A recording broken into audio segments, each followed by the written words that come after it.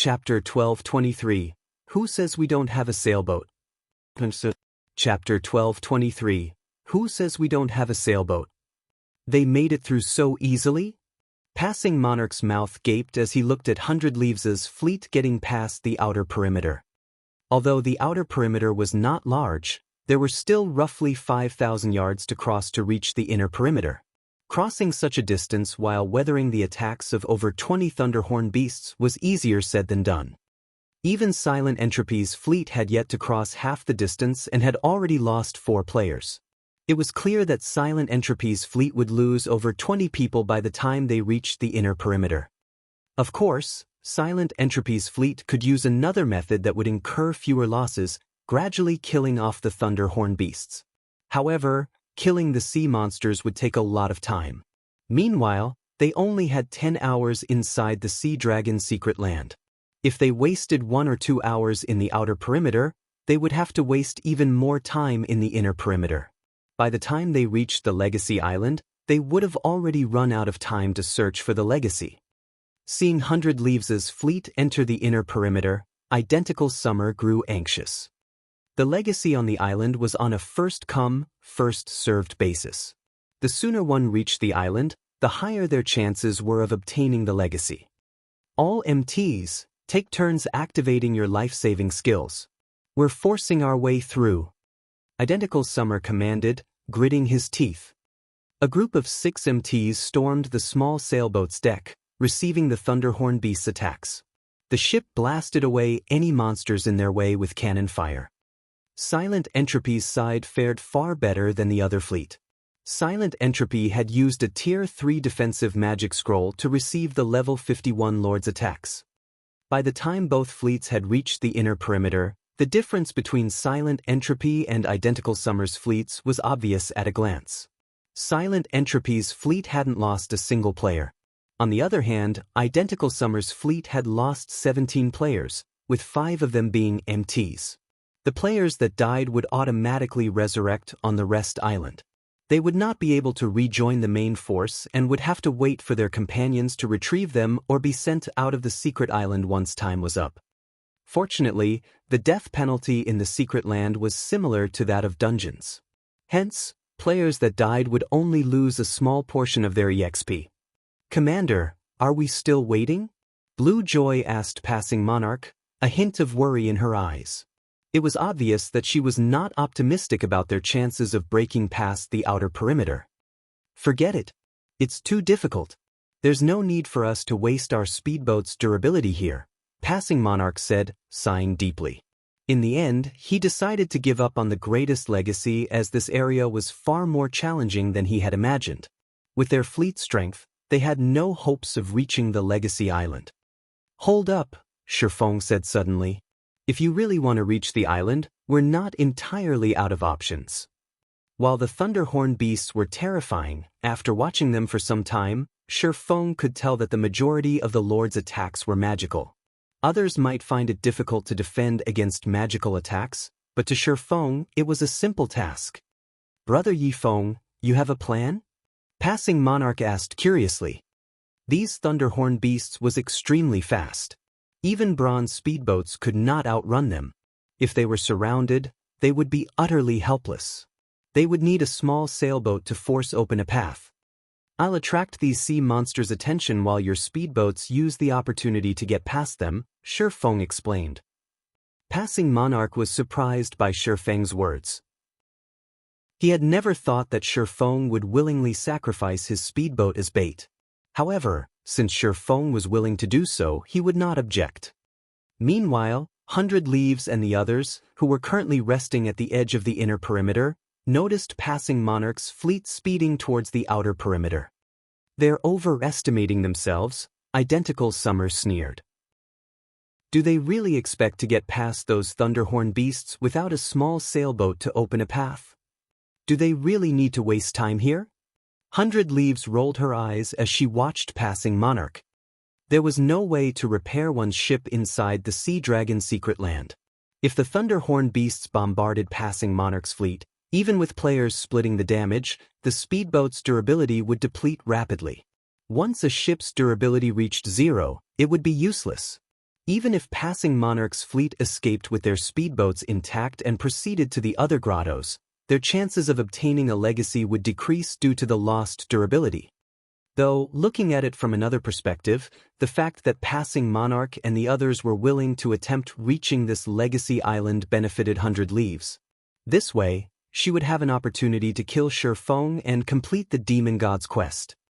At this time, Shi Feng steered the swift dragon speedboat into the outer perimeter.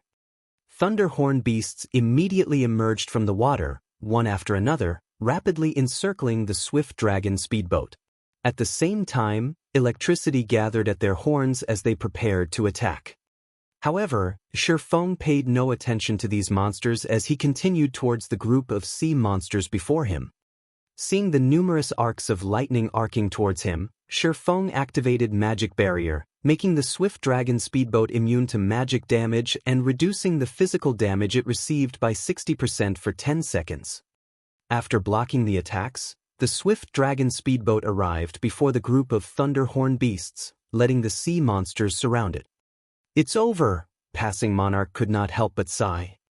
If the massive thunderhorn beasts surrounded a speedboat, there was no hope of escape. What a fool! He sacrificed a speedboat for nothing. Identical Summer laughed. In the past, he had always seen passing monarch as his rival. After all, the two had fought for a long time, and the man had caused him plenty of trouble. Now, however, passing monarch was no longer a threat. His only competition now was silent entropy and 100 Leaves. As more thunderhorn beats gathered around the swift dragon speedboat, the likelihood of Shi Feng breaking through the encirclement grew smaller and smaller. Rather than worrying, however, a smile appeared on Shi Feng's face. "It's about time to make a move." Shi Feng observed his surroundings and noticed that practically 80% of the thunderhorn beasts had gathered around him. Energy pulse. Dragon cannon. Suddenly, a blue ripple spread out from the swift dragon speedboat, paralyzing the surrounding thunderhorn beasts. At the same time, a black-white beam shot out from the swift dragon speedboat's bow. In the next moment, 3 thunderhorn beasts that blocked the secret silver speedboat's way had been blasted back. At the same time, the 3 lords lost over 2 million HP each. The surface of the water caved in at the might of the black beam. Suddenly, an empty path opened up before the swift dragon speedboat. Shi Feng activated Accelerate, increasing the swift dragon speedboat's movement speed by 100%.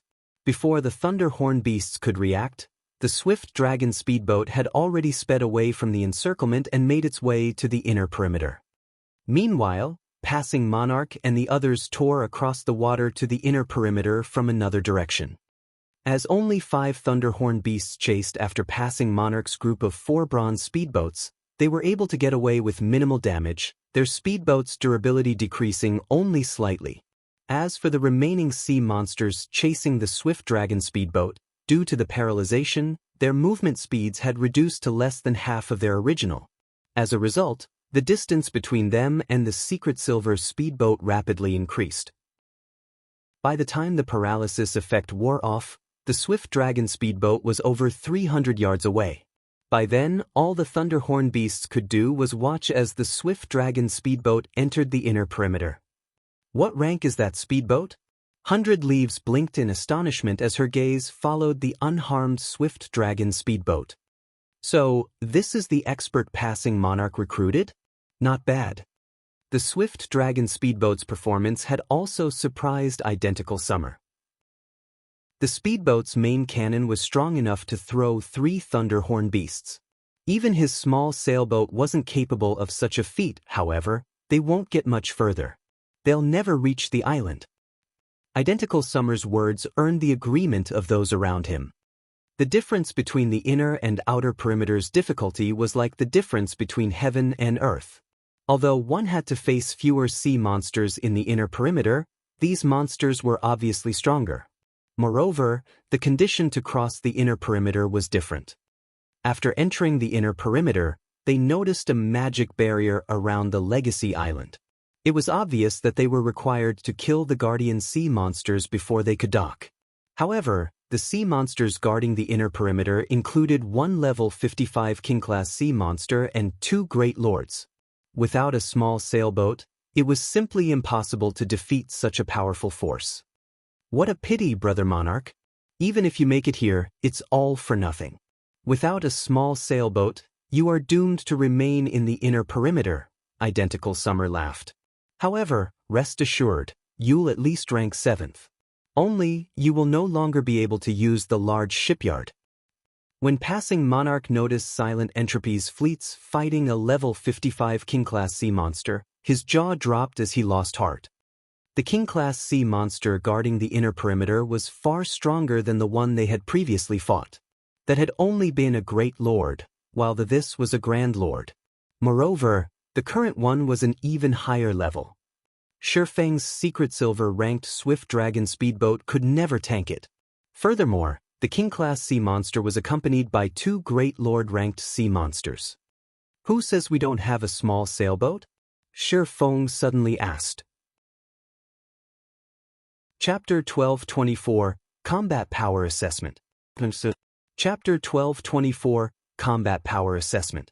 You have a small sailboat? Identical Summer stared at Shifeng as if the man had told the funniest joke in the world. Although Identical Summer had not said anything else, there was no doubting the contempt in his eyes. The other Freedom Alliance members smirked at Shifeng's words. That brat sure knows how to boast. Even our sacred temple hasn't obtained a small sailboat until recently. How could an independent adventurer team with no background possibly have one? The cloaked woman from the sacred temple chuckled softly. The sacred temple was one of the super guilds that had begun to develop its naval strength early in the game, yet even now, it had only found a magic bottle containing a small sailboat, not an actual small sailboat. They had obtained this magic bottle from an ancient ruin in the sea's end. For this magic bottle, the sacred temple had sacrificed dozens of experts and thousands of elites. As for Silent Entropy and Identical Summer, while both had only acquired a small sailboat due to luck, they also had the support of powerful backers. The power supporting Silent Entropy, in particular, was intense enough that even the sacred temple avoided casually provoking it. Passing Monarch was merely an independent player with great individual strength. The naval adventurer team he had formed lacked the support of any major power. It was a miracle that he had led his team to become the Freedom Alliance's 3rd fleet. Obtaining a small sailboat was impossible for Passing Monarch. Brother Yifeng, do you really have a small sailboat? Passing Monarch stared at the swordsman in shock. He had already investigated Zero Wing and learned that the guild didn't possess any particular naval power. The guild hadn't even begun to develop its naval forces. Zero Wing had focused on competing with the various large guilds on land all this time. Just the fact that Zero Wing possessed a secret silver speedboat was astounding. Even now, no one throughout the Freedom Alliance possessed a secret silver speedboat. Blue Joy, who stood by his side, blinked in astonishment. She wondered if Shifeng had simply made the claim to save the 3rd fleet from humiliation. You'll know once you see it, Shifeng said as he looked around him. He could clearly feel the doubt and contempt everyone aimed his way. Following which, he took a delicate crystal bottle from his bag and began to chant an incantation. With each verse Shifeng chanted, black mist emerged from the crystal bottle, shrouding a large section of the seawater before the Swift Dragon speedboat. Suddenly, a silver sailboat appeared before these players. This silver sailboat was no smaller than the sailboat 100 Leaves had summoned with the magic bottle. Moreover, magic runes decorated every inch of the silver sailboat. At first glance, it was obvious that the silver sailboat was a higher rank than the common sailboats Silent Entropy and Identical Summer had summoned. This small sailboat was none other than the bronze-ranked one-horned sailboat he had obtained from the king-class sea monster he previously killed. Impossible! When did small sailboats become so common? Everyone was stupefied. None of them could believe their eyes. Just who is that man? 100 Leaves shifted her gaze to Shifeng when she saw the one-horned sailboat. First, the man had earned himself a bounty from the demon god. Then he revealed a very high-rank speedboat. Now, he revealed a small sailboat. If someone claimed that this man wasn't supported by a major power, she wouldn't believe it. I have really underestimated you, Monarch. I never thought you would recruit such an expert. However, you'll never get to the island. At the end of the day, passing the inner perimeters test depends on one's strength, Identical Summer snorted. He then steered his sailboat towards the Legacy Island to challenge the inner perimeter's sea monsters. Passing Monarch's fleet might have crossed the outer perimeter with some trick, but the inner perimeter required them to face the joint attacks of a Grand Lord-ranked King-class sea monster and 2 Great Lords. Without defeating these monsters, they would not be allowed to dock on the island. Although passing Monarch's fleet now had a small sailboat, the fleet's disadvantage was still obvious. The fleet lacked manpower. The Third Fleet was only allowed to bring 90 members to the Secret Land, while Identical Summer, Silent Entropy, and 100 Leaves' fleets each had over 100 people. Not only could they employ their small sailboats, which could accommodate 100 passengers, to their fullest potential, but they also had extra men to control multiple bronze speedboats. On the other hand, passing Monarch's fleet did not even have enough players to exert its small sailboat to its full potential. How could passing Monarch's fleet possibly defeat a king-class sea monster? At the same time, the members of Third Fleet gazed at Shifeng with admiration. Brother Yifeng, thank you truly. However, I still intend to give up on this grotto. Passing Monarch was extremely grateful to Shifeng. In reality, Shifeng could have easily decided not to help him. After all, both had already agreed that they would determine each other's harvest based on time. However, when passing Monarch had seen the distant king-class sea monster, he had decided to relent. Magic Whale, Marine King Creature, King-class Sea Monster, Grand Lord. Level 55. HP 200, 000/200, 000/000. Razor Shark, Marine King Creature, Sea Monster, Great Lord. Level 55. HP 80, 000/000/80, 000/000. Seeing these sea monster statistics, even a naval expert like passing Monarch felt powerless. Just one Great Lord-ranked Razor Shark was already a difficult foe, not to mention 2 and the Magic Whale. Without dozens of speedboats attacking at the same time, it was practically impossible to defeat all 3 sea monsters. Meanwhile, the fleet's Silent Entropy, Identical Summer, and 100 Leaves commanded had some hope of victory as they each had around 7 or 8 bronze speedboats to assist them. For example, Silent Entropy's small sailboat was currently tanking the Magic Whale while 2 other bronze speedboats dealt with the Razor Sharks. As for the remaining speedboats, they focused their fire on the Razor Sharks. Although each bronze speedboat only inflicted around -200,000 damage, the total damage from 6 or 7 bronze speedboats still surpassed the sea monster's battle recovery. It was only a matter of time before the speedboats dealt with the 2 Razor Sharks. Once those 2 sea monsters had been dealt with, Silent Entropy's fleet would slowly, but surely, whittle down the Magic Whale's HP. On the other hand, they couldn't even exert the maximum combat power of their small sailboat. How were they going to whittle away the sea monster's HP? Hence, rather than waste time here, exploring the other grottos would be more beneficial. With their fleet strength, they wouldn't have any issues obtaining 2 legacies. Brother Monarch, since you wish to give up, why don't you let me command the fleet for the first 4 hours? Shifeng asked. Passing Monarch's decision hadn't particularly surprised him. After all, assessing an opponent's combat power was the basics of being an expert. If passing Monarch couldn't even do that much, he would not have become an expert at all. Only, passing Monarch's assessment was slightly different from his. Brother Yifeng, is there really a reason to waste time here? Passing Monarch could not figure out what was going through Shifeng's mind. It was already clear that they had no hope of victory, yet this swordsman insisted on jumping into the jaws of death. However, when passing Monarch saw the determination in Shifeng's eyes, he had no choice but to nod, saying, "All right, then. We'll follow your command for the next 4 hours. Once these 4 hours are up, we'll leave immediately." Following which, both sides renewed their contract yet again. From the next 4 hours, the Third Fleet would be under Shi Feng's command. After finding nothing wrong with the contract, Shi Feng stored it away in satisfaction. "Let's go."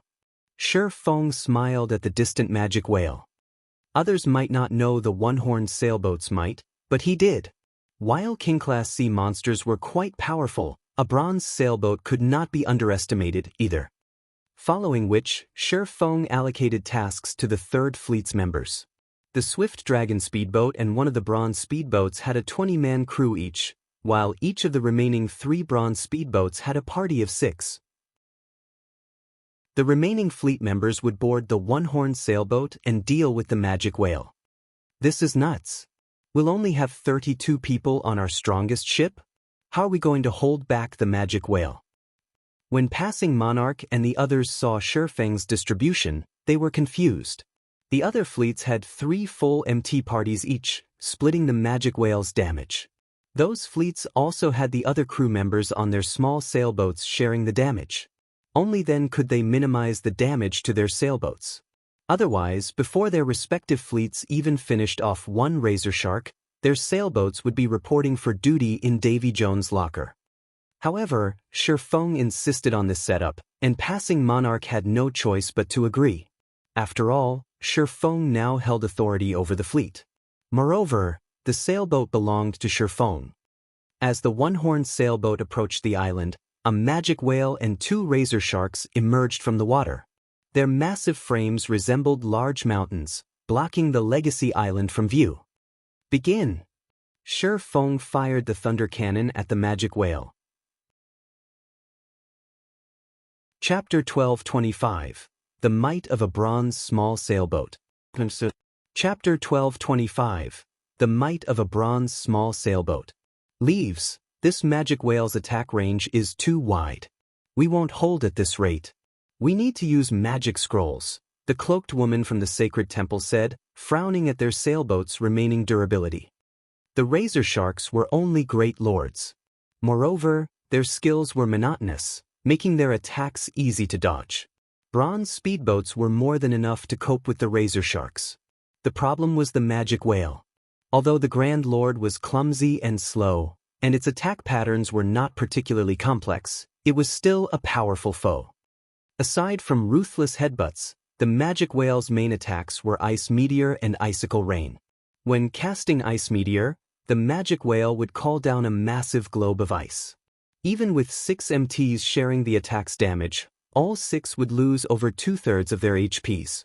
Furthermore, the Grand Lord used Ice Meteor frequently. Only when all 18 MTs took turns blocking could they keep up with the attacks. The burden on the healers was also massive, as one mistake could spell the end for a party of MTs. However, this was not the team's greatest challenge. The magic whale's Icicle Rain was what left everyone speechless. When the magic whale cast Icicle Rain, countless icicles would rain down from the sky. Although each icicle only dealt around -10,000 damage and could easily be blocked by any player, they could not keep up with how many icicles bombarded their ships. One could say that this skill specifically targeted ships. By the time Icicle Rain's duration ended, their small sailboat would have lost roughly 3 or 4 points of durability. If they continued this battle of attrition, their small sailboat's 700 durability would have long since bottomed out before they could shave away the magic whale's 200 million HP. Sure enough, a king-class sea monster is not an easy foe.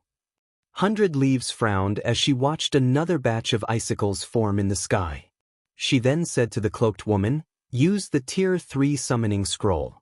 Have the summoned creature share part of Icicle Rain's damage."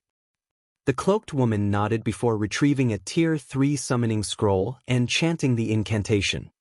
With a Tier 3 summoned creature sharing the damage, the small sailboat only lost 1 point of durability by the time the skill ended.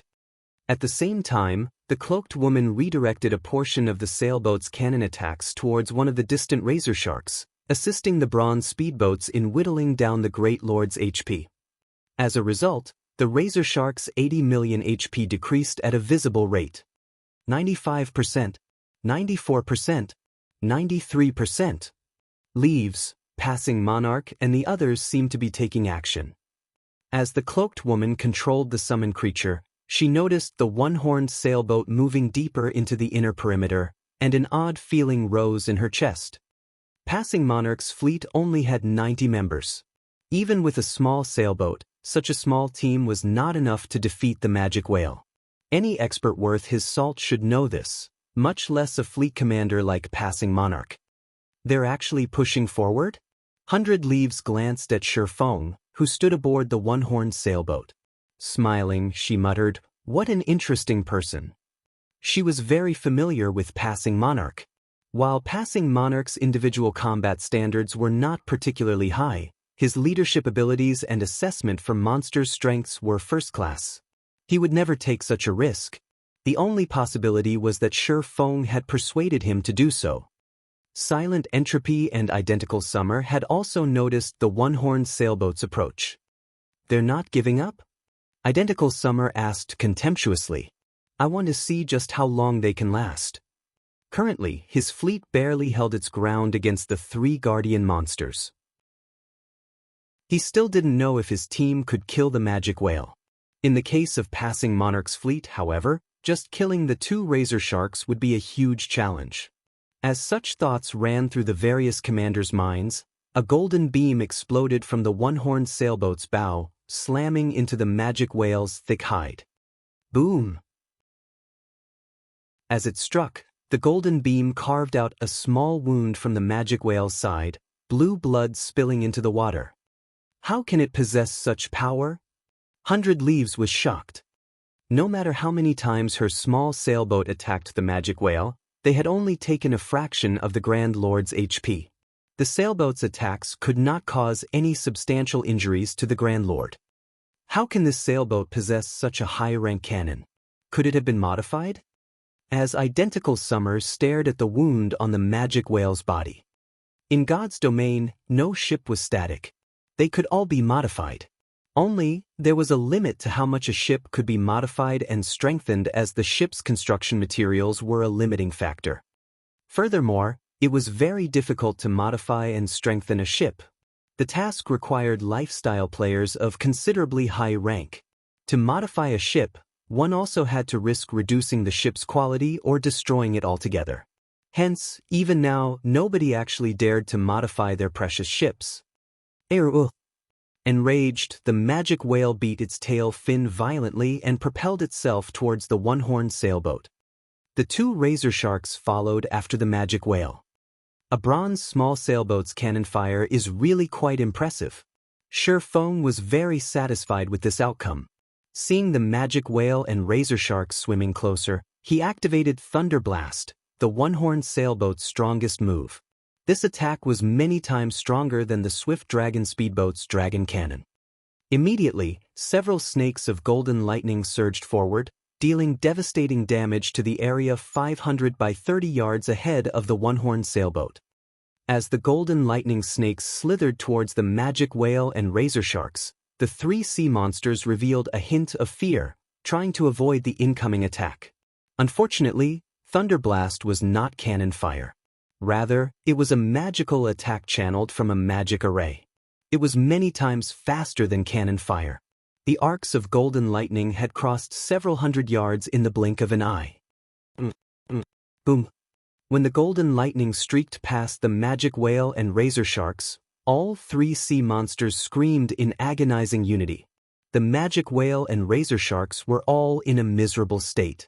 The magic whale was covered with wounds with fresh, blue blood coloring the water. A damage of over -900,000 had appeared above its head. As for the razor sharks, many areas of their bodies had scorched black. The 2 great lords had clearly suffered serious injuries, significantly affecting their combat powers. Each had lost over 2 million HP in the attack. Thunder blasts might stupefied everyone present. This is impossible. The watching players instinctively refused to accept this reality. They had lived in Sea's End throughout their career in God's domain.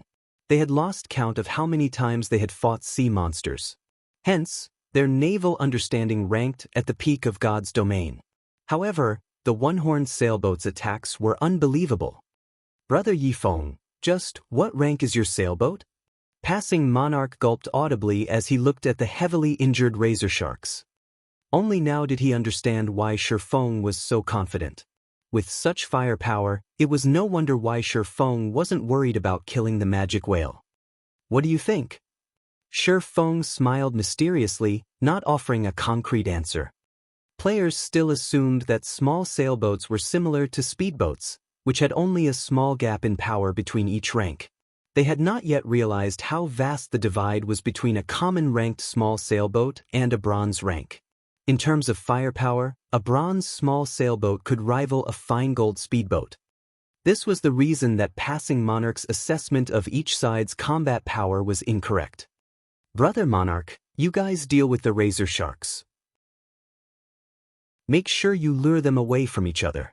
Leave the magic whale to me, Shifeng instructed after noticing the magic whale and razor sharks approach.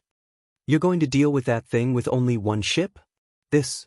Won't we be cutting it a little too close? Chapter 1226, Hidden Effect of the Bronze Small Sailboat. Shifeng's commands confused Passing Monarch and the others. The one-horned sailboat might possess frightening killing power, but when all was said and done, the magic whale was still a king-class sea monster. It was still a terrifying foe. Although Silent Entropy and the other fleets relied on their small sailboats to tank the magic whale, they constantly had 2 or 3 bronze sailboats assisting from the side. The speedboats occasionally shared some of the magic whale's damage, giving the small sailboats a break. Furthermore, the one-horned sailboat only had a 32-man crew on board. In terms of endurance, it was far weaker than Silent Entropy and the others' small sailboats. Without a doubt, sending the one-horned sailboat to deal with the magic whale alone was mad. If it were up to Passing Monarch and the others, they would have refused the idea.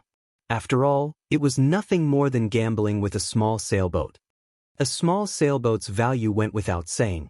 One wouldn't even necessarily trade such a ship for a fragmented legendary item. However, it was too late for Passing Monarch and the others to argue as Shifeng had steered the one-horned sailboat directly towards the massive magic whale. Meanwhile, the 2 razor sharks had swum around to launch a pincer attack against the one-horned sailboat from the sides. Commander, are we really not going to help him? Blue Joy asked Passing Monarch worriedly. He is the commander now. We'll only stop him if it truly seems impossible. Passing Monarch could not help but sigh. He did not know what was going through Shifeng's mind. Normally, anyone who obtained a small sailboat would treat it like a priceless treasure, avoiding anything reckless that might destroy it. Shifeng, however, pitted his small sailboat in a dogfight against a Grand Lord-ranked king-class sea monster. Looking at this situation, Passing Monarch could not help but feel sorry for the one-horned sailboat. Following which, under Passing Monarch's command, all speedboats took action. With the 4 basic mana pulse bombs Shifeng had provided them, they fired 2 bombs at each of the razor sharks, each bomb dealing over -1 million damage. Instantly, the razor sharks' aggro split between the one-horned sailboat, the swift dragon speedboat, and 1 bronze speedboat. As the razor sharks were about to reach the one-horned sailboat, the MTs on board the swift dragon speedboat and bronze speedboat used crowd mock, securing the Great Lord's aggro. Immediately, the 2 speedboats split up and moved away from the magic whale, the razor sharks following closely after them. The timing of Passing Monarch's commands was extremely accurate. Meanwhile, the magic whale bellowed when it noticed the one-horned sailboat approaching. 3 ice meteors then appeared in the air. Ha! Now you've done it. I want to see how you intend to clean up this mess. Identical Summer smirked when he saw the 3 ice meteors. When his and the other fleet's magic whales used Ice Meteor, they only summoned 2 attacks. Thunder Blast has surprised him, he was even somewhat jealous. However, it was obvious that this frightening firepower had angered the magic whale. Even his fleet would suffer against 3 ice meteors at the once, not to mention the one-horned sailboat, which faced the magic whale one-on-one. Leaves, look at the small sailboat in Passing Monarch's fleet, the cloaked woman from the sacred temple called out in surprise and pointed at the one-horned sailboat. There are less than 50 people on board. Less than 50? 100 Leaves, who commanded her own battle, turned to look at the one-horned sailboat upon hearing this, her brows rising in surprise. They actually did something like that? This was ludicrous. She had a 100-man crew aboard her sailboat to deal with the magic whale's attacks, yet her sailboat still lost a significant amount of durability. If the one-horned sailboat had less than 50 players on board, its durability would fall several times faster. The sailboat would likely sink to the bottom of the ocean before the two razor sharks were dealt with. Aero. The magic whale bellowed as it controlled the ice meteors, aiming for the one-horned sailboat's blind spots and making its attacks difficult to dodge. In terms of speed and angle of attack, this magic whale used faster and more accurate ice meteors than the others. When the three ice meteors were less than 30 yards away from the one-horned sailboat, Shattering activated Mana Drive, increasing the sailboat's speed by 30%. This allowed the sailboat to dart out of the magic whale's attack trajectory in the nick of time. After dodging the ice meteors, the one-horned sailboat's 4 thunder cannons rang out simultaneously. 4 golden beams struck the magic whale, tearing a pained cry from the Grand Lord's throat as a series of damages appeared above its head. Minus 471,847. Minus 482,187. Minus 471,974. Minus 472,079. The 4 cannons instantly devoured nearly 2 million of the magic whale's HP. Sure enough, it won't be possible to kill it with the one-horned sailboat's firepower alone. Shattering felt a headache brew as he looked at the magic whale's HP. It seems we'll have to kill the razor sharks first and then focus fire on the magic whale. Although the one-horned sailboat was quite powerful, the magic whale could recover 2 million HP every 5 seconds. With the thunder cannon's long cooldown, it was impossible to kill the magic whale without help. Following which, Shattering readjusted the one-horned sailboat's course, circling the magic whale while waiting for the thunder cannon's cooldown to finish. When the enraged magic whale saw that its first wave of attacks had failed to land, it used its AoE attack, Icicle Rain. Even with the one-horned sailboat's increased speed, it couldn't avoid this attack. All members, prepare to block the icicles. Shattering shouted. Although Shattering had issued the command, he knew it was unrealistic to expect 32 people to block so many icicles. As the icicles began to descend, Shattering took a Tier 3 summoning scroll from his bag. Immediately, a massive golden gorilla appeared, joining the defense. Dang. Under Sherfang's control, the golden gorilla executed Swords Orbit, using its arms in place of swords. This was another method of utilizing combat techniques. Only, doing so required considerably fine control and a great understanding of a combat technique. Although Shattering could not execute Swords Orbit through the golden gorilla as freely as with his own body, with the summoned creature's massive frame and wide attack range, it easily protected over half the one-horned sailboat from the icicle attacks. The players blocked the majority of the icicles, protecting the remaining half. Overall, less than 1/10 of the icicles had actually struck the sailboat.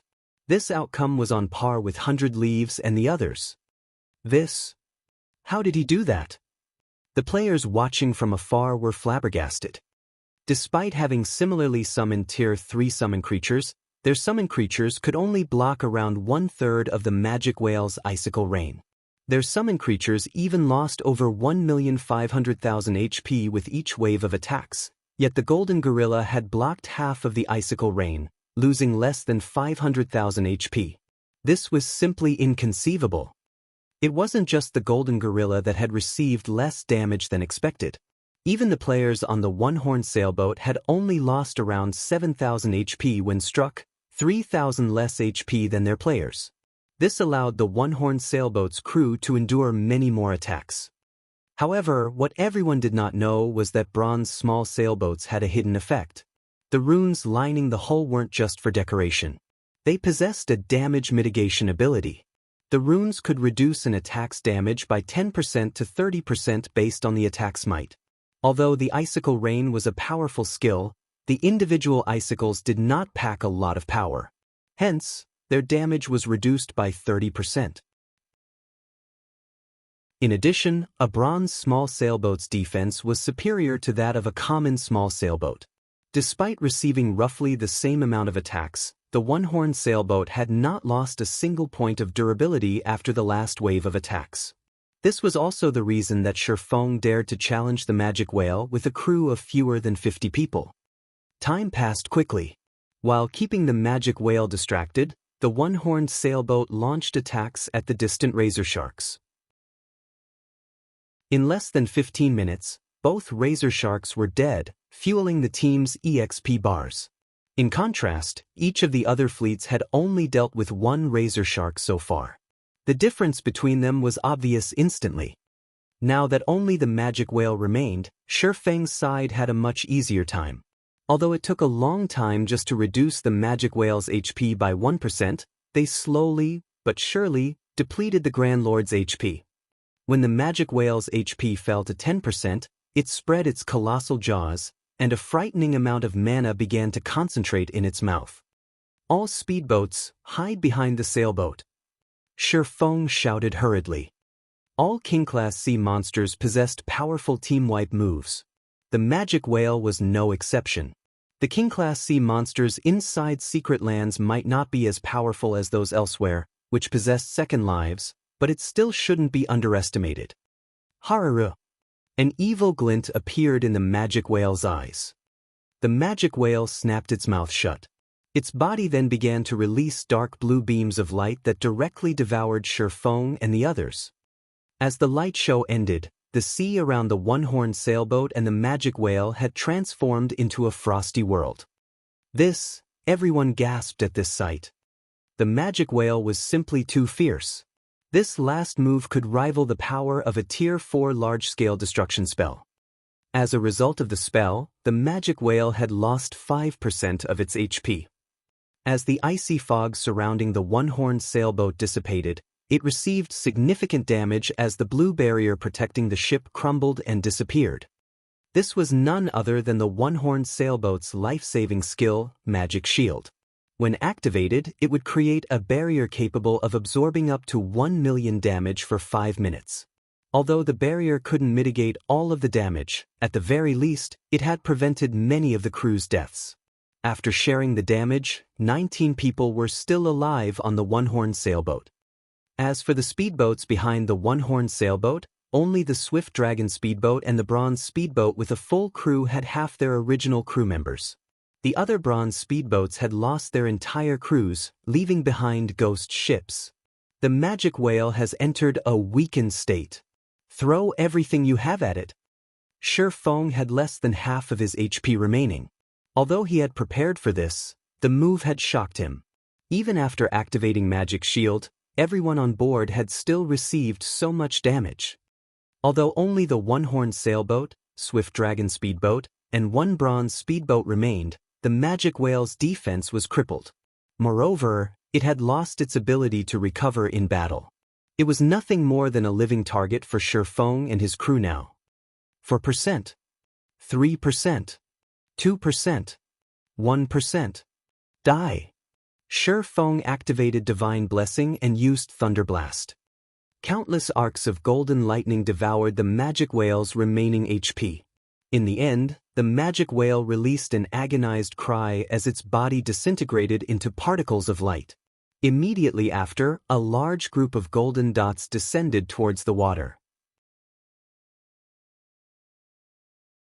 Chapter 1227. Upgrading the 7 Luminaries Ring. Chapter 1227. Upgrading the 7 Luminaries Ring. It's dead. Silent Entropy, Identical Summer, and 100 Leaves' crews were dazed for a long time after watching Shattering and his team kill the magic whale. Even now, they had only whittled down their respective magic whales to 30% HP, and both their small sailboats and their member count had suffered significant losses. Their healers, in particular, were nearly out of mana. They were barely holding on by relying on mana recovery potions and special tools. Needless to say, the longer they continued this battle, the greater their losses would become. Damn it! Why are they the ones to kill the monsters first? Identical Summer's eyes were bloodshot when he saw the golden orbs of light floating above the water's surface. When he noticed that only a few members remained on Passing Monarch's fleet, he smiled coldly as he said, "Change our course. As long as we get the item to dock, we can get to the island without killing the magic whale." At this moment, Passing Monarch's fleet was a remnant of its past glory. On the other hand, his fleet was still in considerably good shape. With the numerical advantage, they should have no problems stealing the magic whale's loot. As Identical Summer's fleet took action, Silent Entropy commanded his fleet to charge at Passing Monarch and the others as well. The Freedom Alliance had not set any rules or signed any contracts forbidding them from attack each other in the secret land. After all, with so many legacies, it wasn't very likely that two fleets would find the same legacy.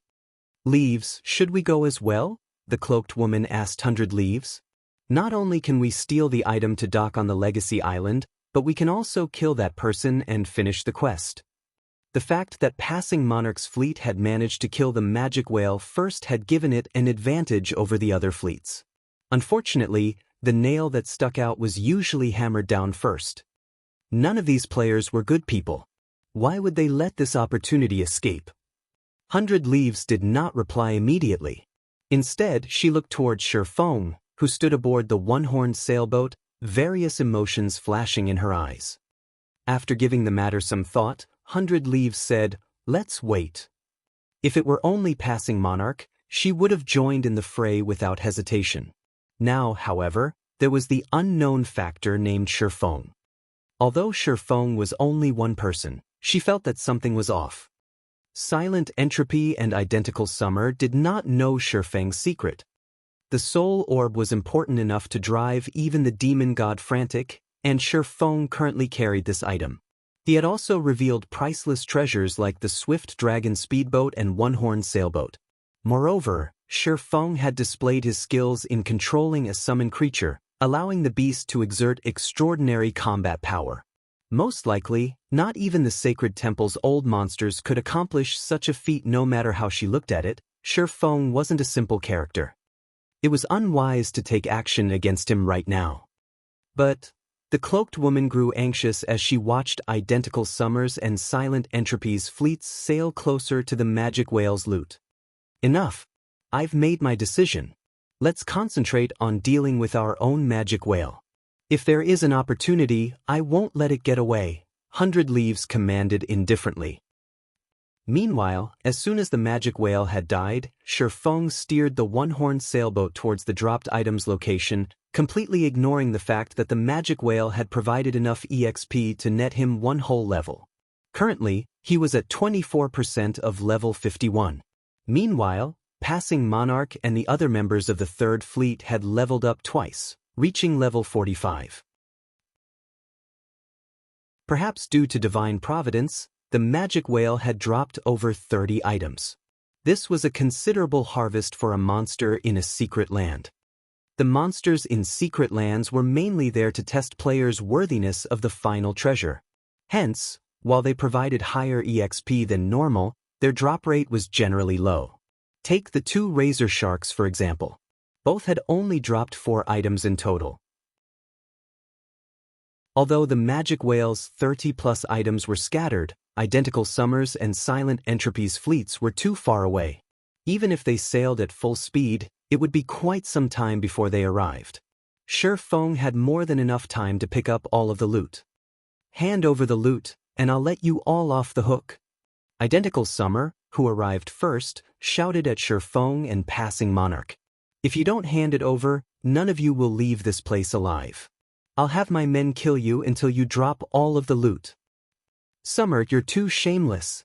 Didn't we agree to rely on our own skills once we enter the secret land? We killed this magic whale." Passing Monarch surveyed his surroundings and noticed that Identical Summer's fleet had already surrounded them. They would have to fight their way out now.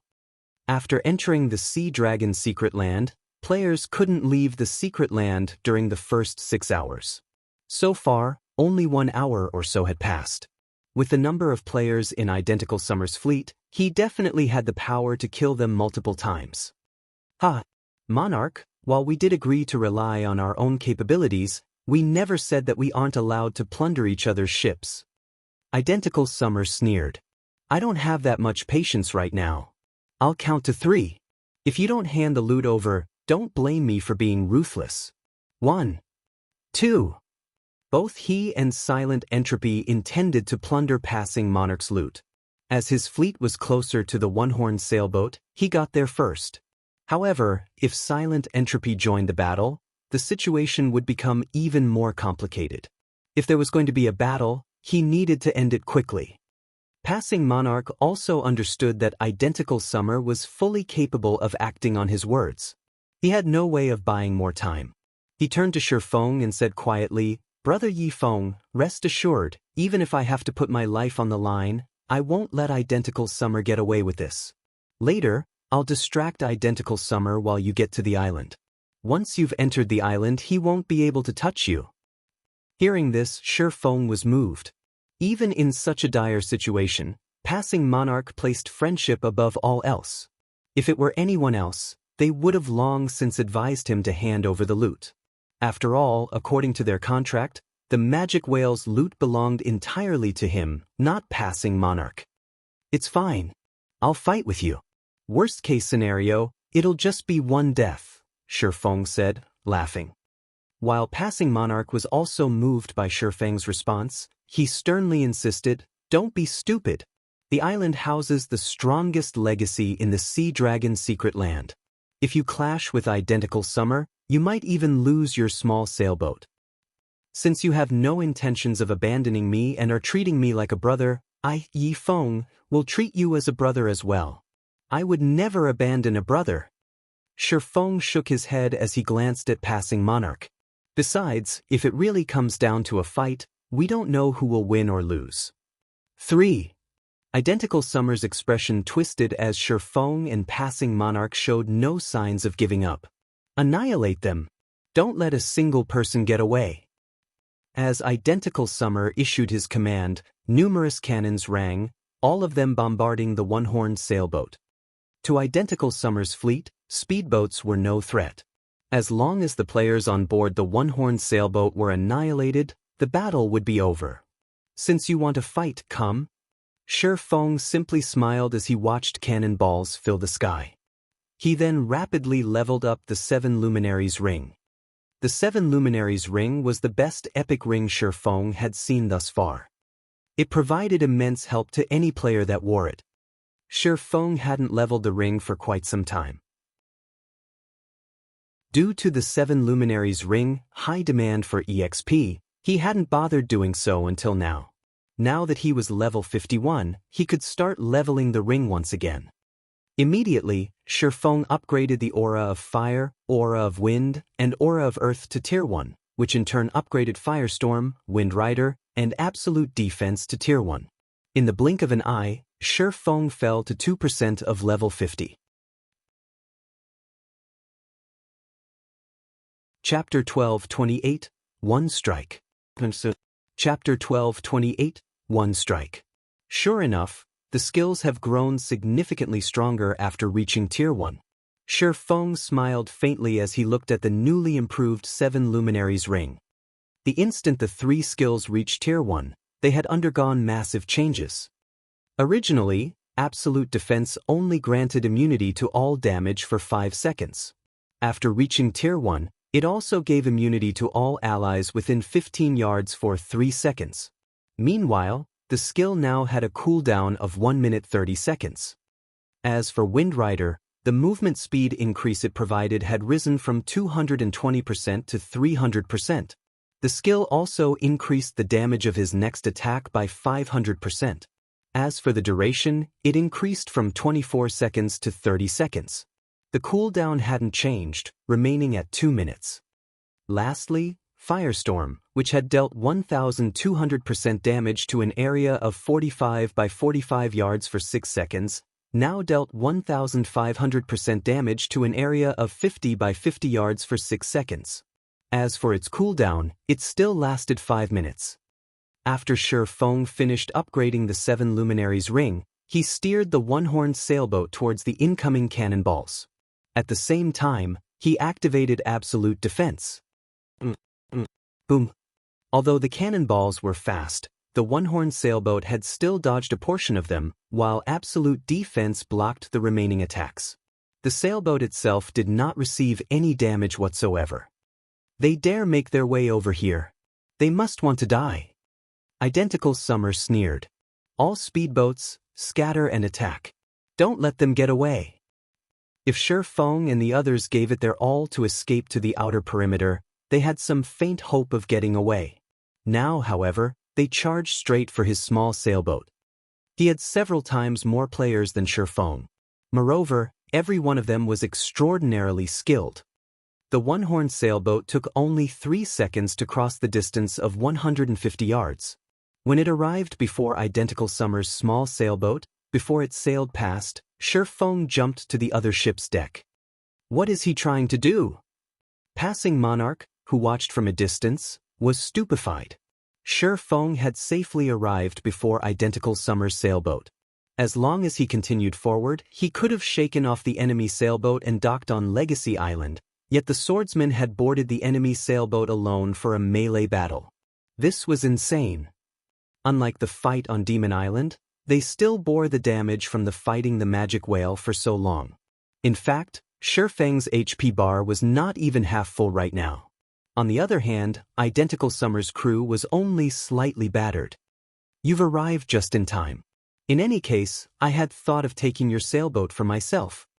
Seeing Shi Feng board his sailboat, Identical Summer looked to the 15 cloaked players around him and said, "Get rid of him.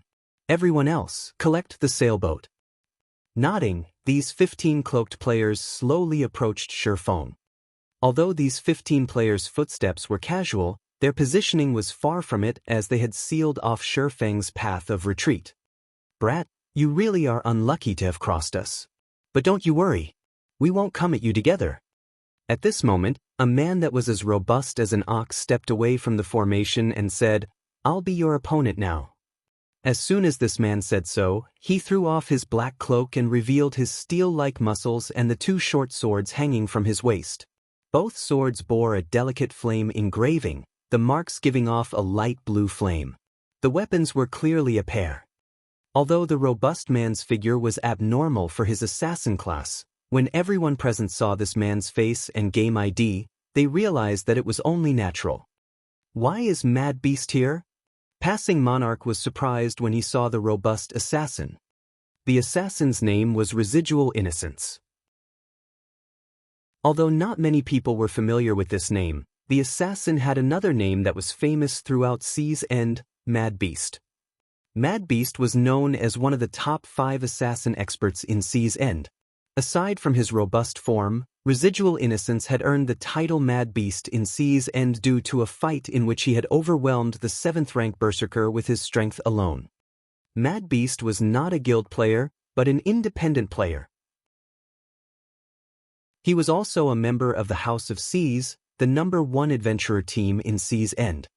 There were countless adventurer teams in Sea's End, yet the House of Seas had been publicly acknowledged as the #1 adventurer team in the area.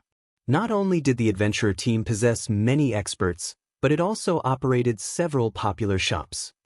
Passing Monarch and his fleet members weren't the only ones surprised. 100 Leaves and the others hadn't expected to see Mad Beast either. They had never imagined that Identical Summer would join hands with the House of Seas. This makes things a bit tricky. If Identical Summer has joined hands with the House of Seas, it could cause some trouble for our plans to take over the Freedom Alliance, the cloaked woman from the Sacred Temple said, frowning. Although the House of Seas was merely an adventurer team, it was backed by an extraordinary power. During the Sacred Temple's investigation, it discovered that the House of Seas had secured the support of a certain major corporation from overseas. If the Sacred Temple wanted a hand in the Freedom Alliance's First Fleet, it would likely have to compete with that corporation in the future. The Freedom Alliance's top-ranked fleet commanders cannot be underestimated. Let's get ready. We cannot let Identical Summer monopolize the loot, 100 Leaves said, smiling. Originally, she had worried that Identical Summer would not be a match for Shi Feng.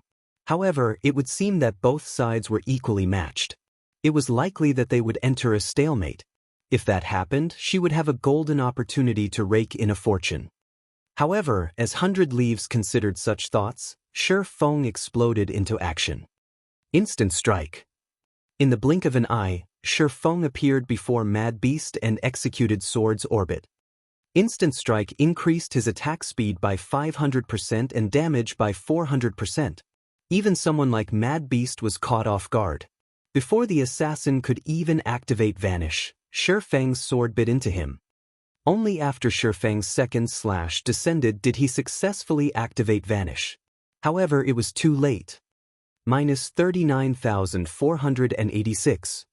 A terrifying damage devoured all of Mad Beast's 30,000 HP.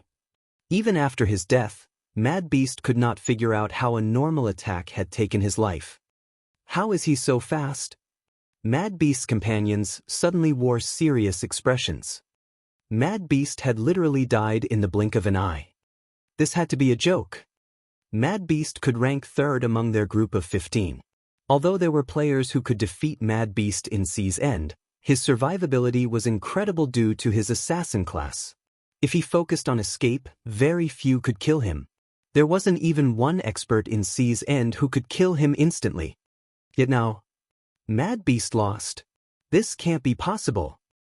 Identical Summer's eyes nearly fell from their sockets when he saw this. While he had considered the possibility of Shi Feng defeating Mad Beast, he had never expected Mad Beast to die instantly. Who is that man? 100 Leaves was stunned as she stared at Mad Beast's lifeless body.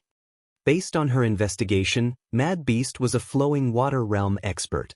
Although he was no match for her guard, Scorpion, he wasn't an easy target. Who's next? Shi Feng licked his lips as he glanced at the remaining experts from the House of Seas. Chapter 1229, Glory and Collapse. Chapter 1229, Glory and Collapse. Shi Feng's taunt instantly enraged his enemies. However, due to Shi Feng's frightening performance and chilling killing intent, nobody dared to rush at him casually either. We've got ourselves a tough one. Melees, distract him. Ranged players, assist from the sides. I refuse to believe that we can't take him down. A thin elementalist behind the group shouted. The heavy pressure these players felt from Shi Feng vanished the moment the elementalist finished speaking. 5 melee players then charged at Shi Feng. A Guardian Knight used Justice Roar. A Berserker used Flame Slash. A Shield Warrior used Shield Bash. A Swordsman used Wind Blade, and an Assassin used Stealth and circled to Shi Feng's back. All 5 were level 43 and equipped with dark gold weapons and equipment. In terms of weapons and equipment, they were not the least bit inferior to Mad Beast. Moreover, these 5 had excellent coordination. While the Guardian Knight and Shield Warrior were distracting Shi Feng, the other 3 launched attacks from Shi Feng's blind spots. Even peak experts would have to retreat temporarily in the face of such an attack. After all, if hit, Shi Feng would definitely be at a disadvantage. At the same time, the slim elementalist waved his staff and double cast, sealing off Shi Feng's only path of retreat with an ice wall as well as sending 5 great fireballs following the Guardian Knight and Shield Warrior. Amazing! Identical Summer was inwardly impressed by the timing and execution the House of Seas experts displayed. Whether Shi Feng tried to run or fight after repelling the Guardian Knight and Shield Warrior, the 5 great fireballs would strike the instant he pushed the 2 MTs back. If Identical Summer had to face such a well-planned assault, he would die. Contrary to expectation, however, Shi Feng smiled as the 5 melee players moved towards him. Immediately he used silent steps and vanished. He reappeared behind the slim elementalist and swung down his sword. Dang! However, before Shi Feng's killing ray could strike the elementalist, a layer of ice stopped it in mid-swing. Impressive reaction time. The ice barrier before him surprised Shi Feng slightly. He would not underestimate Mad Beast and the other House of Seas experts. Otherwise, he wouldn't have used instant strike right from the start.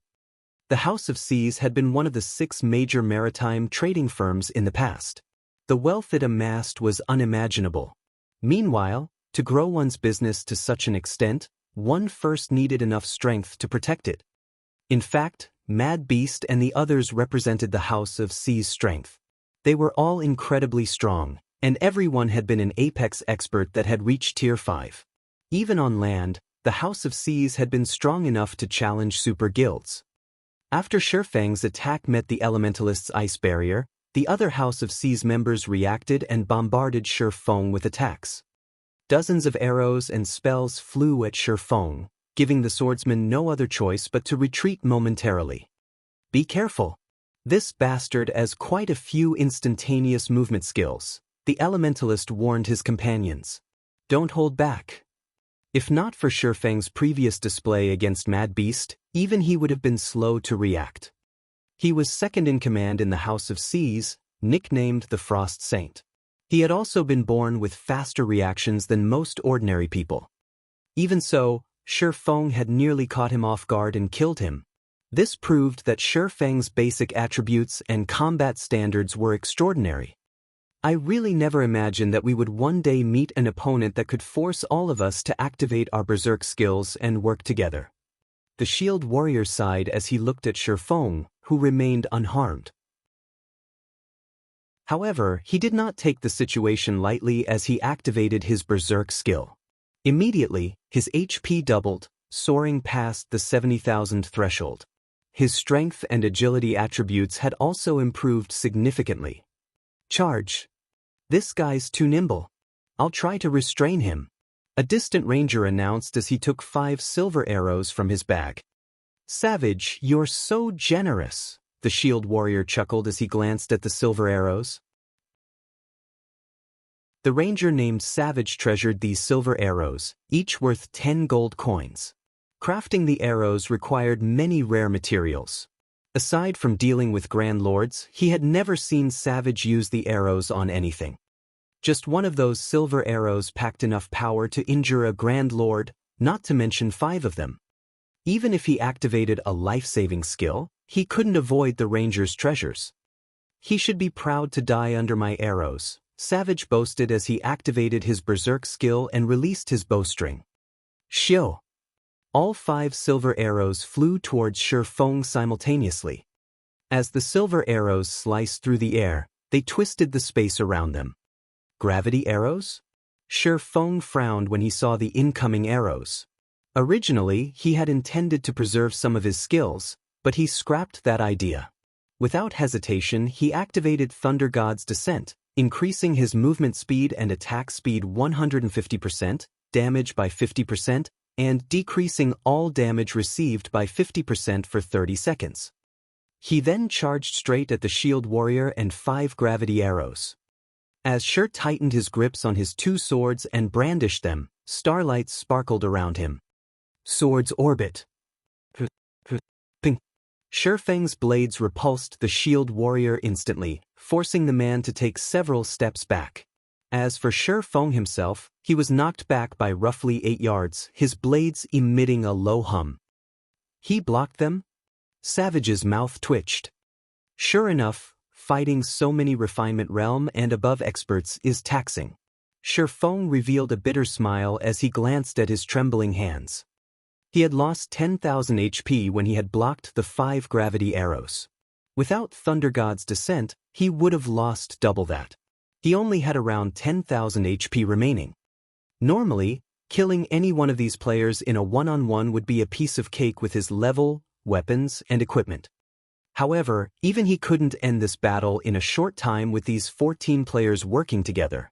His best option was a battle of attrition, slowly wearing down his opposition. Unfortunately, it was obvious that he didn't have that luxury. Currently, Identical Summer's men had already begun to clash with Passing Monarch and the others. It was only a matter of time before so many enemies annihilated Passing Monarch and his fleet. It seems that I don't have the option of holding back any longer. Shifeng sighed. He then activated Heavenly Dragon's power. He had yet to reach the Legacy Island.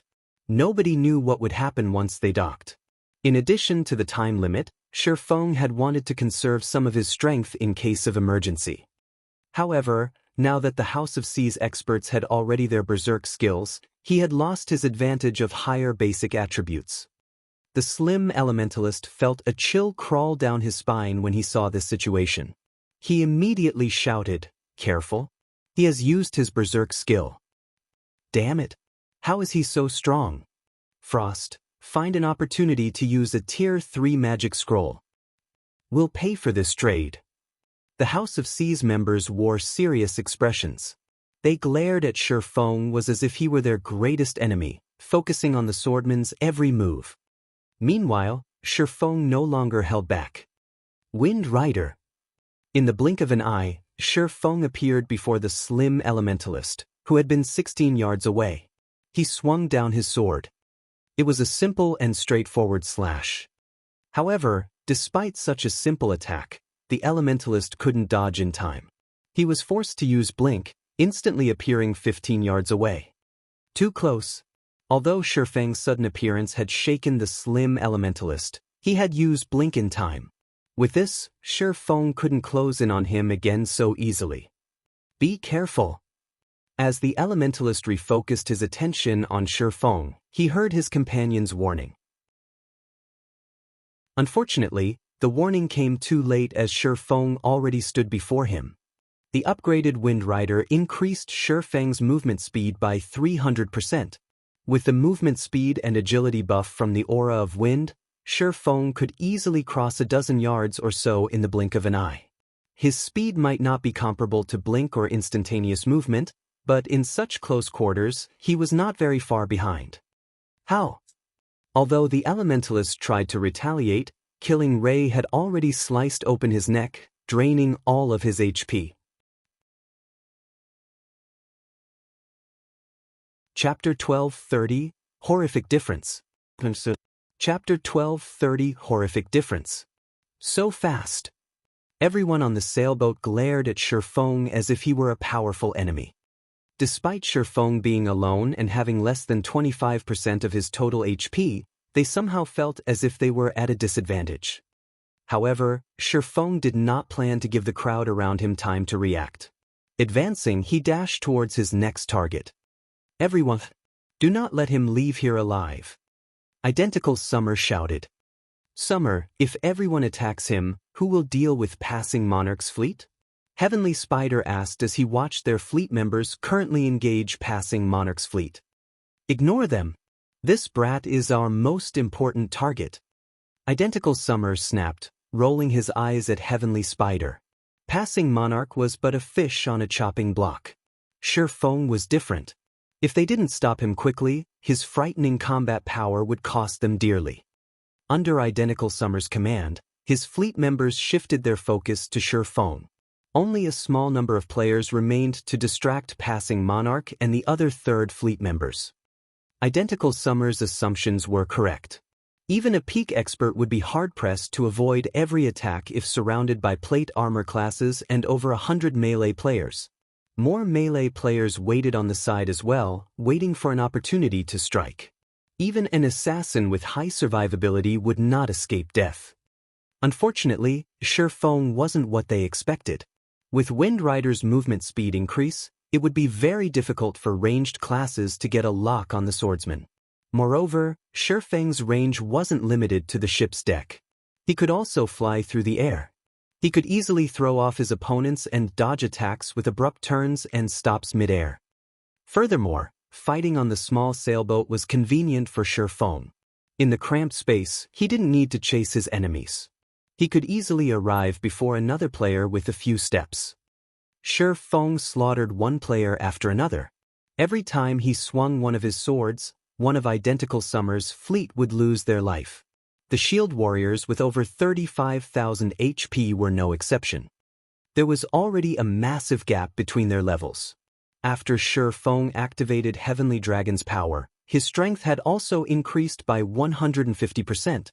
In addition, he had Angry Tyrant's passive skill, Blood Frenzy, which increased his strength by another 20%, attack speed by 30%, and reduced damage received by 20% when his HP was below 50%.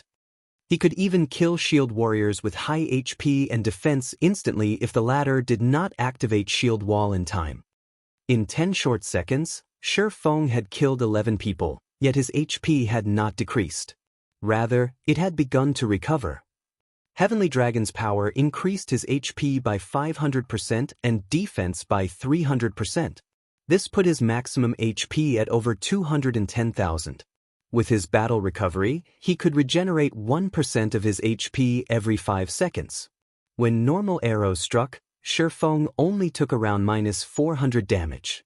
In the case of frost arrows or fireballs, due to Shifeng's high magic resistance, they dealt even less, with each attack dealing around -200 to -300 damage.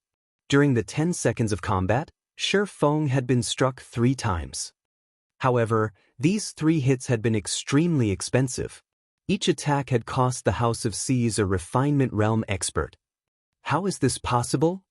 How is his HP increasing without a healer?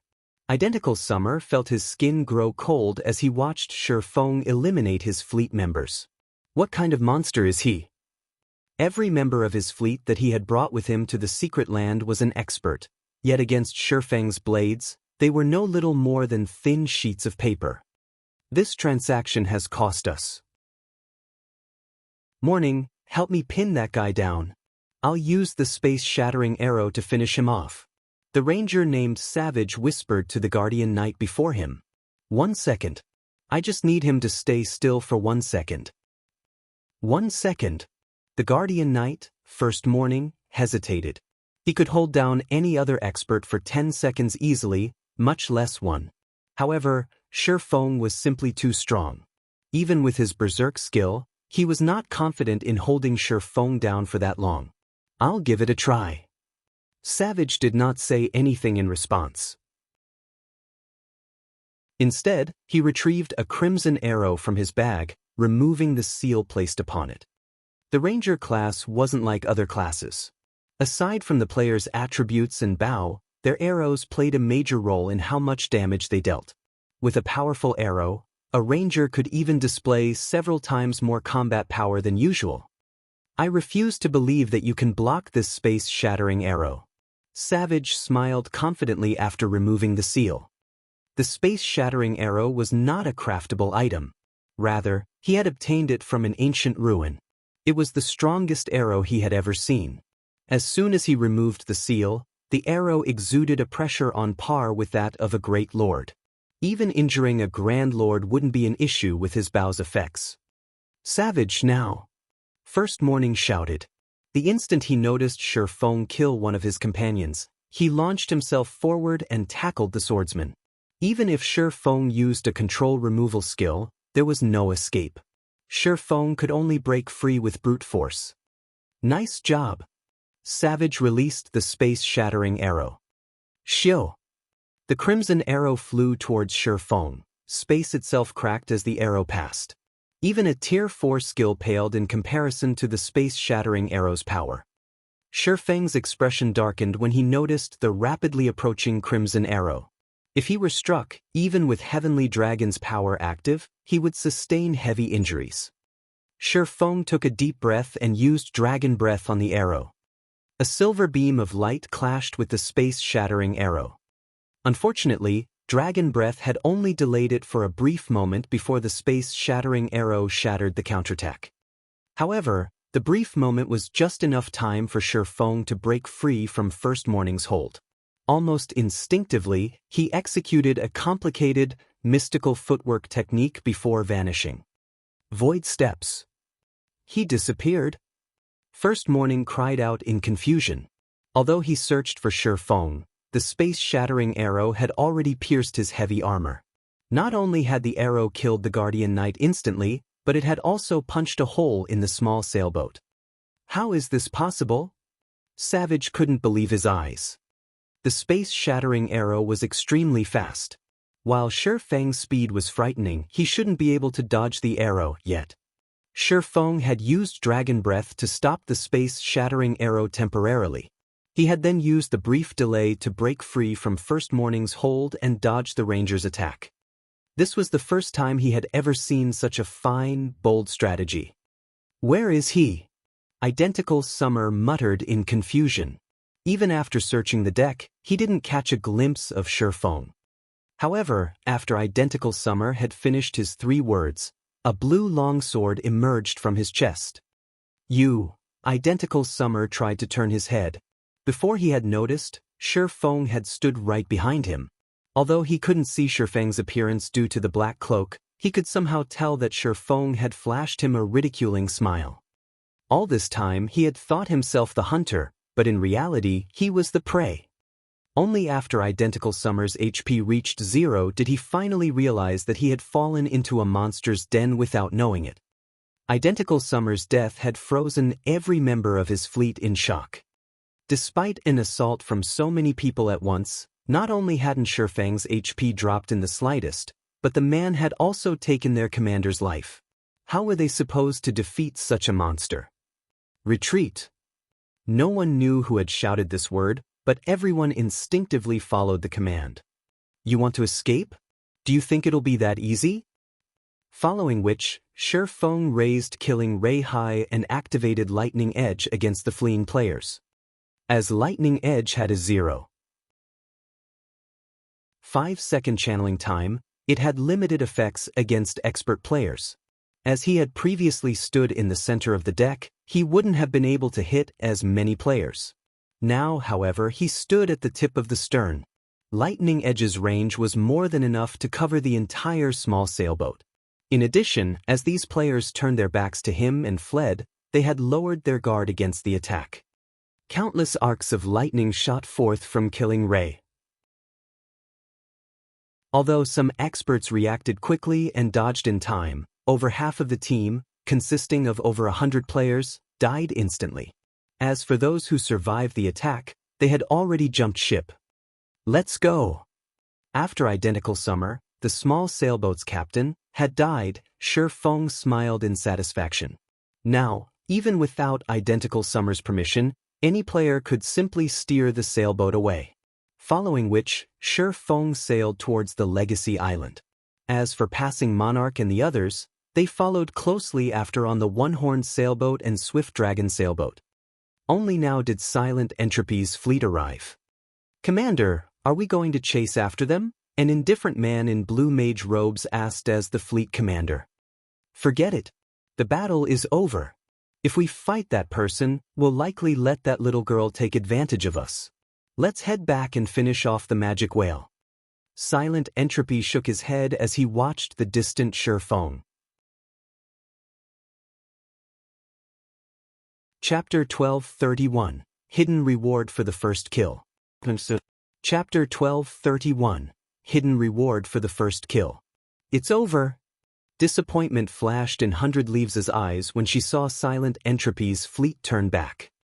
Originally, she had thought that she could get to understand Shifeng more through Silent Entropy and the others. In the end, however, the outcome wasn't what she had hoped for. After watching Shifeng's battle with Identical Summer's fleet, she ended up with even more questions than before. Leaves, your prediction was quite accurate. Fortunately, we didn't intervene. Otherwise, we would have suffered severe losses as well, the cloaked woman said as she watched Shifeng's departing figure in shock.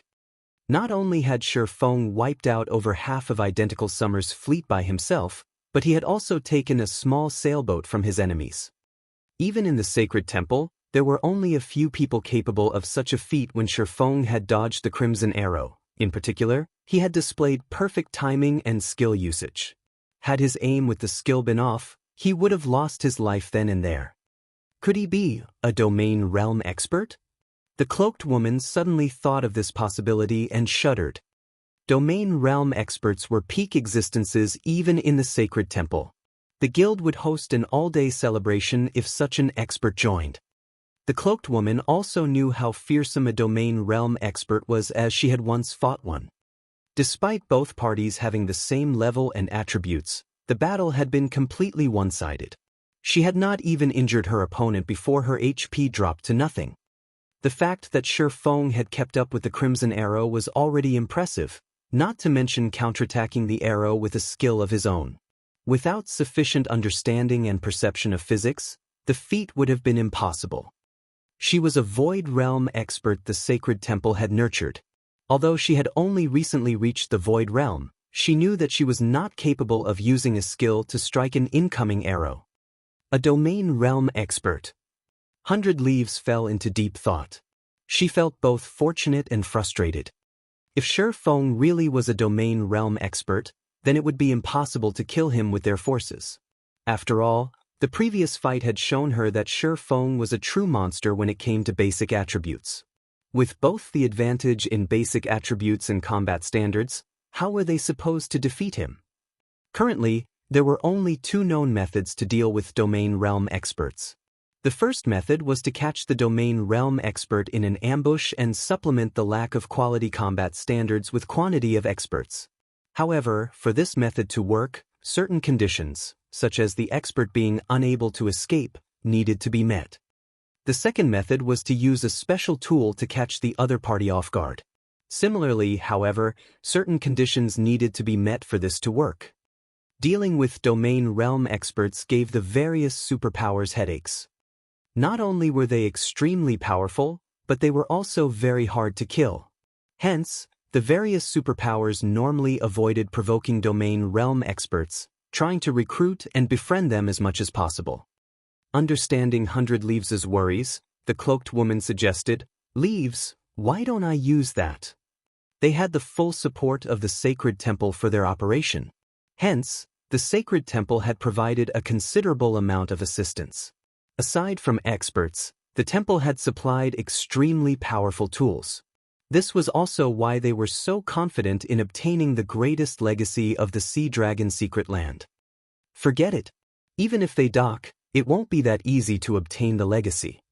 Sighing, 100 Leaves said, "Let's get rid of the magic whale for now." Shi Feng and the others rested on Legacy Island's shore. After the battle with the magic whale and identical Summer's fleet, the team members were badly battered. Meanwhile, dangers plagued the island. They had to recuperate before searching for the legacy. What a huge harvest! Shi Feng was ecstatic as he smiled at the crystal bottle in his bag. This crystal bottle contained none other than identical Summer's small sailboat. Although it was only a common small sailboat, its value far outstripped that of epic items. With the addition of this small sailboat, Zero Wing's naval power would increase significantly. Moreover, the magic whale had dropped a plethora of relatively valuable items. Although its loot could not compare to that of king-class sea monsters in the outside world, every item among the 30+ that had dropped was a treasure in its own right. The magic whale skin, in particular, could strengthen ships. Shi Feng even regretted not killing a few more magic whales. Magic Whale Skin, Dark Gold Rank Tool. Improves a ship's defense by 10%, movement speed by 3%, and durability by 10 points. A maximum of 3 magic whale skins can be used to strengthen a ship. While players could modify their ships in God's domain, the risk was quite high. A single mistake could ruin the ship entirely. However, there was also a risk-free method to strengthen a ship by using certain precious tools. In the past, the best ship-strengthening tool Shi Feng had seen was only Secret Silver rank. Said tool was only capable of increasing a ship's defense by 5% and durability by 3 points. Even then, it could have easily sold for 500 gold on the market. One might consider the price steep, but many had fought over the item like crazy. If one used a ship-strengthening tool on an advanced speedboat, it wouldn't be worth the 500 gold. However, if used on a bronze speedboat or above, one could easily earn back their investment. Now, a total of 8 magic whale skins had dropped. Just looking at them excited Shi Feng. The magic whale had also dropped 2 items that Shi Feng valued above the rest. One of them was a growth-type support tool called the Alchemy Pot. The Alchemy Pot could increase a player's alchemy success rate. To alchemist players, this item was worth no less than an epic item. As for the other, it was the map of Sea God's Island, which was the name of the legacy island they rested on. The map recorded all of the island's secrets, and it allowed players to reach the legacy without wasting a lot of time with exploration. Is this the benefit of getting the first kill of a magic whale? Shi Feng smiled at the Sea God's Island map in his hands. No one would have imagined that getting the first kill on the magic whale would offer such a benefit. Otherwise, Silent Entropy and the others would have used everything they had to kill their magic whales first. Brother Yifeng, you are incredible. You wiped out so many experts all by yourself. You are the strongest player I've ever seen. Reverence filled Blue Joy's eyes as she praised Shifeng. The Third Fleet had clashed with Identical Summer's Second Fleet in the outside world frequently. She knew full well how powerful Identical Summer and his subordinates were, yet Shifeng had not only defeated them so easily, but he had also killed the House of Sea's Mad Beast with a single hit. Finally, Shifeng had even stolen Identical Summer's small sailboat. Identical Summer was most likely dying inside right now. Blue, don't just praise Brother Yifeng. Didn't you see my heroic performance? I faced Heavenly Spider and 3 of his experts at the same time, Passing Monarch boasted. Commander, Brother Yifeng only used one move to annihilate over half of Identical Summer's experts. When you can defeat dozens of experts of Identical Summer's caliber by yourself, I'll praise you as well, Blue Joy retorted, giggling. This, Passing Monarch fell silent. While he wished that he could accomplish such a feat, he was not a monster like Shifeng. Now that we've rested, let's set out. Shifeng simply smiled in response. In reality, his performance was average at best. In the past, the experts that had become legends in God's domain were the truly amazing players. One expert had defended an entire city by himself. Moreover, said expert's opponent had not been an ordinary guild, but a super guild. Watching the expert face off against hundreds of the super guild's top forces had been spectacular. There was also one instance where an expert had held their ground against 3 god-ranked players. That battle had been truly breathtaking. Blue Joy and Passing Monarch had experienced too few battles in God's domain, particularly between famous experts. While the Legacy Island seemed small from afar, in reality, it was massive. Its size could rival a regional map. The island was also home to many powerful monsters, the weakest of which were chieftain rank, while the strongest were grand lords. Fortunately, the maximum level was level 55. However, the most troublesome part about getting through the island would be the many fatal traps that waited for them. Fortunately, under Shifeng's lead, the group had managed to reach the heart of the island after only 2 hours. The Tower of Falling Stars. Chapter 1232, Cities Management Rights. Chapter 1232, Cities Management Rights. This should be where the legacy is. Excitement flashed in Passing Monarch's eyes as he looked at the tower hidden in the gorge.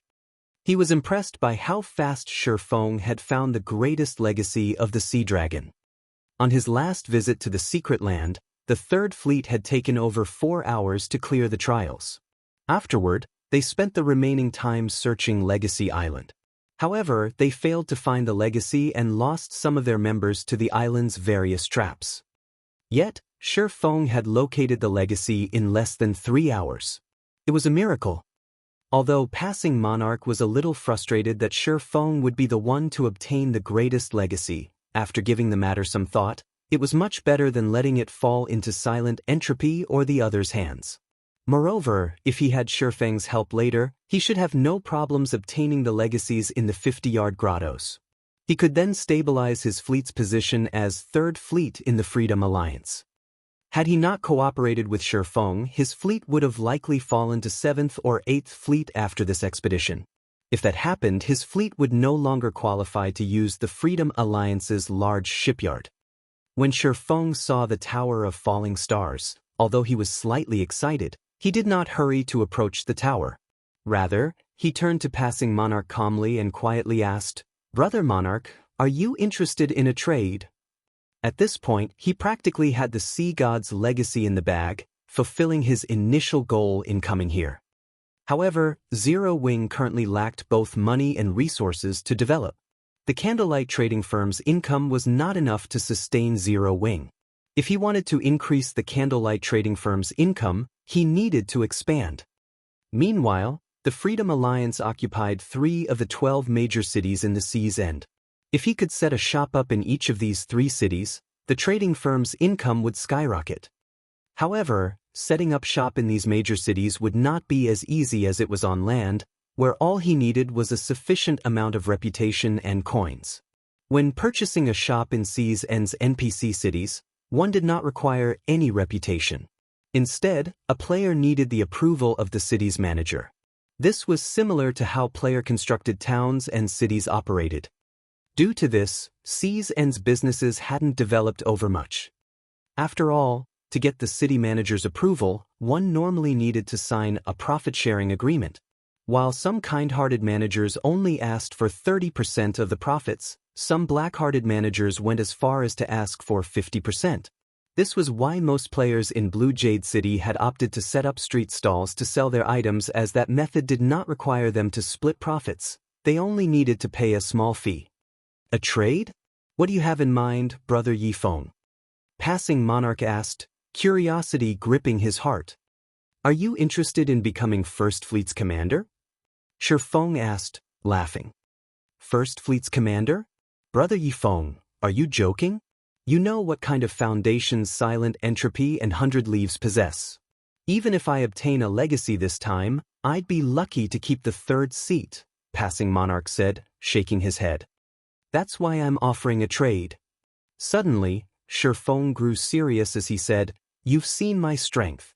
You also know that I have the Zero Wing Guild behind me.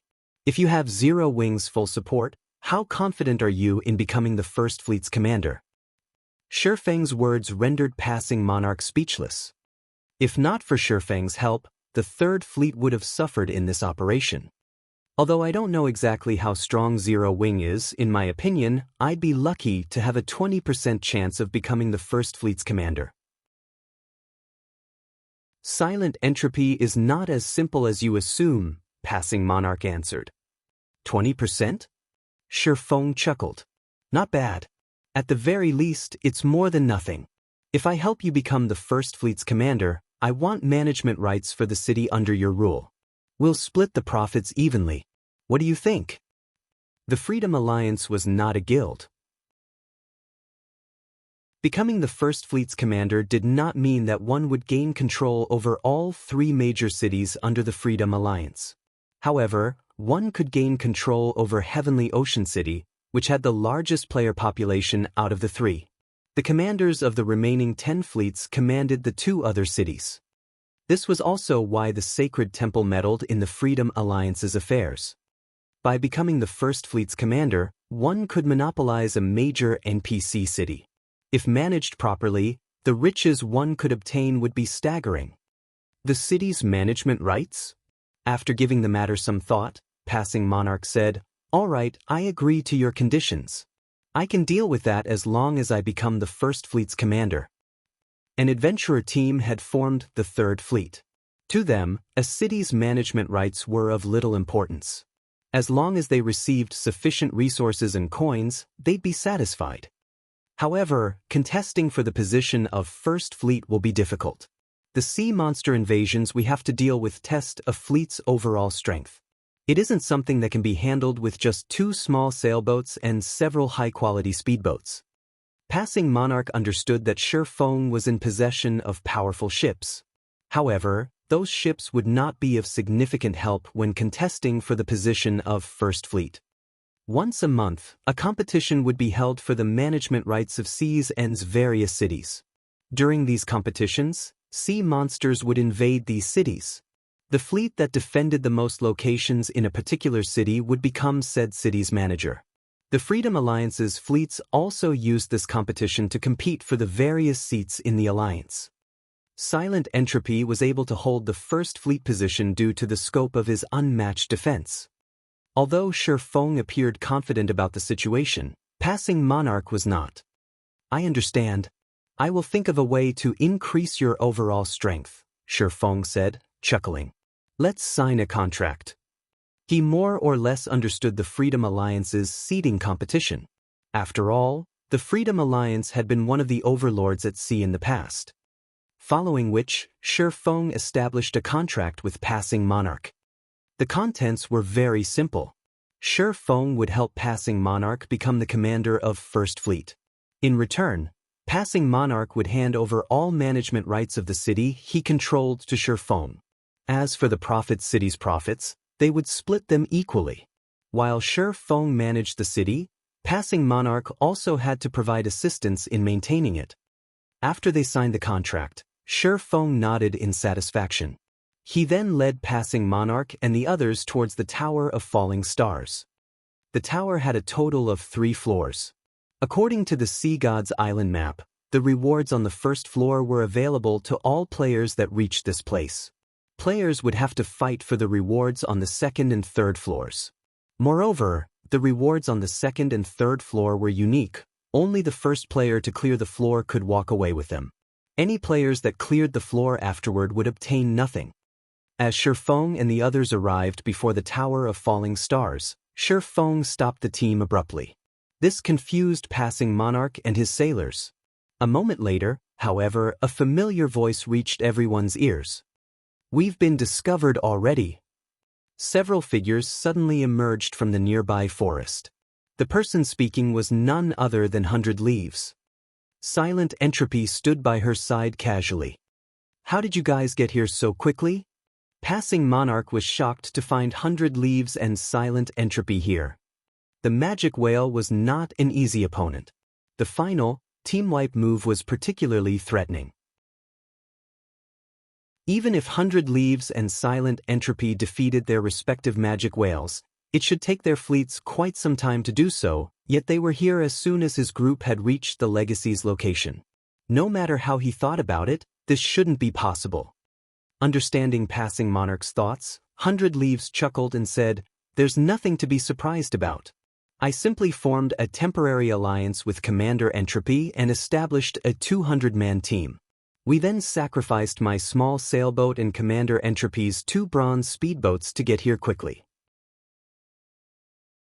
Although we sacrificed a lot, fortunately, we caught up to you. Otherwise, the Legacy really would have fallen into your hands." Passing Monarch could not help his astonishment. He had never dreamed that 100 Leaves would sacrifice even a small sailboat. "Commander Leaves, your subordinate is truly amazing. Even in such a situation, he managed to track us." Shattering offered his admiration as he glanced at the cloaked assassin beside 100 Leaves. On their way here, he had tried to hide their tracks as much as possible. To track them, one needed to have leveled their tracker subclass to master rank at the very least. "Well, enough talk. Since we're here, we should conclude this matter." 100 Leaves smiled at Shattering and the others.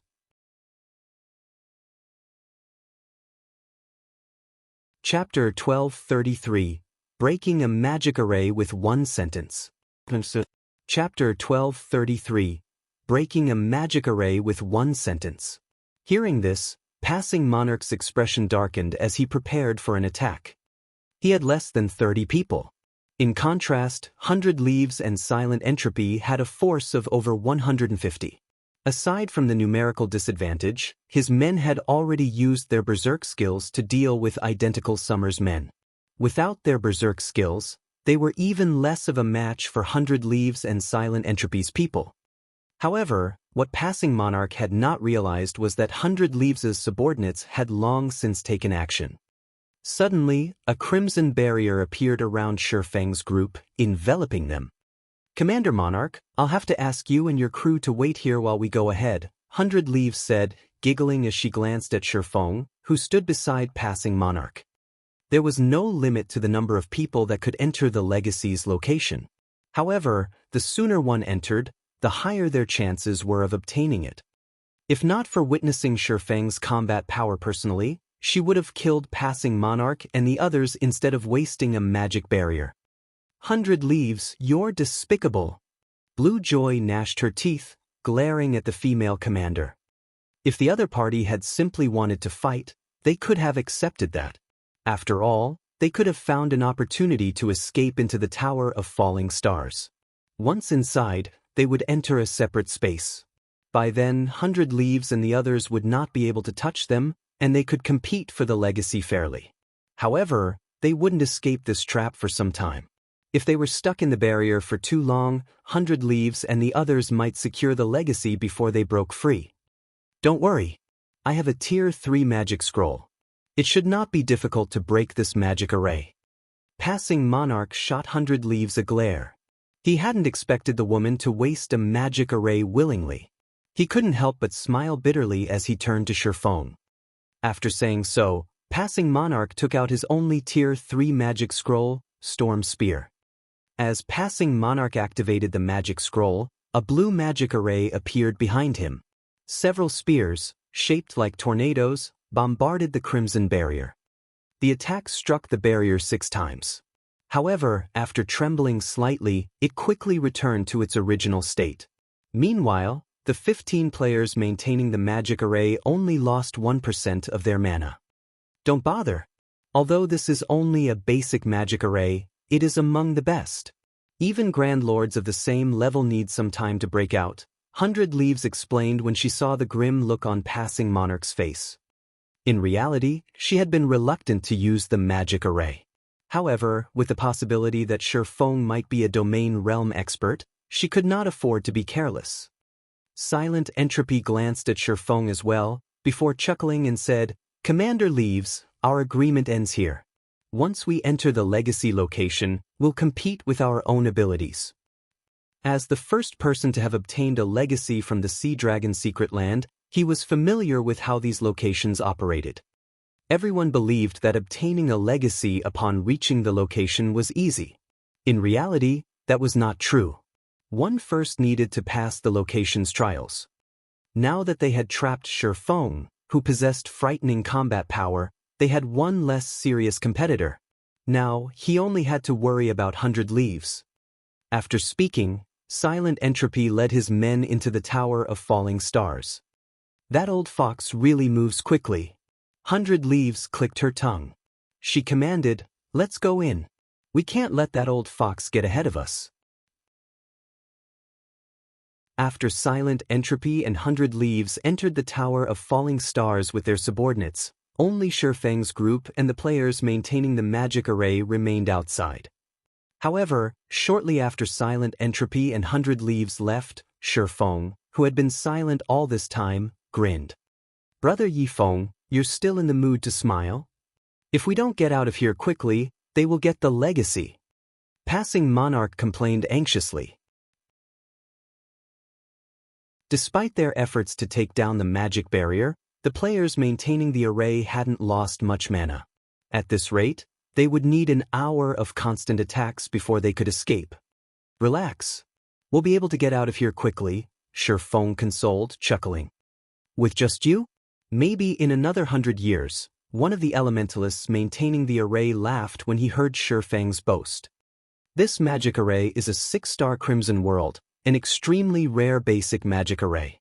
It can even hold Grand Lords for a short time. Am I right?" Shattering chuckled as he asked the elementalist.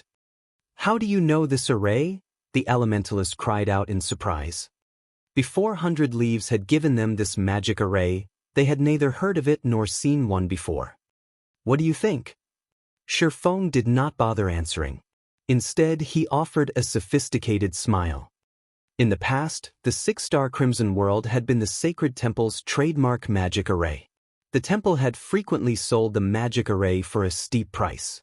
Just one magic array scroll had cost 5 gold coins. To complete the set, one needed 15 scrolls. The magic array had been used in dungeon raids specifically. As players progressed to the game, encountering 2 bosses at once in large-scale team dungeons became common. To cope, players had normally trapped one boss while dealing with the other. He couldn't possibly tell them that he had purchased the magic array in the past. "So what if you know about it? Do you think you can escape just because you know its name?" the elementalist asked contemptuously. The other players maintaining the array nodded in agreement. They considered Sherfang's words to be nothing more than baseless arrogance. "You guys, attack the 6 corners." Immediately, Shattering commanded his group. In God's domain, all magic arrays had weak points. Only, players didn't usually know them. Had his enemies used a relatively rare magic array to trap him, he wouldn't have known how to break it. However, he was very familiar with the 6-star Crimson World. If 100 Leaves had to blame anyone, she should blame the sacred temple for selling so many basic magic arrays in the past. Following which, under Shifeng's command, the team ruthlessly attacked the array's 6 corners. The magic barrier, which had been unshakable, began to tremble violently. Their combined efforts were even more effective than passing Monarch's Tier 3 magic scroll. Meanwhile, the players maintaining the array watched their mana deplete rapidly. Each wave of attacks stole 2% of their mana. After several dozen waves, the 15 magical class players' mana fell below 50%. Brother Yifeng, you're too amazing! Blue Joy and the other members of Third Fleet gushed. They had already been impressed after watching Shifeng slaughter so many experts. Now, he had dealt with a powerful magic barrier with a single sentence. How is this possible? The players maintaining the magic array were going mad as they watched their mana plummet. The 6-star Crimson World was even capable of trapping a Grand Lord, yet it faltered in the face of a small team of Tier 1 players. Here's the final hit. As Shifeng made the announcement, he activated Firestorm. After reaching Tier 1, Firestorms might have become extraordinary. In the next moment, little butterflies of fire landed on the magic barrier's corners. When these little butterflies touched the barrier, the resulting impact resembled that of a high-speed truck crashing into a wall.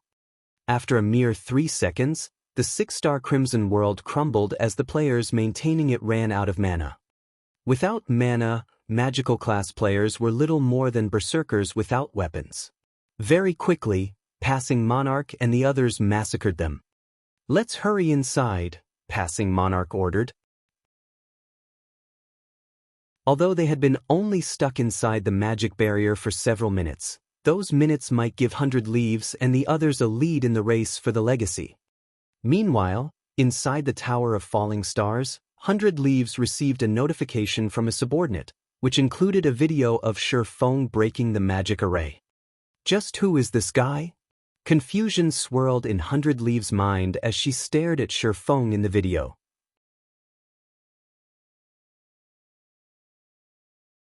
Chapter 12:34 Secret Footwork Technique. Chapter 12:34 Secret Footwork Technique. After 100 Leaves watched the video of Shifeng taking command, her expression grew grim. The 6-star Crimson World was unique to the Sacred Temple as they had the only magic array design. Even now, they had never announced this to the public. No matter how she looked at it, Shifeng couldn't have located the 6-star Crimson World's weak points coincidentally. It seems I'll have to report this to the guild leader. 100 Leaves' gaze remained fixed on Shifeng in the video. Originally, the guild had planned to make a fortune with the 6-star Crimson World. The fact that someone had discovered the array's weak points was no trivial matter. 100 Leaves immediately contacted her superior. Interesting. There's actually someone capable of locating the 6-star Crimson World's weak points. The handsome man wearing exquisite blue robes in the video replied, a faint smile appearing on his face. This person is a problem. We need to teach him some humility. I'll send Uncle Lee and the others over. Keep an eye on that player. You're sending Uncle Lee? 100 Leaves could not help her growing joy. This is great. With Uncle Lee's help, this guy is doomed. The Sacred Temple was a super guild that recruited a large number of new talent every year. Various outstanding players rose within the guild each year as well. However, those who truly withstood the test of time and became the Sacred Temple's mainstays were the guild elders. Uncle Lee was one of these guild elders. He was an old monster that had grasped a domain many years ago. Even if Shifeng were a monster that had reached the domain realm, he was no match for Uncle Lee. Furthermore, Uncle Lee wasn't coming alone. His party members would be joining him. Following which, 100 Leaves notified her security party and had a few of them split up and head towards the rest area. As long as Shifeng appeared, they would keep a close eye on him. Inside the Sea Dragon's secret land, whether one obtained a legacy or not, they would be automatically transferred to a rest area once their time in the secret land was up. Players were then required to return to the starting point to leave the secret land. Otherwise, they'd be stuck here. Not even return scrolls could be used to escape. At that time, even if Shifeng wore a cloak, They could simply use a tracking tool to mark Shattering. For a certain amount of time, they'd be able to find him even if he ran to the ends of the world. And here I thought I wouldn't get the chance to kill you. If you have to blame someone, blame yourself for knowing too much. 100 Leaves smiled after disconnecting the call. She then took a Tier 3 summoning scroll from her bag as she shifted her gaze to the Great Lord that had appeared on the second floor. Now, all I have to do is obtain the legacy as quickly as possible. There were only rewards awaiting players on the Tower of Falling Stars' first floor. Only after reaching the second floor would the trial truly begin. The second floor's trial required players to defeat the monsters that appeared before them. They would have to face a total of 3 monsters. The first monster was a chieftain, the second was a lord, and the last was a great lord. All 3 were set at the same level as the challengers, and each one was stronger than the last. However, to experts of her standards, soloing these monsters wouldn't be a problem if they had come prepared. The real problem was how quickly they could defeat these monsters. Although the 6-star Crimson World had not trapped Shattering for very long, these several minutes had been long enough to remove him from the competition. This is the space inside the Tower of Falling Stars? Shattering quietly examined the tower's interior.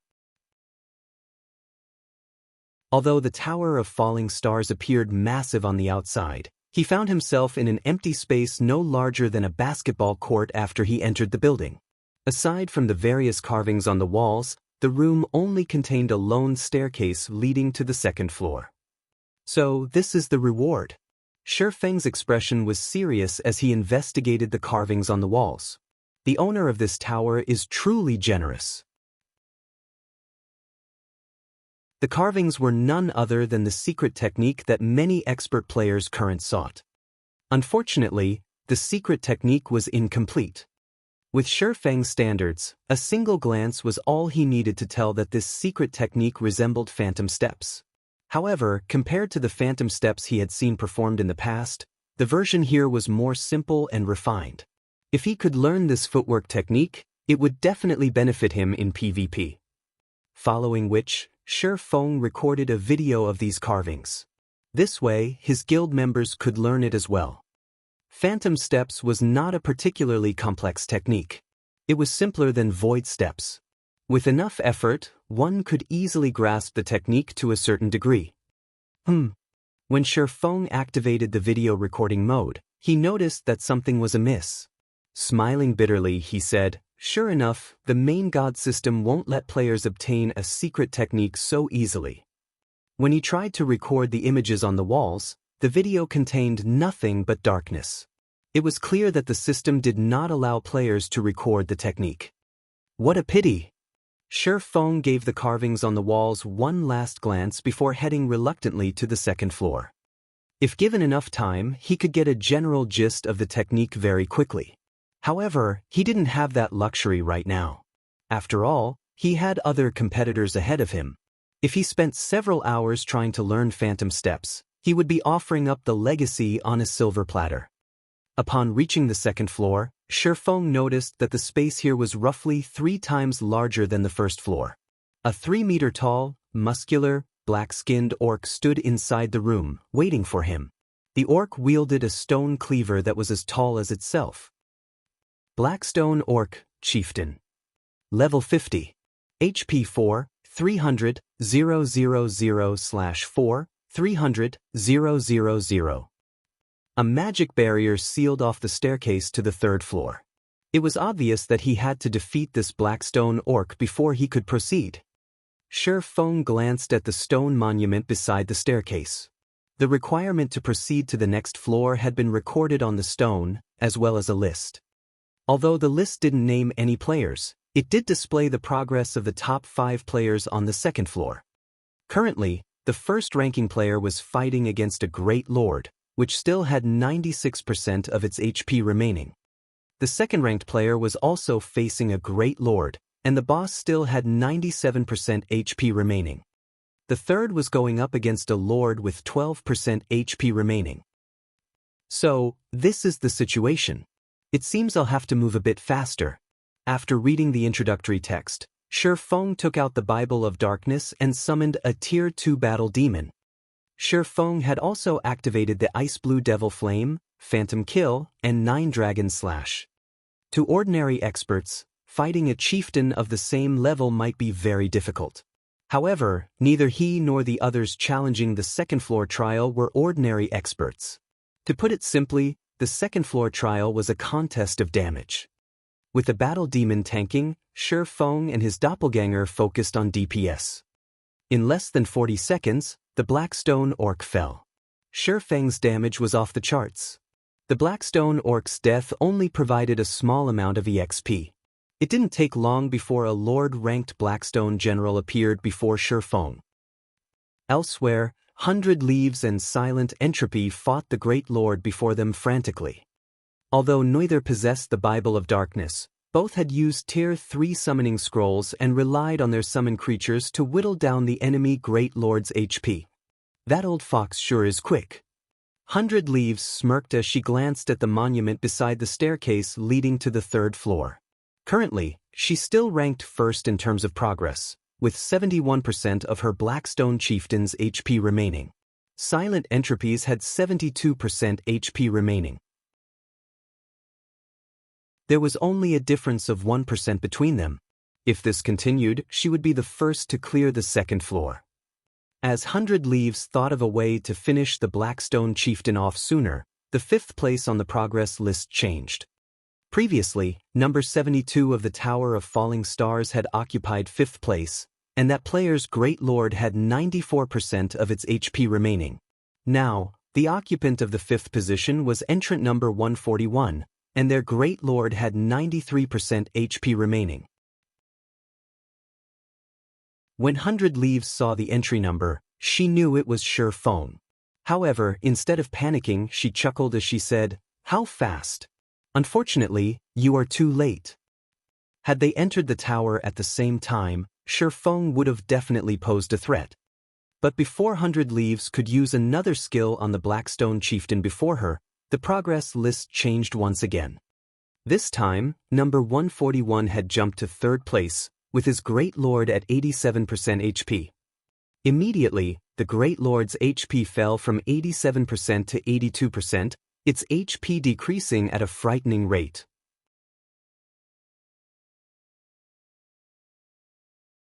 Chapter 1235. Is he hacking? Chapter 1235. Is he hacking? What's going on? 100 Leaves couldn't believe her eyes as she looked at the progress list on the stone monument. A Great Lord was the equivalent of a Team Dungeon's final boss. Not only did they possess very high defense, but they also possessed potent skills. Take the Blackstone chieftain for example. 100 Leaves had already seen it use 3 skills. The first was a passive skill called Stone Skin. The lower the Blackstone chieftain's HP fell, the higher its defense and magic resistance would rise. The second was an attack skill called Flame Charge. When activated, the boss would randomly attack one target on the battlefield. During this skill's duration, the boss's movement speed would increase. If not dealt with properly, it could easily kill players instantly. As for the third, it was an AoE skill called Stone Shower. When this skill was activated, players had to deal with falling stones from above. If struck, players would lose at least 10,000 HP. When alone, without the support of a healer, players would have an extremely difficult time fighting the Blackstone chieftain. Due to these 3 skills, staying alive was a challenge. It was even more difficult to deplete the boss's HP quickly. As such thoughts ran through 100 Leaves' mind, another change occurred to the progress list. This time, number 141's Great Lord dropped from 82% to 78% of its HP. Feng had nearly caught up to Silent Entropy, whose Great Lord was at 72% HP. Seeing the boss's HP fall so rapidly, he should have used a powerful magic scroll. Silent Entropy had also noticed the change on the progress list. However, he wasn't particularly worried. On the contrary, he smiled and said, "How unfortunate. Young people really are quite brash. The Blackstone chieftain isn't an easy boss. Wasting your trump card so early in the fight will only make things difficult for you later." He had his own methods of dealing explosive amounts of damage as well. The same could be said for 100 Leaves. Only, neither of them had chosen to use those methods yet. The proper way of dealing with a boss like the Blackstone Chieftain, which became harder to deal with as its HP dropped, was to wear it down slowly before finishing it off with a bang. The less time they had to spend fighting the boss in its final phases, the easier clearing the second floor trial would be. However, to quickly catch up to them, Shi Feng had used plenty of precious tools. On the surface, it might seem as if he had made up for the lost time, but in reality he was doing more harm than good, so much so that he might even fail to kill the boss in the end. After all, practically every boss entered a berserk state when its HP fell to a certain point. If one couldn't cope with the boss then, they would be annihilated. Seconds, then minutes, flew by. Although Shi Feng devoured the Blackstone Chieftain's HP at a staggering rate, the longer the battle continued, the less HP the boss lost. From the initial 4% to 5% decreases, it gradually slowed to 2% decreases before falling to 1% decreases. By the time the boss had 42% HP remaining, its HP no longer fell at a visible rate. Your drive to win has doomed you. 100 Leaves smiled as she glanced at the progress list. Although she was somewhat annoyed that Shi Feng had overtaken her progress, pushing her to second place, when she saw Shi Feng's progress bar grow stagnant, she felt a little gleeful. According to her plan, she would only go all out when the boss's HP fell to 20%. The level 44 Blackstone Chieftain had 36 million HP. After taking into account its later defense and magic resistance, it wasn't time to make her move just yet. Moreover, this was only the second floor. The legacy was on the third floor. She needed to save enough trump cards. This way, she could secure the second floor's reward and the third floor's legacy. As expected of a guardian boss. Its HP has fallen to 40%, yet its defense has increased by 50% and magic resistance by 70%.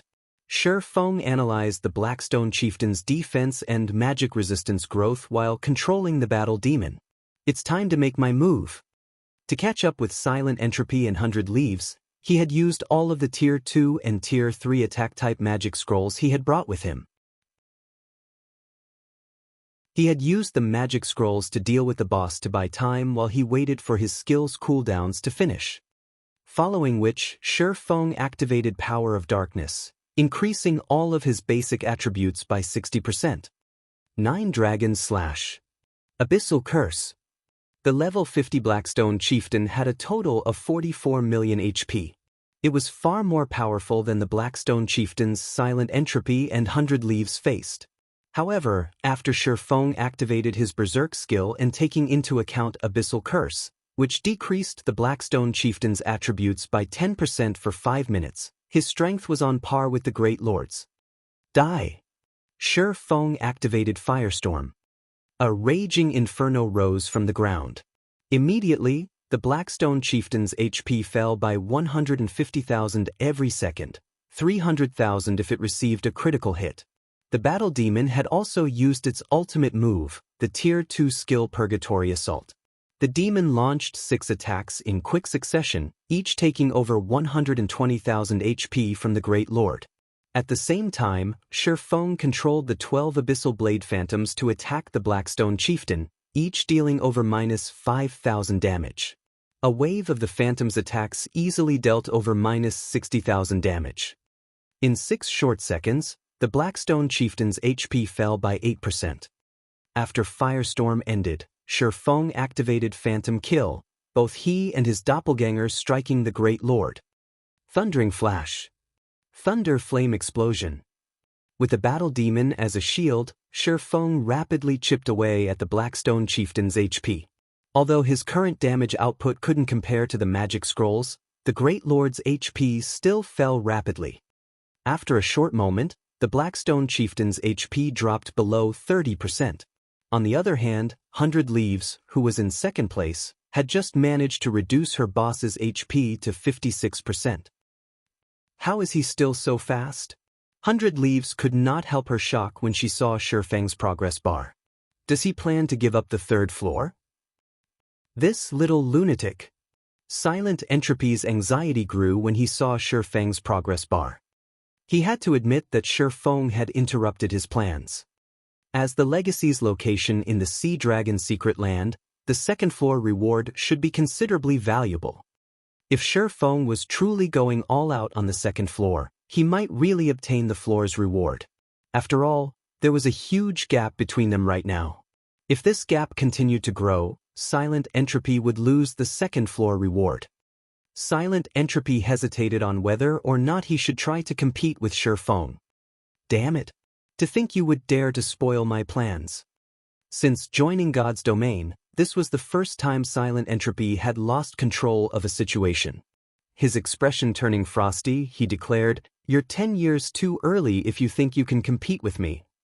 Saying so, Silent Entropy took out 2 Tier 3 magic scrolls.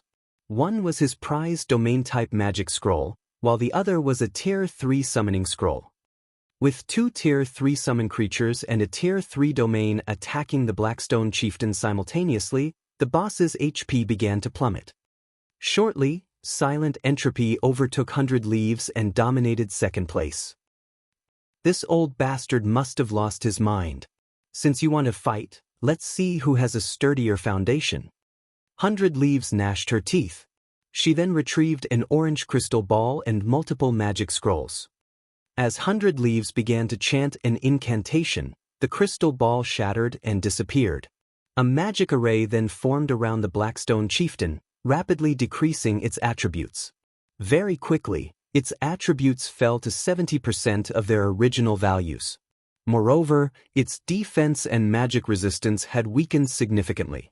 In the blink of an eye, 10 Tier 2 summon creatures appeared around 100 Leaves, every one frantically assaulting the level 44 Blackstone Chieftain. Now that neither Silent Entropy nor 100 Leaves were holding back, their progress bars swiftly increased. When Feng's boss had 15% HP remaining, 100 Leaves and Silent Entropy's bosses had 25% and 26% HP remaining, respectively. How fast? Feng smiled at the two's progress bars. He then took several basic mana pulse bombs from his bag and tossed them at the Blackstone Chieftain. Every bomb contained the might of a Tier 3 large-scale destruction spell. The bombs could even injure a mythic monster. Against a great lord, one was enough to inflict heavy injuries. Feng threw 6 basic mana pulse bombs in a row. Before the Blackstone Chieftain had the opportunity to use its ultimate move, its HP fell to 1%. Feng then used silent steps to appear behind the boss, both swords radiating a scorching heat. Flame burst!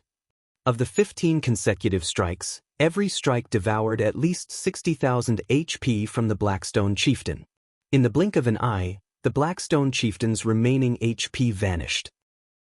Meanwhile, Silent Entropy and 100 Leaves only saw Feng's progress bar jump, his boss's HP reaching 0% instantly. Impossible! How is his boss dead already? Did he hack the game?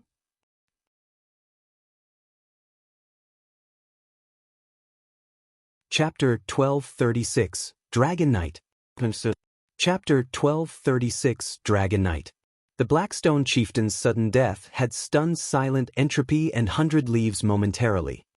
How did he do it? While 15% HP was not much, it wasn't a small amount either. The Blackstone Chieftain's special characteristics made it tougher as its HP decreased. However, Feng had stolen the Great Lord's remaining HP almost instantly. Did he use several Tier 3 magic scrolls at once? 100 Leaves suddenly thought of this possibility. There was no other explanation for how quickly Feng had killed the boss. What a crazy bastard! Does he think the third floor's trial will be easier than the second? Or does he know that he can't get the legacy on the third floor, so he decided to use all of his cards on the second floor? 100 Leaves had only guesses at this point. After all, it was extravagant to use various tools to defeat a great lord of the same level. Such resources were generally difficult to obtain, only dropping after a large number of bosses or several difficult quests. They were precious resources. If not for a particularly important goal or something incredibly profitable, one normally avoided using these tools. However, if Shifeng understood that he didn't have sufficient foundations and that he could not compete for the legacy on the third floor, he may simply aim for the second floor's rewards. Silent Entropy entertained similar thoughts. Although he was frustrated, he continued to whittle away the Blackstone Chieftain's HP, trying to get to the third floor as quickly as possible. Meanwhile, due to soloing the level 50 Blackstone Chieftain, Shifeng's EXP bar had risen significantly. However, the greater harvest was the 3 rewards that had appeared after he had defeated the boss. 3 dazzling crystal balls rested in the center of the second floor room, and each one of these crystals contained 1 item within. System, congratulations! You have cleared the Tower of Falling Stars' second floor trial. You may choose 2 of the 3 items as your reward. Sure enough, the system wouldn't be that generous. Shifeng quietly clicked his tongue. To kill the Blackstone Chieftain as quickly as possible, he had invested a considerable amount of resources, yet he had only been awarded 2 items for his efforts. Shifeng approached and investigated the items. Amazing! After looking through the items carefully, Shifeng's eyes shone with excitement. Every one of the 3 rewards was extraordinary. It was no wonder why the system only allowed him to choose 2. The items included the Ancient Weather Book, Time-Space Herb Garden, and Secret Body Technique. Any of the various large guilds would covet each of these items. Even Shifeng had a hard time choosing which to take and which to abandon. Ancient Weather Book, Epic Rank Item. The Ancient Weather Book allows its wielder to control the weather of an area. However, due to damage during the war between gods, it can only exert a fraction of its original power. Additional active skill 1-. Weather Control changes the weather in a 2,000-yard radius for 2 hours. Cooldown 10 hours. Additional active skill 2-. Reshape Nature concentrates the mana within a 200-yard radius, increasing the mana density within a 15-yard radius by 100%. Can be used even if the Ancient Weather Book is stored in a bag space. No cooldown. The Ancient Book has sustained significant damage. Initial restoration will require 100,000 magic crystals. Current absorbed number, 0. Space-Time Herb Garden, Epic Rank Item. There is an independent space inside the Space-Time Herb Garden which can be used to cultivate herbs. Current rank, Basic, upgrading to intermediate rank requires 70,000 magic crystals. Cultivation space, 500 by 500 yards. Flow of time, twice of that of the outside world. Survival rate increased by 10%. Secret Body Technique, Bronze Rank Tablet. The Ancient Weather Book's importance went without saying. After all, the Ancient Weather Book was Shifeng's main goal. Aside from its weather control skill, which could be a significant advantage in naval combat, the book could also be used to train and improve oneself. It was an excellent epic tool. Meanwhile, the Space-Time Herb Garden could help trading firms massively. In God's domain, while scavenging in the fields was most guilds' main herb source, there were other methods players could use to obtain herbs. They could cultivate them themselves. However, having a town of one's own was the prerequisite. It was practically impossible for independent players to cultivate their own herbs. Generally, only guilds could accomplish such a thing. As towns had a limited amount of space, guilds rarely made this a priority. Normally, guilds that wanted to do so would only try it after occupying a considerable number of towns with plenty of space to spare. Moreover, cultivating herbs was not an easy task. Not only was it time-consuming, but it also required a lot of manpower to manage. Most importantly, herbs' survival rate wasn't high. More often than not, the cost of cultivating a herb was higher than its market value. However, the Space-Time Herb Garden was different. Although it didn't offer a lot of space, it could increase the flow of time as well as survival rate. These effects put the Space-Time Herb Garden's value on par with the Ancient Weather Book. Moreover, the Herb Garden was only basic rank right now. It could be improved. If managed properly, it could become a gold mine. Lastly, the Secret Body Technique. According to Shifeng's current understanding of secret technique tablets, the secret body technique was considerably rare. It was useful to both magical and physical class players. Even the Dragon Phoenix Pavilion did not possess a single tablet of this type. Despite this secret body technique being only bronze rank, it was no less valuable than a secret silver rank tablet. After considering all three items, Shifeng realized they were equally valuable to a guild. He wished he could walk away with all three. However, as the system had determined the regulation, he wouldn't get that third item even if he offered to pay a greater price. The ancient weather book indispensable if I wish to develop a naval force. I have to choose that one no matter what. Then, there is the space-time herb garden and secret body technique. Shifeng's gaze moved back and forth between the two items. The herb garden can earn more money for the guild, whereas the secret body technique can increase the combat power of the guild's experts. Should I go for money or combat power? The seconds passed by as Shifeng fell into deep thought. Forget it. I'll choose this one. After much contemplation, Shifeng eventually chose the ancient weather book and space-time herb garden. While improving the combat power was important, developing the guild's financial strength was a priority right now. Zero Wing needed to invest funds in several aspects. Some of the candlelight trading firm's potions, in particular, required rare herbs. Purchasing these herbs in bulk was difficult as doing so would inflate their prices. Rather than give others the profits, it was more beneficial to cultivate the necessary herbs themselves. Now that players were inched ever closer to level 50, they would experience severe environments in future maps. Players would need more potions as they explored and leveled up. If he prepared for that eventuality properly, he could make a fortune. Most importantly, Shifeng recalled a certain matter. In the past, the Freedom Alliance's trading firm had risen to an impressive height. This was especially for its potions.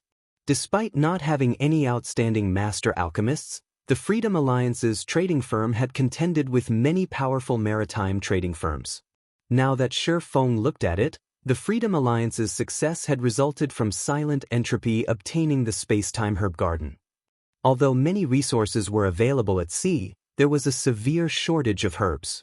With the space-time herb garden, one could easily compensate for this. Following which, the system placed both items into Shifeng's bag space. At the same time, the barrier surrounding the staircase to the third floor dissipated. This is the third floor? After Shifeng emerged from the staircase, he was stunned by what he saw. He stood at the top of a large mountain, a sea of clouds drifting below. A middle-aged man in silver armor stood in the center of this room. After taking a close look, Shifeng discovered that the middle-aged man was actually a Tier 4 NPC. Moreover, the man had the peak class Dragon Knight.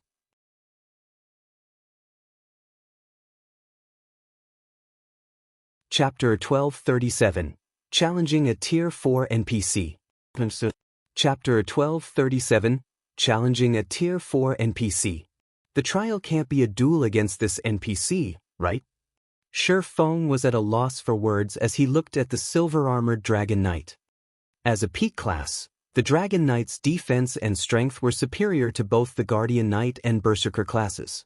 Furthermore, the NPC before him was a Tier 4 class, on par with a mythic monster. Even if he had a bag full of powerful tools, he was no match for the NPC in a one-on-one fight. Unlike monsters, NPCs possessed very high intellect. Their ability to deal with tools was beyond any monster. A group of ordinary players using special tools might be able to challenge and even defeat a mythic monster. If these players' opponent were a Tier 4 NPC, however, they wouldn't even have a shred of hope. This was also why some players might be capable of defeating mythic monsters in dungeons, but were helpless if a Tier 4 NPC decided to rob them in broad daylight. The Dragon Knight class was no ordinary class, either. Reinbeck, Vice Knight Commander of the Sea Gods Temple, Human, Tier 4 Dragon Knight. Level 50. HP 19, 000/19, 000/000. In God's domain, divine temples such as the War Gods Temple and Sea Gods Temple normally had their own knight divisions.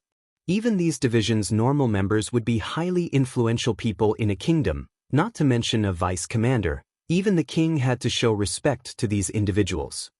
Following which, Shi Feng began to search for clues relating to the third floor's trial. Yet, even after examining the room for a long time, he couldn't find an introductory monument like the one on the second floor. There was no progress bar either. There was only a massive magic array carved into the ground and Reinbeck standing in the middle of it. It seems that I'll have to take this one step at a time. Failing to find any hints, Shi Feng decided to face off against Reinbeck. The instant Shi Feng stepped into the magic array, a powerful aura washed over him, making it difficult to take another step forward. He felt as if he had stepped into a muddy swamp, his advance slowing to a crawl. When Shi Feng was within 20 yards of Reinbeck, the NPC finally turned his gaze toward Shi Feng, a faint killing intent flashing in the man's eyes. Suddenly, Shi Feng found it even more difficult to move. "Adventurer, you should not have come to this place. If you do not wish to die, turn back," Reinbeck said sternly. "Not just anyone can obtain the Sea God's legacy. Lord Dragon Knight, I wish to take the challenge even if I cannot succeed," Shi Feng replied earnestly. He had come so far. How could he leave after just a few words? "Are you sure you wish to take the challenge?" Reinbeck said, a hint of mockery in his tone. "Even if you are a heaven-blessed individual, you will have to pay the price in blood for failure. You won't get away with a single death. Think this through carefully. This legacy is extraordinary.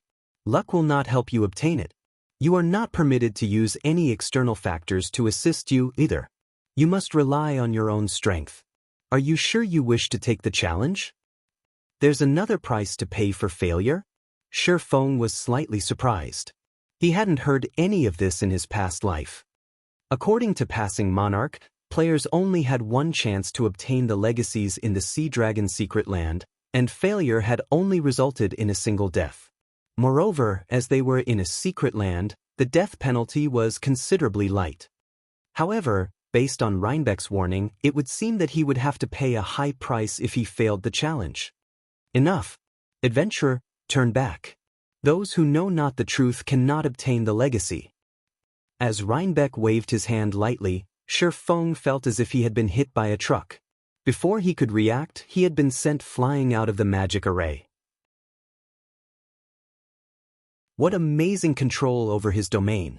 Shi Feng was shocked as he stared at Reinbeck, who returned to his motionless vigil. It was common knowledge that Tier 4 was a colossal turning point in God's domain. The biggest difference that separated a Tier 4 and a Tier 3 class was their ability to control a domain. However, Tier 4 NPCs could, at most, suppress their enemies with their domains, making it difficult for their enemies to move, yet Reinbeck had sent Shi Feng, a player who was very close to obtaining their Tier 2 class, flying with a wave of his hand. Reinbeck's control over his domain could already rival that of the ancient abyssal monsters in the fallen Arkansas. Even the weakest among those ancient abyssal monsters had reached Tier 5 during their prime. Their tiers had only fallen due to their severe injuries. Determined, Shi Feng approached Reinbeck once more. The consequences for failure might be severe, but he needed to know the truth Reinbeck had mentioned. What did the NPC mean by, "Those who know not the truth cannot obtain the legacy"? No matter what, he had to try. "Lord Dragon Knight, I wish to continue with the challenge," Shi Feng declared. "Young adventurer, since you are so determined, I will not stop you," Reinbeck said, smiling. "Don't you wish to obtain the legacy?" Shi Feng nodded. Why was he here if not for the legacy? "I shall be your opponent. As long as you defeat me, you will obtain the legacy tablet. If you lose, not only will you die, but you will also receive the Sea God's curse. However, you should rejoice. As you are so weak, I will not use all of my strength against you. As long as you are able to walk up to me, you will be victorious." Once Reinbeck finished explaining the rules of this challenge, the magic array's atmosphere changed. It was as if space itself had frozen, and Shi Feng even struggled to breathe. Suddenly, wind blades flew at Shi Feng, one after another, moving nearly too fast for Shi Feng to dodge. Seeing this, Feng had no choice but to unsheath his swords and defend himself. Dang. After a series of metal clangs, Feng was forced to take 5 steps back. He had almost been forced to the edge of the magic array. So this is how it works. Feng suddenly understood how challenging the trial was after experiencing the wind blades. The attacks inside a domain were omnipresent. Moreover, Reinbeck had proper control of his own strength. These wind blades were just slightly stronger than Feng. Every time Feng blocked a wind blade, he was forced to take a step back. Of course, if he were struck directly, the attack would throw him from the magic array. Moreover, he couldn't use any of his skills or tools. He couldn't rely on any external factors. He had to use his own strength to approach Reinbeck. In the next moment, a new wave of wind blades bombarded him.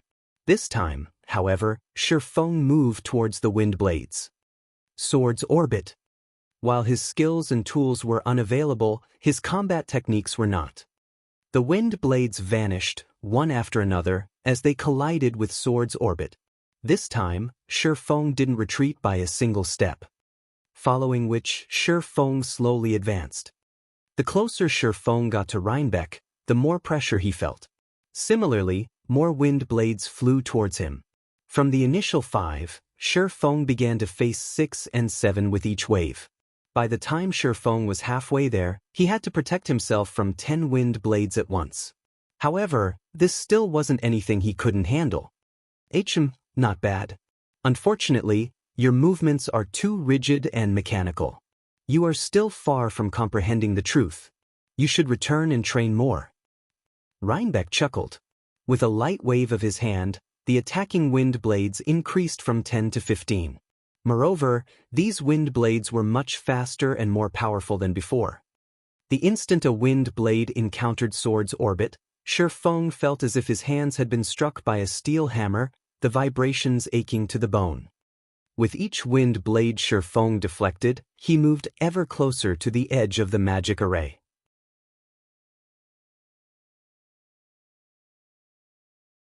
Chapter 1238, Technique Evolves. Chapter 1238, Technique Evolves. What precise control over his attacks? The more wind blades Feng blocked with Sword's orbit, the more he understood how amazing Reinbeck was.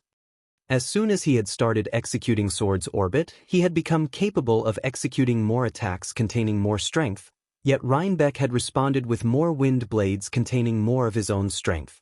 He attacked with just slightly more than Feng could endure, forcing the swordsman to retreat. So this is the third floor trial. It really is a mystery how Silent Entropy had managed to walk away with the legacy in the past. Feng glanced at the outer edge of the magic array. He would be forced out of the magic array in a dozen steps at most, yet the wind blades showed no signs of letting up. When Silent Entropy had obtained the Sea God's legacy in the past, the man had only been at the flowing water realm. In terms of combat techniques, Silent Entropy was far weaker than the current Feng, yet he had succeeded where Feng was about to be blasted out of the magic array. Feng simply could not wrap his mind around it. Could the so-called truth be unrelated to a player's combat standards? Feng guessed. Just as Feng was about to be blasted out of the magic array, he executed void steps and vanished from Reinbeck's sight. An interesting footwork technique. A small smile graced Reinbeck's face. He then turned to look at Feng, who had appeared elsewhere, and said, "How long can you keep that up?" Saying so, Reinbeck launched another 15 wind blades, while Feng executed void steps once more to avoid them.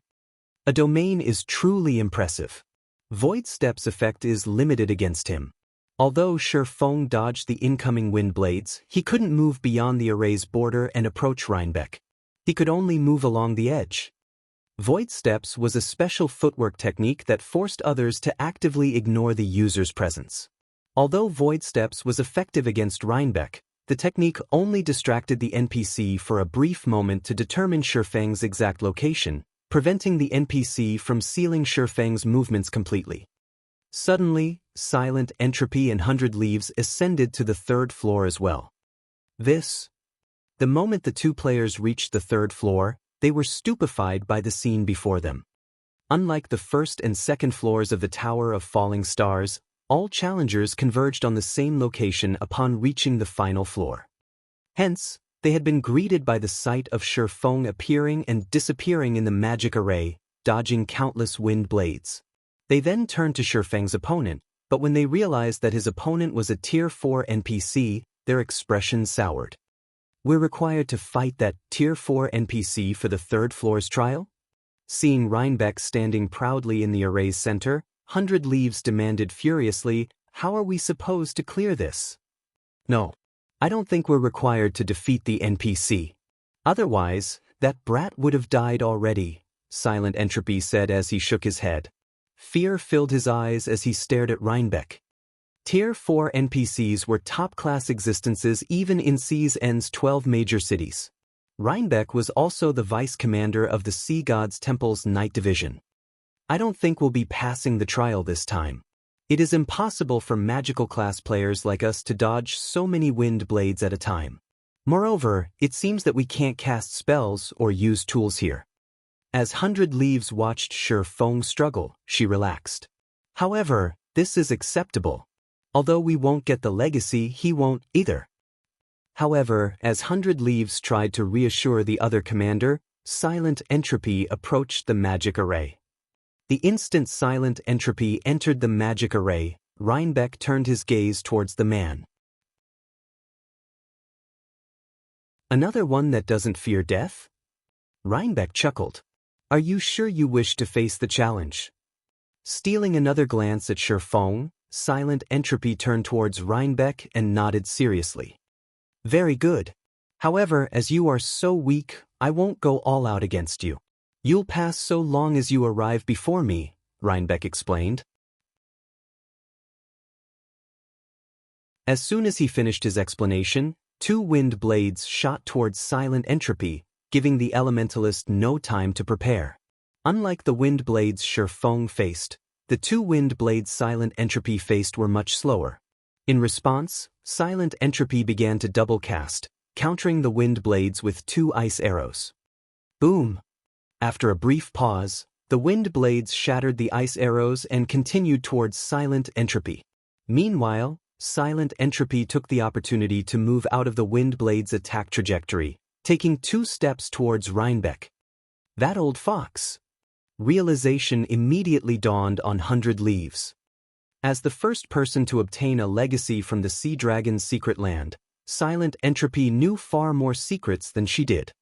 Clearly, the trial before her didn't treat all challengers equally.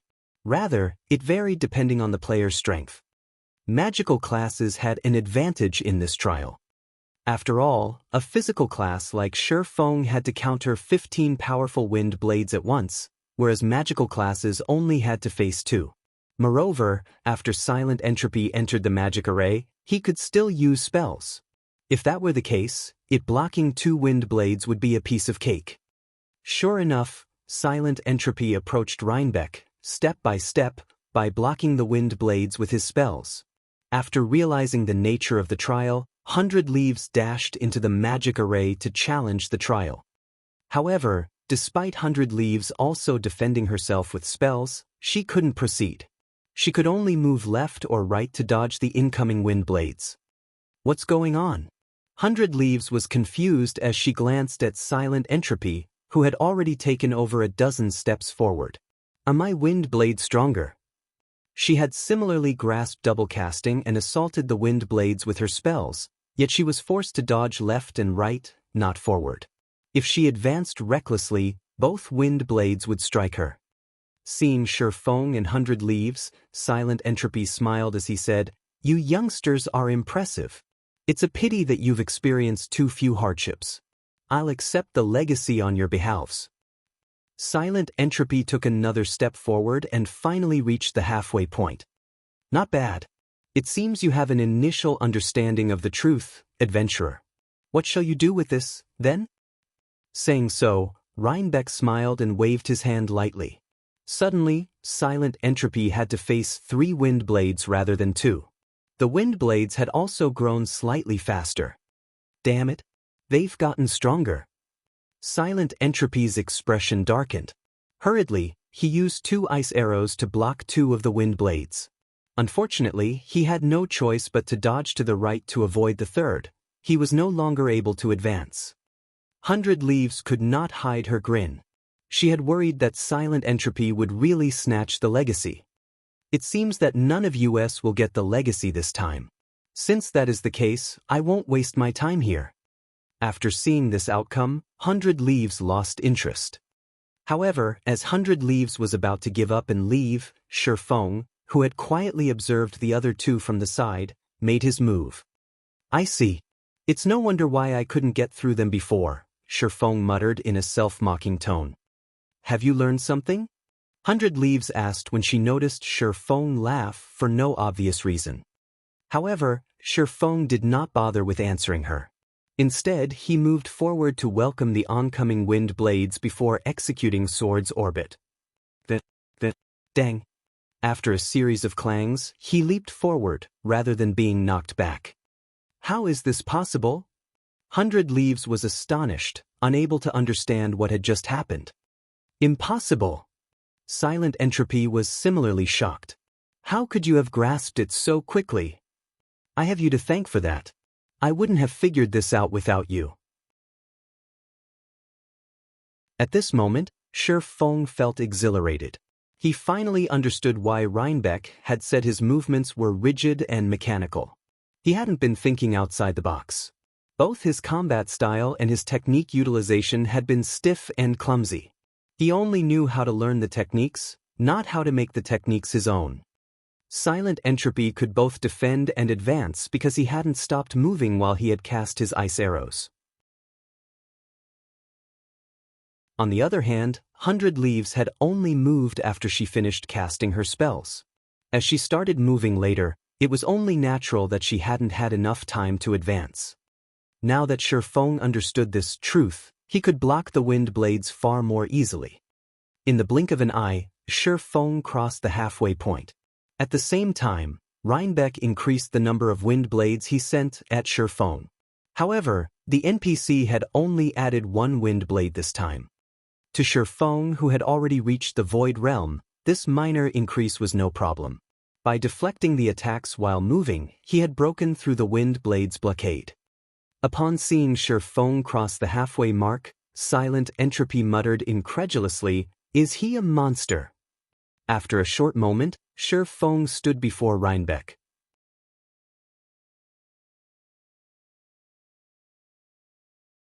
Chapter 1239. Strongest Legacy Obtained. Chapter 1239. Strongest Legacy Obtained. Good. Excellent. A hint of praise flashed in Reinbeck's eyes as he looked at Shifeng, unlike the previous indifference. He looked down at Shifeng as if he were an excellent junior. Who is he? Silent Entropy wore an incredulous expression as he watched Shifeng, unable to calm his pounding heart.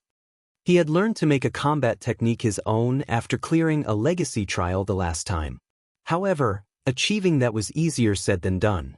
Many of the techniques in God's domain were extreme and contrary to humans' natural movements. The brain programs fixed signals to manipulate the body's muscles based on a person's habits, which allows them to perform actions faster and more efficiently. If one wished to execute God's domain's extreme combat techniques swiftly, they needed to alter their brain's signals. Silent Entropy had spent an entire month reshaping his habits to get to where he was now. Yet, after watching his performance for a few moments, Shifeng had executed the same to a skillful degree. Since someone has passed the trial, the rest can leave, Reinbeck announced, waving his hand once more. Suddenly, both Silent Entropy and 100 Leaves were teleported out of the Tower of Falling Stars. In the blink of an eye, both players appeared in the rest area. Commander, why are you out so earlier? Scorpion, who had stood guard by the Resurrection Temple, asked in surprise when 100 Leaves appeared. 100 Leaves had just completed the second-floor trial. With the third-floor trial's difficulty, logically, it should take her even longer to clear, yet she had only reached the third floor a few minutes ago and was out already. That person has already obtained the legacy, 100 Leaves said, frowning. When she thought about Shifeng's performance in the magic array, she warned her subordinate, "It won't be long before he comes out. Keep a close eye on him once he does. He isn't an ordinary player. Commander, rest assured, I'll use the soul lock scroll on him the moment he appears. Even if he is more powerful, he won't escape my tracking for 5 hours," Scorpion said, laughing. In God's domain, there were many methods of tracking a player. However, there were only a handful of expert trackers like himself. Not only was his tracker subclass at master rank, but he had also obtained the design to produce the Soul Lock Scroll in an ancient ruin. The Soul Lock Scroll allowed the user to keep a lock on a player's soul. No matter where the targeted player went, he could find them on the system map. Its only flaw was its low accuracy. The map would only tell him the target's general location. However, he could easily deal with this flaw with his Master Tracker subclass. "I'll leave this to you. I have to head to the other locations and obtain the legacies there as quickly as possible." 100 Leaves nodded, considering that she worried a little too much. No matter what was said or done, Scorpion was one of the Sacred Temple's peak assassins. With his skills and the various tools, it was impossible for anyone to escape his pursuit. When Uncle Lee and the others eventually arrived, it would be very difficult for Shifeng to get away, even if he could grow wings and fly. Following which, 100 Leaves led her subordinates to another cavern. Silent Entropy's fleet did the same. After all, the Sea Dragon Secret Land had more than one legacy. As long as they still had time, they could obtain as many legacies as they wanted. Back on the Tower of Falling Stars' 3rd floor, after Silent Entropy and 100 Leaves teleported out of the tower, Reinbeck led Shifeng through the magic array to a dazzling, golden temple. Numerous crystal pillars had been situated around the temple, and every pillar had an item on top of it. Every item, whether they be tools, weapons, or equipment, was top tier in the current god's domain. Shifeng even saw the secret body technique, which he had not taken from the 2nd floor.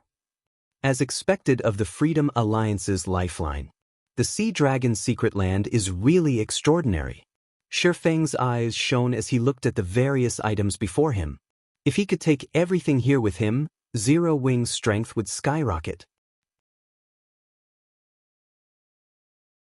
Reinbeck led Shifeng to a stone monument inside the temple. All sorts of divine runes and images had been carved into the stone, depicting ancient history.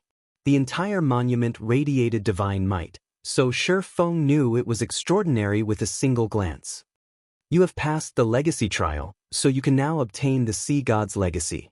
However, whether or not you inherit the legacy will depend on your own abilities," Reinbeck said. He then began to chant an incantation, which caused the massive stone monument to shrink. Eventually, it became a tablet that was only the size of a palm. This is the Sea God's legacy item. How you use it depends on you. Aside from this legacy tablet, you will be awarded 10,000 Sea God's Temple points. You may use these points to trade for items in any Sea God's Temple. Likewise, you can trade for items here. However, once you leave this temple, you will not have access to these items in the future. You can only use your points in the Sea God's temples elsewhere. You may now choose. If you wish to leave this place, step into the magic array. After saying so, Reinbeck transformed into a streak of light and disappeared. What a pity. If I knew something like this would happen, I would have earned some Sea God's Temple points before coming. Like the War God's Temple, the Sea God's Temple had a point system that allowed players to earn points. Take the runic crystal for example. Each crystal could be traded for 10 points. It was one of the fastest means of earning Sea God's Temple points. The only other method of earning points was to complete special quests from the Sea God's Temple. The reward of 10,000 points was a huge windfall. He would have to spend 1,000 runic crystals to obtain so many. Forget it. Let's see what items are available first. Shifeng walked up to each of the crystal pillars, one after another, investigating the items. There were 88 crystal pillars in the temple. Unfortunately, some were empty. Currently, there were only 82 items available for trade. The cheapest item among them cost 5,000 points, a mysterious iron pick that would make it easier to mine ores. The pick also increased the chances of obtaining high-ranking ores. If auctioned off, it could easily fetch over 100 gold. The most expensive item cost 111,000 points. Naturally, Shattering wanted this item more than any of the others as it was a fragmented legendary item. It was the sole fragmented legendary item in the temple. The item was called the Sea God's Shield. It could also be restored to legendary rank. An excellent shield's value to a team went without saying. Without a powerful MT, defeating a powerful boss would be very challenging. If an MT used a fragmented legendary shield, killing powerful bosses would become a lot easier.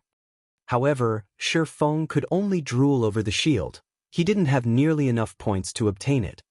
Let's go with the secret body technique first. Shattering immediately retrieved the secret body technique, which he had failed to obtain before, from its pillar. The secret body technique cost 3,600 points.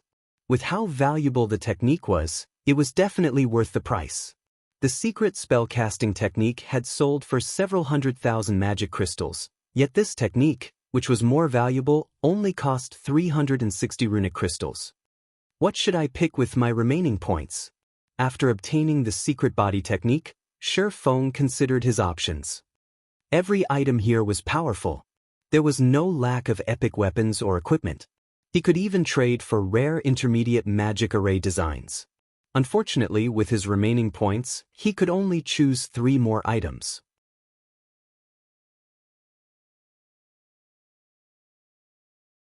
Chapter 1240, 3 items. Chapter 1240, 3 items. Of the 3 items that caught Shattring's eye, every one of them was worth as much as the space-time herb garden he obtained. The 3 items were the Mystic's Necklace, the basic enchantment design, and the arcane lightning design.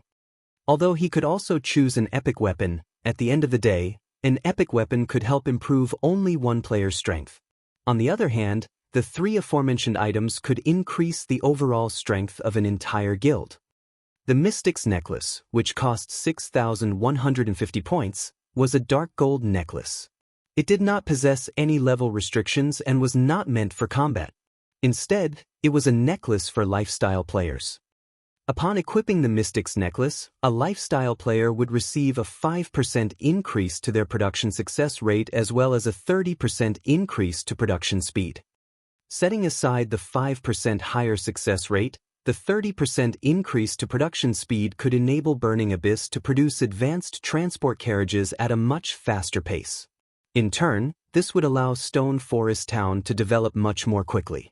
Moreover, the Mystic's Necklace would come in handy when manufacturing advanced speedboats in the future. Meanwhile, the basic enchantment design, which cost 6,000 points, allowed enchanters to learn how to produce runestones. Similar to armor kits produced by forgers, runestones strengthened weapons and equipment.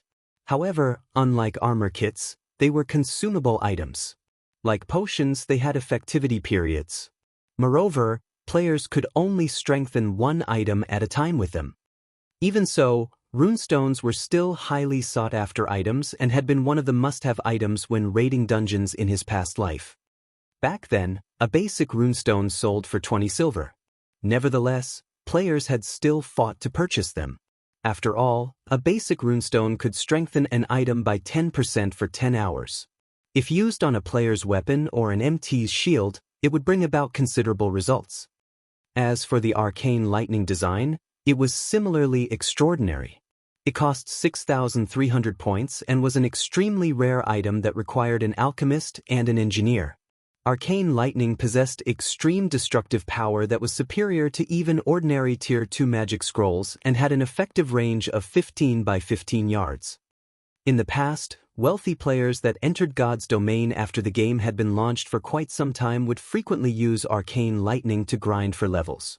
However, while their levels indeed skyrocketed, the amount of money they spent was also ridiculous, as a single arcane lightning was even more expensive than an advanced frost grenade. Each one sold for roughly 6 gold. Moreover, even if one made the arcane lightning themselves, the expenditure remained considerably high. Just the materials needed to produce one cost 1 gold. Depending on the people producing them, each arcane lightning could cost anywhere from 2 to 4 gold. All 3 items could make guilds drool over them. Even Shifeng found it difficult to choose between them. If I have to pick one, it will have to be something that can help the guild in the near future. While the arcane lightning is a nice item to grind monsters and do PvP with, it's a pity that it takes too much time and money to make. Moreover, producing it would require a master engineer and a master alchemist for it to be cost-efficient. Shifeng shook his head as he looked at the arcane lightning design. After deciding to give up on it, he shifted his gaze to the Mystic's necklace and basic enchantment design. The Mystic's necklace will be of great help to only one lifestyle player, and within the short term, its usefulness would be limited to accelerating the production of the advanced transport carriage. In the end, it seems the basic enchantment design is the better choice. The basic runestone would be a boon to both ordinary and elite players. It was a very beneficial item for large guilds. Currently, the various large guilds in God's domain should not have obtained the basic enchantment design yet. If he could mass-produce basic runestones, they would definitely sell like hotcakes. Moreover, the cost of making the basic runestone was not very high, only around 7 silver. Its production difficulty and production time were also relatively low. Even advanced enchanters could produce them at a reliable rate. This was a good opportunity to extend the candlelight trading firm's fame further. Moreover, the basic enchantment design was different from regular production designs, where each design normally allowed only one player to learn it. Up to 5 enchanters could learn the basic enchantment design. Hence, there was no need to worry about the production volume being too low. Following which, Shifeng chose to exchange for the basic enchantment design. His remaining points immediately fell to just 400. Now that I've already obtained everything that I should get, it's about time I leave this place. Shifeng stored the basic enchantment design with satisfaction before turning around and walking to the teleportation magic array. At the rest area of the Sea God's Legacy, Passing Monarch and the other members of Third Fleet were currently lingering on the island. Although they had not cleared the second-floor trial of the Tower of Falling Stars, they had gained a considerable harvest from the secret footwork technique taught on the first floor. Even though they hadn't managed to master the footwork, they could still use it for reference. Unlike players on land, players at the seas and focused mainly on naval battles. Players had never attempted to incorporate personal combat techniques into naval battles. However, after learning the secret footwork technique, they realized that such a thing was possible. Commander, look at Identical Summer's side. They don't seem to be showing signs of leaving at all. Do you think they're planning to steal the legacy? Blue Joy asked worriedly as she looked at Identical Summer's group, who were currently resting at a distance. In the previous naval battle, Identical Summer and Heavenly Spider had both suffered grievous losses. Particularly, Identical Summer had forfeited his small sailboat to Shifeng. Only a gullible fool would believe that he did not have any ulterior motives right now. Ignore him. If they couldn't take advantage of us before, it is even more impossible for them to do so now. Rather than camping here, it would be much better for them to simply search for legacies in the other caverns, Passing Monarch said, chuckling. He did not mind Identical Summer and Heavenly Spider's actions at all. Once Yifeng returns, we'll immediately head for another cavern. Previously, their battle against the magic whale had lost them over half their members.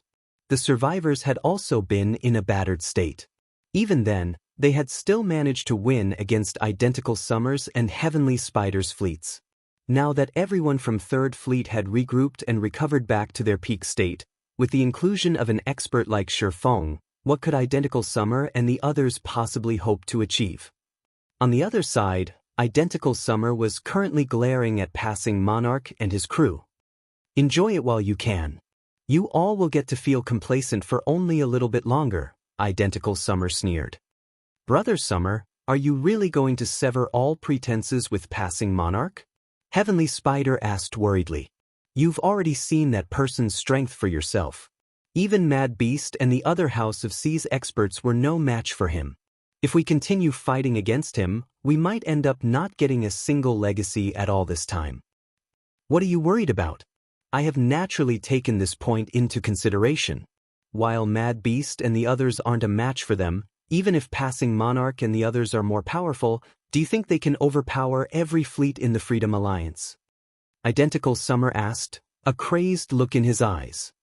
You couldn't have. Heavenly Spider suddenly thought of a possibility, and he couldn't help but shudder. That's right. The nail that sticks out gets hammered down. I notified the other fleets regarding Passing Monarch obtaining the greatest legacy as well as 2 small sailboats, Identical Summer said, laughing.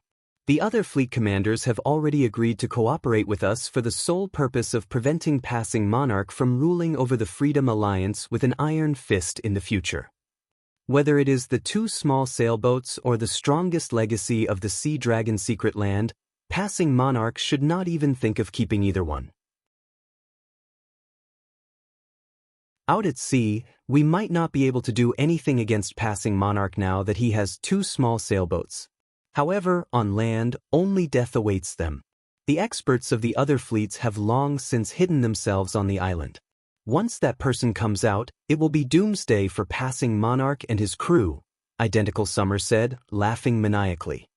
The operation this time involved not only the 2nd and 4th fleets but also every other fleet aside from 3rd Fleet. Even Silent Entropy and 100 Leaves had dispatched some of their subordinates to help out. Even if Passing Monarch doubled his fleet's member count, he would have no chance of victory at all. At this moment, an assassin, who was sneaking around the Resurrection Temple, suddenly reported, "Commander, that person just came out from the Resurrection Temple."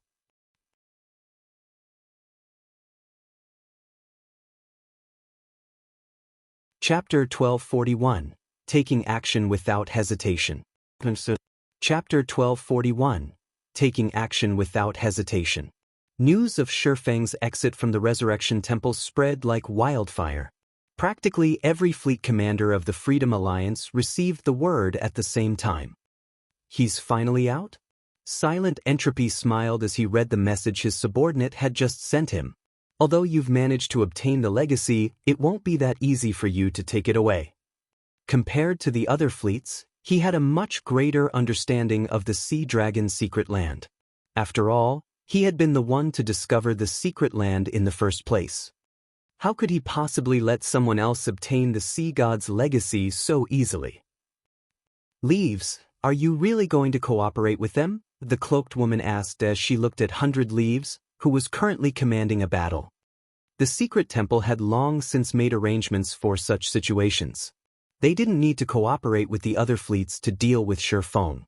As long as Shifeng exited the secret land, whether it was obtaining the Sea God's legacy or completing the Demon God's quest, they could easily achieve both by themselves. Cooperate? 100 Leaves could not help but giggle. How could I possibly cooperate with them? I simply wish to see what kind of trump cards that person still has. Previously, whether it was his fight against Identical Summer or his performance inside the Legacy Land, I kept feeling that he was still holding back a lot of his strength. Now that Identical Summer has banded together with the experts of the other fleets, I believe that even that man won't be able to continue holding back. If Identical Summer and the others do have some way to kill that man, I'll have Scorpion hinder them when the time comes. After all, that is the Sea God's legacy we're talking about. We absolutely cannot afford to let the other fleets have it. When the cloaked woman heard this, she immediately came to a realization. She had never thought that 100 Leaves had actually taken such factors into consideration. This way, Shifeng really was doomed. As long as he left the secret land, there would be no escape for him. Outside the Resurrection Temple, as soon as Shifeng came out, Passing Monarch walked up to him excitedly. "Brother Yifeng, you truly are amazing. Despite all the efforts Silent Entropy and 100 Leaves have put in, you still managed to snatch the legacy from them. I'm guessing that they're bursting with rage right about now," Passing Monarch said, his gaze filled with admiration as he looked at the swordsman. After all was said and done, the Freedom Alliance was an overlord at the sea's end. Meanwhile, the foundations of both Silent Entropy and 100 Leaves were among the best in the Freedom Alliance. Nonetheless, Shi Feng had actually managed to steal the legacy from those two by relying on his own strength. Sorry for the wait. Let's set out for the other caverns now. Shi Feng simply smiled in response to Passing Monarch's words, not commenting on the legacy he obtained. He had already seen the sea god's legacy for himself, and it was definitely one of the most incredible legacies he had seen. The reason for this was the legacy tablet allowing not only one player to obtain a legacy but 10. This was an incredible matter.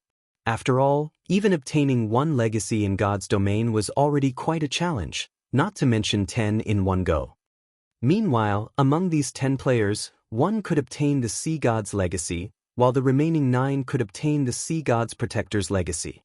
Players who inherited these legacies would receive a portion of the sea god's strength.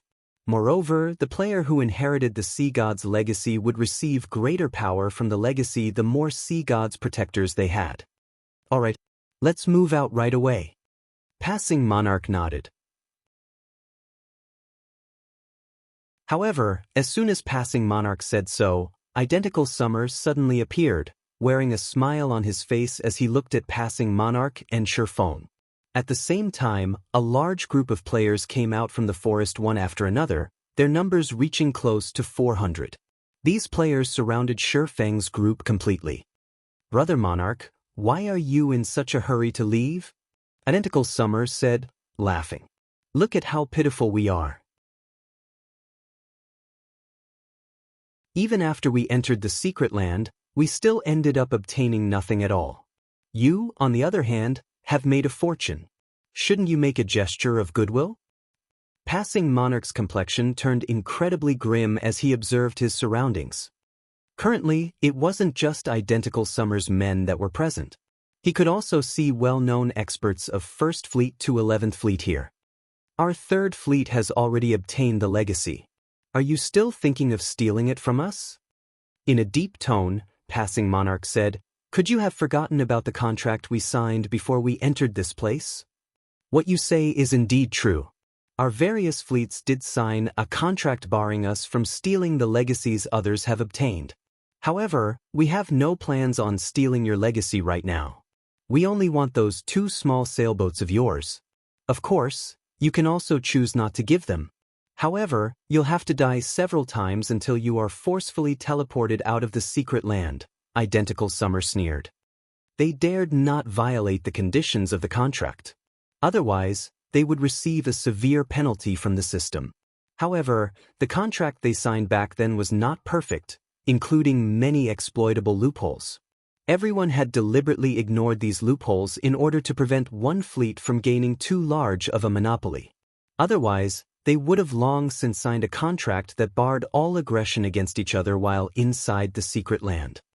Despicable. Passing Monarch's complexion paled in anger. However, he was also helpless about this situation.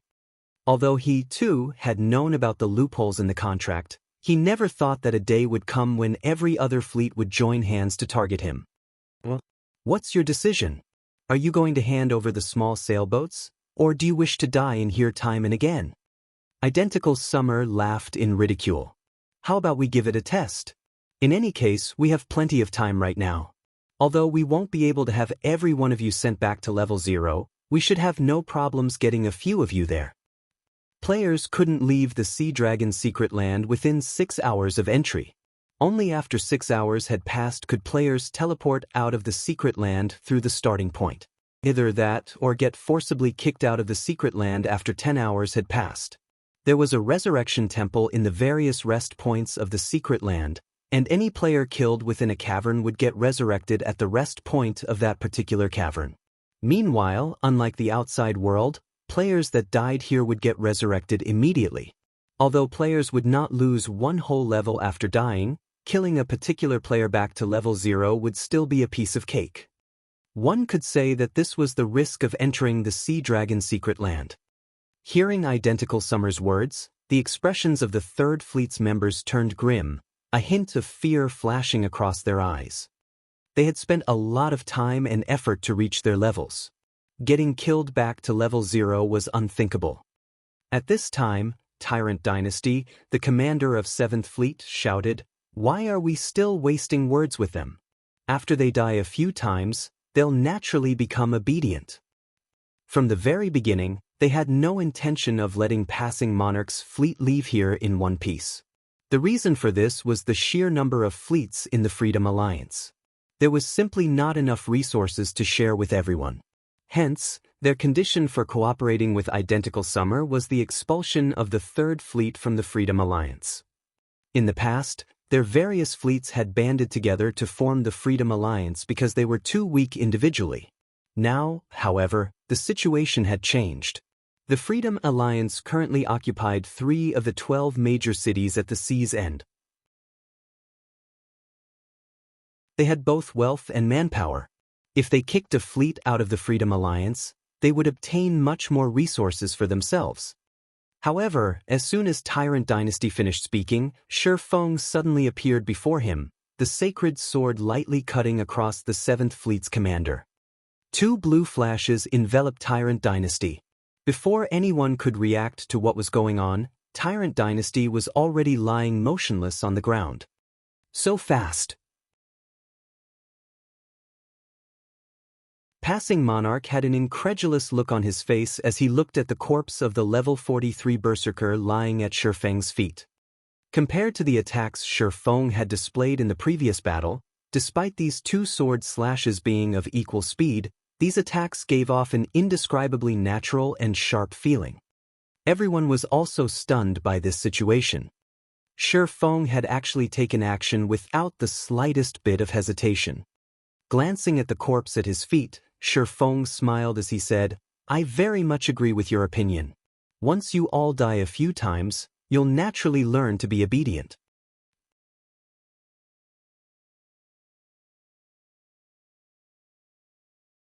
Chapter 1242, Strategic Skill.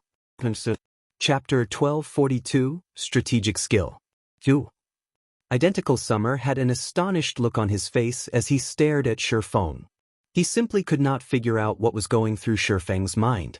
He had clearly placed Shi Feng at an absolute disadvantage. Normally, the swordsman should have tried to delay for as much time as possible. Yet, before their side had even made a move, Shi Feng had already taken action. What an interesting person. He actually dares to take the initiative to attack even in such a situation. Scorpion, who was watching from afar, was slightly surprised by this situation. The people Identical Summer had on his side this time were completely different from before. Among the 400 or so players, over half were experts dispatched from the other fleets, and even the weakest among them could reach the 5th floor of the trial tower. Scorpion himself would have no choice but to flee if he faced so many experts. Even if he really had to fight, he would have chosen to do so in favorable terrain and conduct a battle of attrition to whittle down his opponents one by one. Despite that, Shi Feng had chosen to start a fight in a wide open area. If a battle occurred in such an open area, the side with numbers would naturally possess a greater advantage. After all, every player on the battlefield could launch an attack, allowing a team to exert its strength fully. At this moment, Passing Monarch felt like weeping. Now that Shi Feng had made a move, peace was off the table. "Attack! Slaughter them!" Identical Summer shouted, pointing at Shi Feng. Immediately, the team of nearly 400 players swarmed towards Shi Feng and Passing Monarch's crew. Guardian Knights and Shield Warriors charged at the forefront, followed by the other melee and ranged classes. The healers promptly cast Truth Shield or Protection on the Guardian Knights and Shield Warriors. With these buffs, coupled with the HP these MTs possessed, they could easily endure over -40,000 damage. Those, in combination with their innate damage reduction and the fact that they were experts, would guarantee that they would not be killed instantly, even under a bombardment of numerous fireballs from powerful elementalists. What a powerful defense! Passing Monarch felt his scalp tingle as he looked at the approaching MTs. Ranged players would be helpless against this iron wall-like defensive formation. Even when Blue Joy, one of the strongest ranged DPS in the 3rd Fleet, worked together with several other ranged players, she could not reduce the frontmost Guardian Knight's HP below 50% before said Guardian Knight got healed back to full HP. Right now, they could not even escape to the distant forest.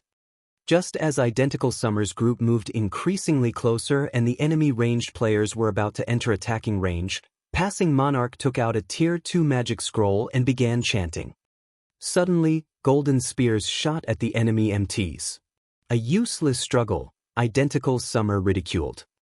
The current battle was different from the one on his small sailboat. Every player here could fully exert their combat power instead of being hindered by a narrow battlefield. In the next moment, the various MTs all activated their life-saving skills one after another, having the damage they received. Even when struck by the golden spears, they only lost around 10,000 HP. Moreover, these MTs had also managed to dodge the majority of these spear attacks. Each one of them received only 2 or 3 spears at most. The 40 or so healers standing at the rear needed to cast only 1 or 2 heals to bring the MTs back to full HP. Passing Monarch's Tier 2 magic scroll posed no threat whatsoever. Following which, Identical Summer's group continued to close in on Passing Monarch's crew.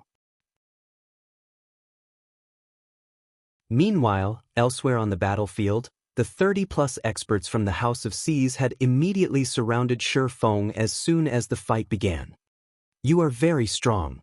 This time, however, we will no longer be careless," Mad Beast said, his gaze fixed on Shi Feng. Previously, the House of Seas experts had fought Shi Feng without knowing his true strength. They also had no clue regarding his skills. As a result, he caught them off guard and eventually annihilated them. This time, however, they had come fully prepared. In the next moment, 3 level 43 summoners each took out a Tier 2 summoning scroll and promptly activated the scrolls. Tier 2 summon creatures were equivalent to Lord-ranked monsters. Whether it was in terms of speed or strength, these creatures were much stronger than the current Tier 1 assassins and berserkers. Moreover, the Tier 2 summon creatures were all above level 50, which made their basic attributes far superior to those of current players. At the same time as the 3 summoners were activating their Tier 2 summoning scrolls, 5 elementalists standing at a distance each took out a Tier 2 magic scroll and activated an AoE attack spell that cast anywhere from 1 to 2 dozen attacks. These elementalists then controlled the attacks to bombard Shi Feng simultaneously. They acknowledged that they were no match against Shi Feng in a one-on-one fight. However, even if Shi Feng was more powerful, faced with numerous attacks coming from all sides, how many could he possibly dodge? Even if the swordsman were struck only once or twice in each attack wave, without the support of a healer, he would eventually succumb to death. Meanwhile, Mad Beast and the other assassin experts also entered stealth and approached Shi Feng. "Leaves, that person is dead for sure this time," the cloaked woman said as she watched the live stream from Scorpion. "Even Scorpion and the others won't be able to save him in time." Against Tier 2 spells coming from all directions and 3 Lord-ranked monsters, current players simply had no way to survive, unless they possessed invulnerability. Identical Summer really is ruthless. 100 Leaves also frowned at this situation. She never thought that Identical Summer and the others would be willing to waste so many magic scrolls to kill Shi Feng. "It seems we have no choice but to have Scorpion use a Tier 2 defensive magic scroll."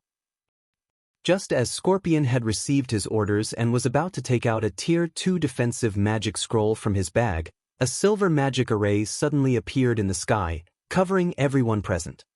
The Tier 1 absolute time sure is scary. Its effective range has actually increased by so much. Shi Feng smiled as he looked at the silver magic array in the sky. This magic array was the result of Shi Feng activating the Tier 1 absolute time, which he had just sacrificed a ton of EXP to level up. Mad Beast and the others' performance had exceeded his expectations. In such a flat and open terrain, even he would not be able to handle the attacks of so many Tier 2 magic scrolls and expert players. Hence, he had no choice but to use his strategic skill, Absolute Time. Previously, at Tier 0, Level 7, Absolute Time could only prevent enemies from using any skills, spells, and tools within an area of 100 by 100 yards for 24 seconds. After it reached Tier 1, Level 1, however, its effective area had expanded to 200 by 200 yards. Now, not only could the strategic skill cover the entire battlefield, but its duration had also increased to 30 seconds. The only downside of the skill's level up was that its cooldown had increased from 2 minutes, 30 seconds to 3 minutes. This situation had cost Shi Feng the EXP from killing the Blackstone chieftain and completing the legacy trial. However, due to absolute time, the Tier 2 spells flying towards Shi Feng simultaneously vanished into nothingness. It was as if the spells had never been cast. The magic arrays maintaining the Tier 2 summon creatures had also been abruptly shattered. Identical Summer and the others, who were currently fighting passing Monarch's crew a short distance away, found themselves unable to use any of their skills, spells, and tools. Not good. This is an AoE silencing skill. Everyone, quickly leave the spell's range. Mad Beast, who was forced out of his stealth state, shouted hurriedly.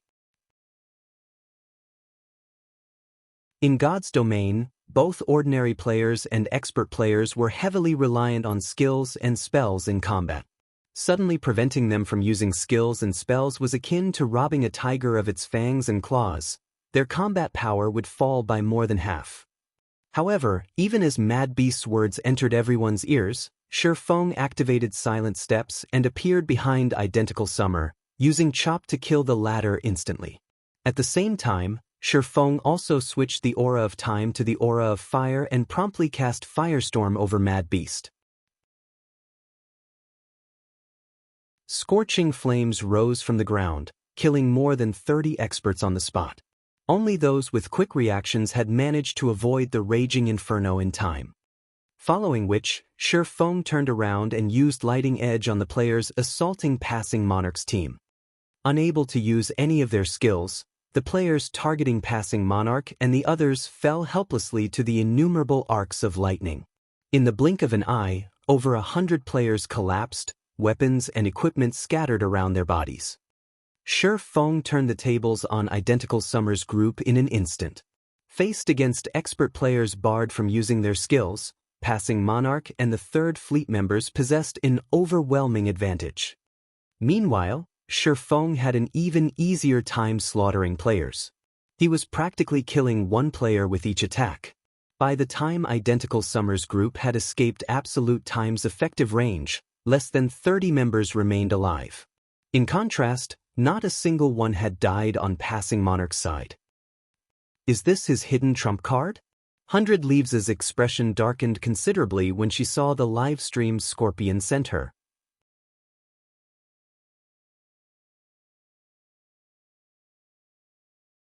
Chapter 1243, Harvesting Equipment. Chapter 1243, Harvesting Equipment.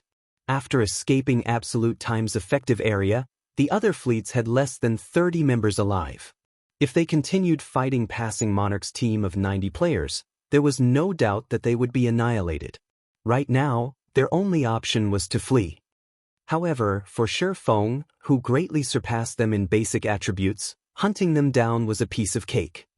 While the sturdy Guardian Knights and Shield Warriors could endure a few hits, the other classes couldn't even last a moment against Shi Feng's swords. Almost every time Shi Feng swung his blades, a player died. What fast swordsmanship! Scorpion unconsciously gulped as he observed the battle from his distant hiding spot. Every one of Identical Summer's survivors was incredibly powerful. They would definitely be considered top-class experts in any large guild, yet not one of these experts had managed to block Shi Feng's attacks. Watching from afar, it seemed as if these players' reactions were slightly delayed, only lifting their weapons to block after Shi Feng's swords had bit into them. As a peak assassin, Scorpion knew very well that this result wasn't due to these players being slow. Rather, Shi Feng's attacks were simply too fast. However, the speed Shi Feng displayed was different from his previous fight against Mad Beast on Identical Summer's small sailboat. Back then, Shi Feng's speed had been the result of his high attack speed. His current speed, however, was due to his amazing reaction speed. It is fortunate that we didn't try to ambush him before. The consequences would have been unimaginable. Scorpion was relieved when he thought back to how his party had prepared to ambush Shi Feng. Feng's extraordinary basic attributes made it impossible to fight him in a melee battle. One had to fight him from a distance. Mad Beast and the others' decision to use Tier 2 summoning scrolls and Tier 2 magic scrolls was wise. Unfortunately, nobody could have expected that Feng had saved an AoE silencing skill. This skill instantly increased the difficulty of killing the swordsman. Unless these players could surpass Feng's basic attributes and techniques, or surround him with a large group of peak experts with similar basic attributes, killing Feng was practically impossible. Scorpion, did you get a lock on him? 100 Leaves asked. I've locked onto his soul. No matter where he goes, I'll find him, Scorpion reported confidently after checking the tracking system. Good. Continue keeping an eye on him and make sure you do not arouse any suspicion. Keep updating Uncle Lee about his situation. 100 Leaves smiled in satisfaction. Thanks to Identical Summer and the other fleets working together to deal with Feng, Uncle Lee and his team had a greater chance of killing him. An ace silence was indeed a troublesome skill. However, if one knew about it beforehand, they could find a way to cope. Commander, relax. He won't discover me, Scorpion said, grinning. The Soul Lock scroll kept a record of the aura released by the target soul, and it would not display any status effects on the targeted player. There was no way for the targeted player to find out that they were being tracked. While Scorpion had given his report, Feng had finished with the reaming fleet experts. Corpses and items littered the sandy beach. Big Brother Feng, you are simply too amazing. Now that Identical Summer and the others have been annihilated, I want to see they try to stand in our way. Reverence lit Blue Joy's eyes as she looked at Feng. Whether it was the previous battle against Identical Summer's fleet on the water or the current battle against the combined expert team the fleets had formed, Feng had easily turned the tide of battle by himself. If this tale were retold, nobody would believe it. Feng was practically a living myth. Although Identical Summer and the others would not lose an entire level from 1 or 2 deaths, players killed inside the secret land would drop a weapon or piece of equipment. The items Identical Summer and the others had donned the best items they had before the fight.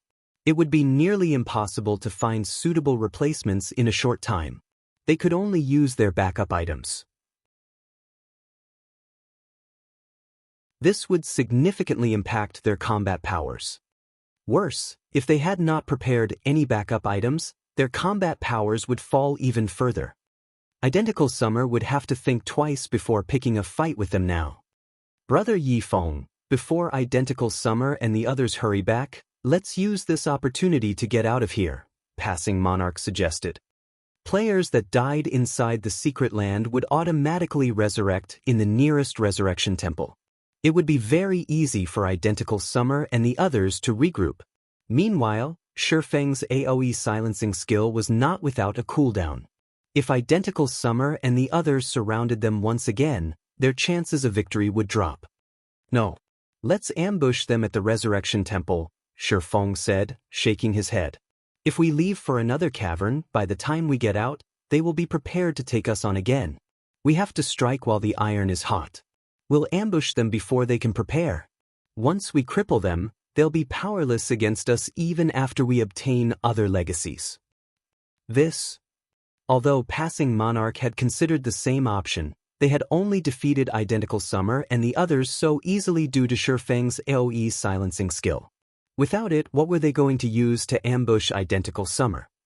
Relax. Take these. 1 for each person. When the time comes, throw them at my command. Feng understood Passing Monarch's concerns. Immediately, he retrieved the last 22 basic mana pulse bombs he had from his bag and handed them to Passing Monarch and his team. When Passing Monarch saw the basic mana pulse bomb, an excited expression appeared on his face. With so many of these bombs, they could even annihilate a 1,000-man team, much less Identical Summer and the others. Outside the Resurrection Temple, Identical Summer and the others have already begun to reorganize their team. Damn it! I lost a pair of top-tier bracers. Just you wait. I'll make sure you lose every item you have. Identical Summer burned with rage. The first time Shi Feng had killed him, he had lost his top-tier pauldrons. Fortunately, he had a replacement in his bag. However, he did not have a backup for his bracers. While Identical Summer and the others rested, someone shouted in the team chat. Passing Monarch and the others are heading this way. Everyone immediately searched their surroundings and quickly spotted Shi Feng charging towards them with Passing Monarch's group. Could. You dare to seek me out on your own? Identical Summer's blood rushed as he watched Shi Feng and his team run towards him. Kill them all and take back our weapons and equipment. The other experts excitedly expressed their agreement. Compared to the previous battle, they had even more motivation to wipe out Shi Feng and the others. Quickly, everyone took up their positions. The Guardian Knights and Shield Warriors moved forward, and the ranged players prepared for combat. As soon as Shi Feng and the others were within range, the opposing experts bombarded them with attacks. Unsatisfied with the situation, Identical Summer even activated a Tier 2 large-scale destruction magic scroll. Boom!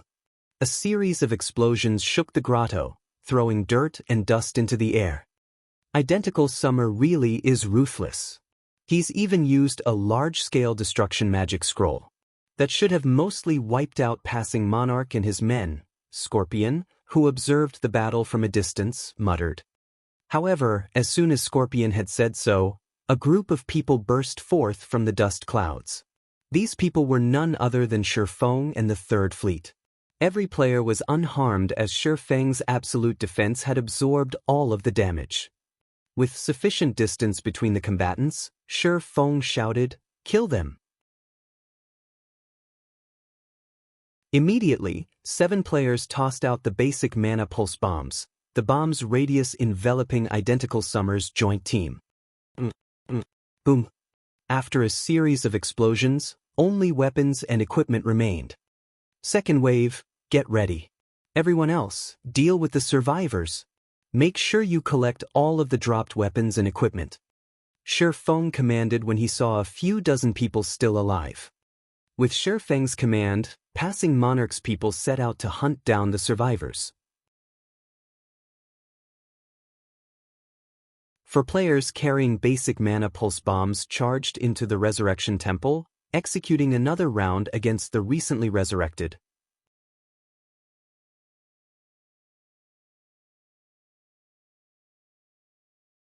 Chapter 1244, Shattering the Alliance. Chapter 1244, Shattering the Alliance. The Resurrection Temple was not very large. 4 or 5 basic mana pulse bombs were more than enough to cover the area. As a result, Identical Summer and the others died again and again. Although they had not lost any levels, they had each lost 5 or 6 weapons and pieces of equipment so far, that was practically half of their items. Needless to say, their combat powers had decreased tremendously. Despite their numerical advantage, they were no longer a threat to Passing Monarch's fleet. Passing Monarch, you're going too far. At the end of the day, we are still members of the Freedom Alliance. Identical Summer shouted at Passing Monarch and Shi Feng, who currently stood in the Resurrection Temple's entrance. Are you trying to make an enemy of all 10 of our fleets? If these members were only from the 2nd and 4th fleets, Passing Monarch could pay them no heed. However, the players present included experts from every fleet, with the exception of 3rd. If Passing Monarch made enemies of all 10 fleets, he couldn't remain in the Freedom Alliance. The Freedom Alliance was comprised of the Independent faction and the Small Guild faction. Meanwhile, Passing Monarch had only risen to the 3rd seat in the alliance due to the support from the other independent adventurer fleets. If Passing Monarch lost that support, with his fleet's current strength, he could easily be knocked down to the bottom of the Freedom Alliance. If Passing Monarch made enemies of everyone, he wouldn't even receive scraps in the future. If that happened, it would only be a matter of time before Passing Monarch and his fleet were forced out of the Freedom Alliance. Passing Monarch's expression darkened upon hearing this, glaring at Identical Summer. Although he was frustrated, he whispered to Shi Feng, suggesting, "Brother Yi Feng, if we continue this fight, every fleet here will become an enemy. If that happens, our future plans will be affected." Part of the reason that he had become the Third Fleet's commander was that he had worked with the other independent adventurer fleets during past city defenses. If he broke all pretenses with the other fleets here and were kicked out of their circle, it would become far more difficult to contest for the Freedom Alliance's first seat in the future. I understand. Shifeng nodded. Seeing Passing Monarch and his people halt their attack, Identical Summer chuckled and said, "Monarch, it's good that you are aware of the situation. Let's forget about this matter altogether. However, you must return the items our member lost. After all, they were originally ours."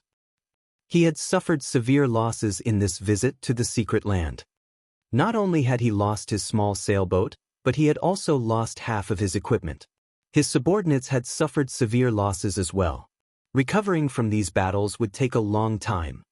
With the situation now in his favor, he had to ask for the items back. Identical Summer is too shameless. He clearly attacked us first. Now that he knows he can't beat us, he's using the masses to pressure us. Blue Joy was furious. However, she was also powerless to do anything about Identical Summer's shamelessness.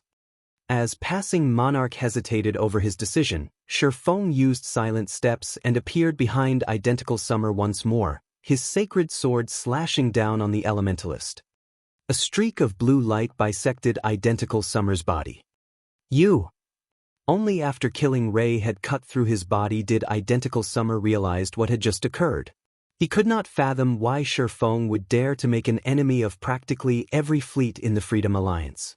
Although Identical Summer wanted to say something, his vision had already darkened, and his body no longer reacted as it collapsed to the ground. Without hesitation, Shifeng picked up the dark gold staff the man had dropped. Everyone was stunned. Passing Monarch's jaw hit the ground. Passing Monarch even wondered if Shifeng had understood his prior words. "If you wish to leave this place, it is very simple. From now on, I'll give you 3 minutes. After 3 minutes, the 50 players still standing in this resurrection temple may leave. You can keep your spoils of war. Any who linger best prepare themselves." Shifeng warned, smiling as he glanced at every enemy expert. He then walked towards the temple's entrance, checking the system clock. Identical Summer might know how to use the masses to his advantage, but the elementalist was 10 years too early if he thought that he could use an unstable alliance like this against Shifeng. "You're looking to die. Don't listen to him. He wouldn't dare move against us." Identical Summer, who just resurrected, shouted. However, as soon as Identical Summer finished speaking, another chaotic battle raged in the Resurrection Temple. There was no longer an alliance to speak of. Nobody present wished to lose the weapons and equipment they had struggled to obtain. Moreover, when they thought about Shifeng's demonic prowess, they stopped caring about what was right or wrong. Finishing off the members of the other fleets was far more important right now. Watching everyone kill each other, Mad Beast turned to the slim elementalist beside him and asked, "Saint, what should we do?" "Kill. We can't bet our fate on that lunatic, hoping he's not so bold as to provoke the other fleets," Frost Saint said, sighing. "Moreover, we can more or less make up for some of our losses in this slaughter." "All right." Mad Beast licked his lips. Immediately he joined the fray. As for making a break for the temple's entrance, that was definitely not an option. Shifeng instantly killed the few players that tried. He could only hope that Shifeng would keep to his word. Time passed quickly. Everyone inside the Resurrection Temple grew frenzied as they slaughtered each other. As soon as a player died and resurrected, they rejoined the battle. Players died just as fast as they had against the basic mana pulse bombs. Watching the bloodbath, Passing Monarch and Blue Joy were shocked. When they looked at Shifeng, who sat by the temple's entrance, cold sweat dripped down their backs. They inwardly celebrated the fact that they stood on this man's side. Otherwise, the consequences would be truly horrific. With just a few words, Shifeng had shattered the 10 fleets' temporary alliance and turned them all against each other as he watched their strength wane. A demon. He was definitely a demon.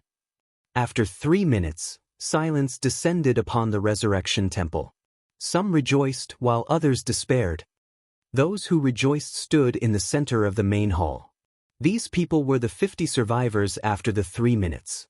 As for those that resurrected after the time limit, they stood in the back of the temple, hatred shining in their eyes as they glared at the 50 survivors. As promised, you may leave. Shi Feng addressed the victors. Hearing Shi Feng's words, these people breathed a sigh of relief. Fearing that Shi Feng would change his mind, they dashed out of the resurrection temple. The remaining players were a miserable sight to behold due to the lost equipment and levels. Inside the secret land, players would lose 5% of their EXP each time they died. Even so, these players had lost more than one level. The majority of the items they currently wore were no more than temporary replacements. Some even wore level 30 bronze equipment. As these players watched Shi Feng approach, fear filled their eyes. They all regretted participating in this operation. Aside from Identical Summer, everyone may leave after contributing a portion of your souls, Shi Feng announced after meeting each player's eyes.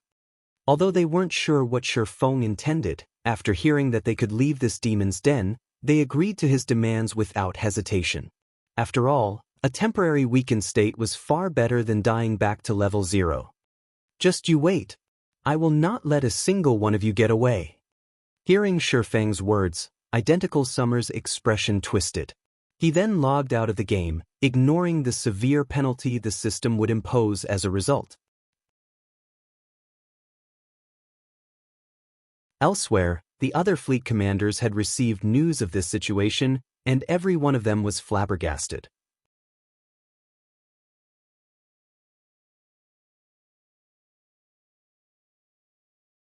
Chapter 1245. Making Everyone an Enemy. Chapter 1245. Making Everyone an Enemy. Has Passing Monarch lost his mind? He actually dared to pull a coup? Silent Entropy's expression turned frosty as he listened to his subordinate's report. Not only had the 10 fleet's various experts lost 1 or 2 levels each, but they had also lost the majority of their weapons and equipment. The loss was significant. Each fleet had entered the secret land with their top experts. Every piece of equipment they wore was considered top tier at this stage of the game. They had invested a lot of time and effort to obtain these top tier weapons and equipment. It would take a very long time for these experts to recover to their peak. It would have been fine if they had only lost 1 or 2 pieces of equipment.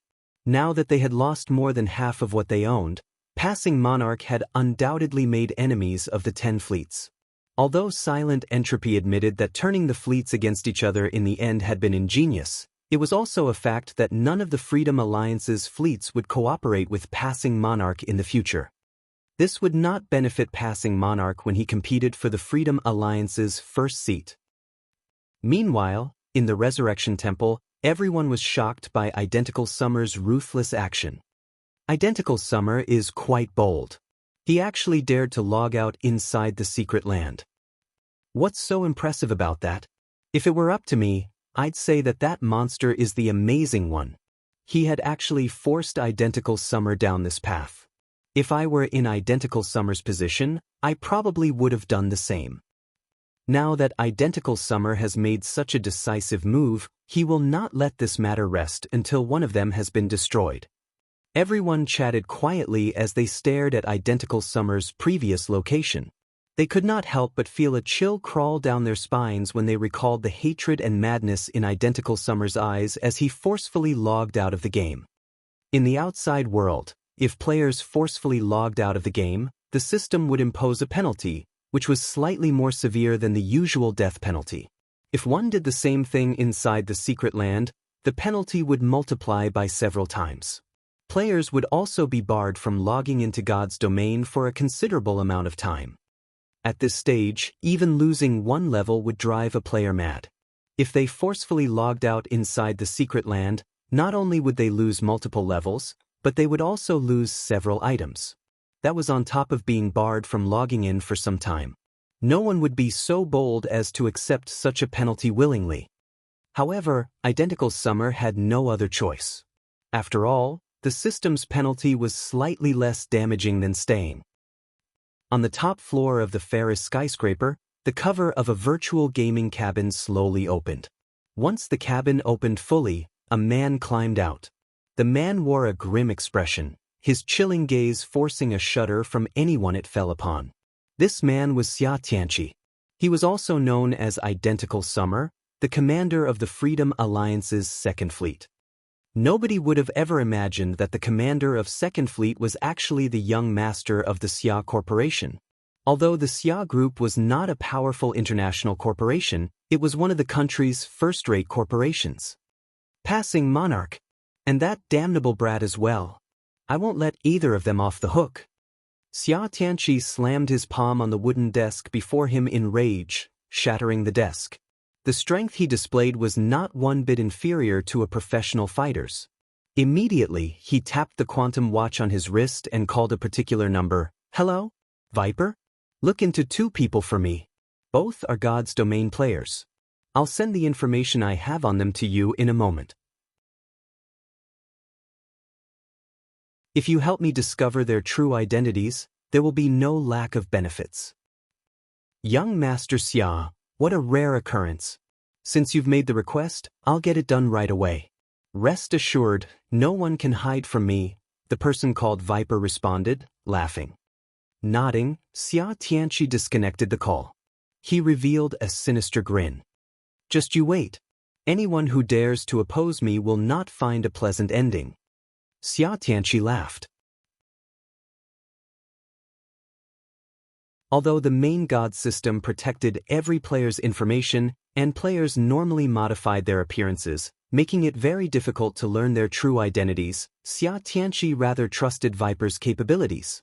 After all, this was not the first time Viper had completed such a task. Meanwhile, inside the Resurrection Temple, Shifeng collected one soul after another. With the number of players present, he could collect enough to produce 3 drops of soul water, and he planned to stockpile the soul water for learning the secret body technique. The secret spellcasting technique he had previously obtained catered mainly to magical class players.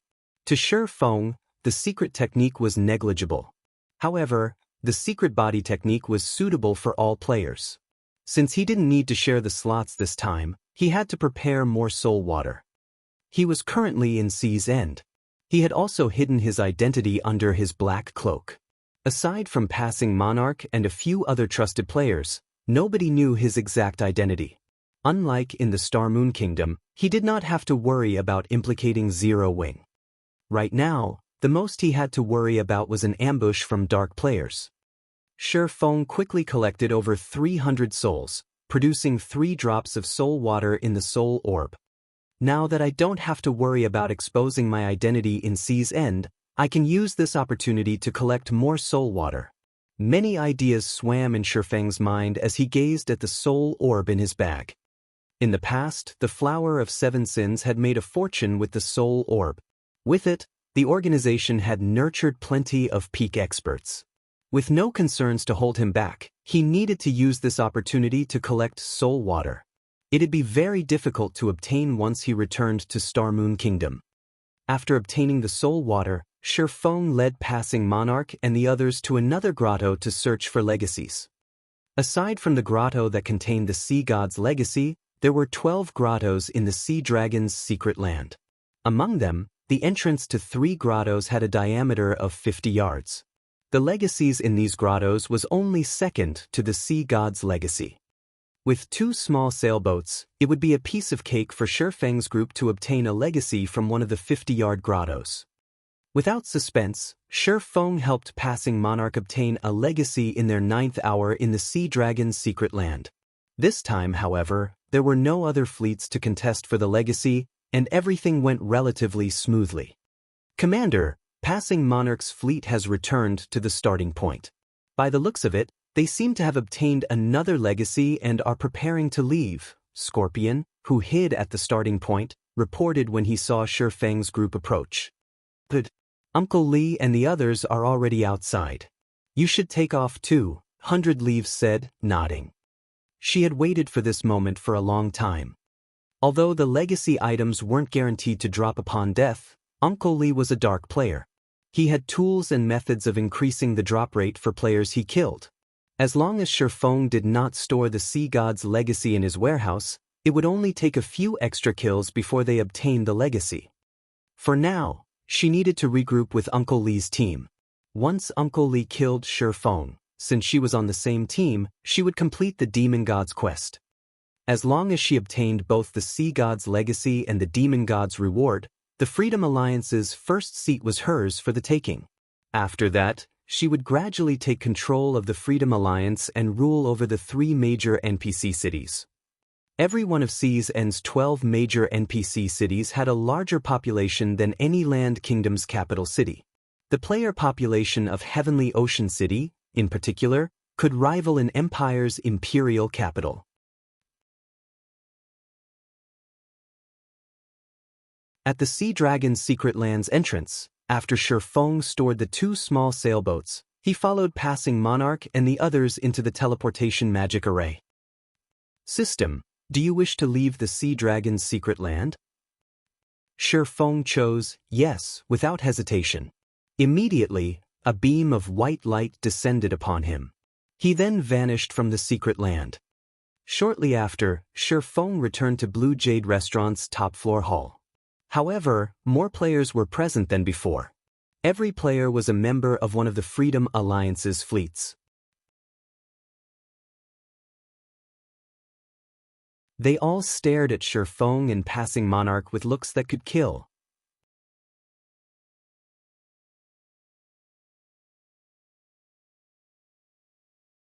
Chapter 1246, Miniature Holy Land. Why are so many people here? Shifeng could not help his surprise as he looked around. They're not thinking of taking action here, right? He was not surprised by the hostile gazes he received from the various fleets. What Shifeng found odd was the fact that so many players had gathered in the hall. At a glance, he could see at least 2,000 people, taking up nearly half of the entire hall. They were currently in an NPC city. Attacking another player here would be detrimental unless these players were absolutely confident of escaping the NPC guards. The arrest of so many members would definitely wound the various fleets. That's not it. They're just following routine, Passing Monarch said, shaking his head. He then explained, whenever we come out from the secret land, we reorganize the distribution of resources the Freedom Alliance controls based on our performance and gains in the secret land. Although, the redistribution of resources isn't as drastic as when our rankings change. Based on our rank in the secret land, we are assigned different leveling resources. For example, previously, the 3rd Fleet was only able to grind in Locke's Cemetery and Black Altar. Since the 3rd Fleet has come out on top this time, we might get assigned to the Silent Lumberyard and Stormwind Shelter to level up. You're seeing so many members of the various fleets present right now simply because the party leaders of the various fleets are interested to know which leveling maps they'll be assigned to this time. As Passing Monarch spoke, his eyes shone with excitement. Obtaining a legacy was only part of the reason that Passing Monarch had recruited Shifeng's help. The main motivation was to obtain better leveling resources for his fleet. In God's domain, it was common knowledge that an area's resources were limited. This was the case in every virtual reality game. Whether it was guilds or organizations such as the Freedom Alliance, due to such high member counts, they could not allow all their members level up in a single area. Otherwise, the amount of resources each member could obtain would be pitiful. Hence, it was necessary to assign the various fleets in the Freedom Alliance to different leveling areas. In high-resource maps, not only were there plenty of field bosses, but there were also plenty of advanced and rare quests. The same was true for treasure chests. If the 3rd Fleet were assigned to one such high-resource map, it would ease in their struggle for the position of 1st Fleet. Realization dawned on Shifeng when he heard Passing Monarch's reasoning. He finally understood why these people gave them hostile looks. These players' hostility was likely due to more than just the lost top-tier weapons and equipment. The significant effect on their leveling spots was the main reason for their anger. The Freedom Alliance controls Stormwind Shelter as well? Shifeng could not help but ask as he recalled a particular matter. In the past, as the guild leader of a second-rate guild, his access to information even surpassed that of peak experts. Although his knowledge was mostly limited to Star Moon Kingdom, he was familiar with plenty of famous locations and incidents relating to the various kingdoms and empires in the game. On average, the lifestyle players in Sea's End were no match for those on land. However, they would catch up eventually. While they would do so due to the development of naval transportation, the dozen or so miniature Holy Lands in Sea's End had a greater impact. Stormwind Shelter was one of these Holy Lands. Only, in the past, the Freedom Alliance hadn't controlled Stormwind Shelter. Instead, it had been controlled by the House of Seas. Stormwind Shelter is a new, high-resource map the Freedom Alliance recently occupied. Previously, only the First Fleet's members got to level up there. I heard that there are plenty of rare quests in the area and that it is even possible to obtain bronze speedboats through those quests. Moreover, the map has roughly triple the field bosses of Locke's Cemetery. It's currently the best leveling map the Freedom Alliance has. It is also much easier to obtain top-tier weapons and equipment there. Passing Monarch nodded in excitement.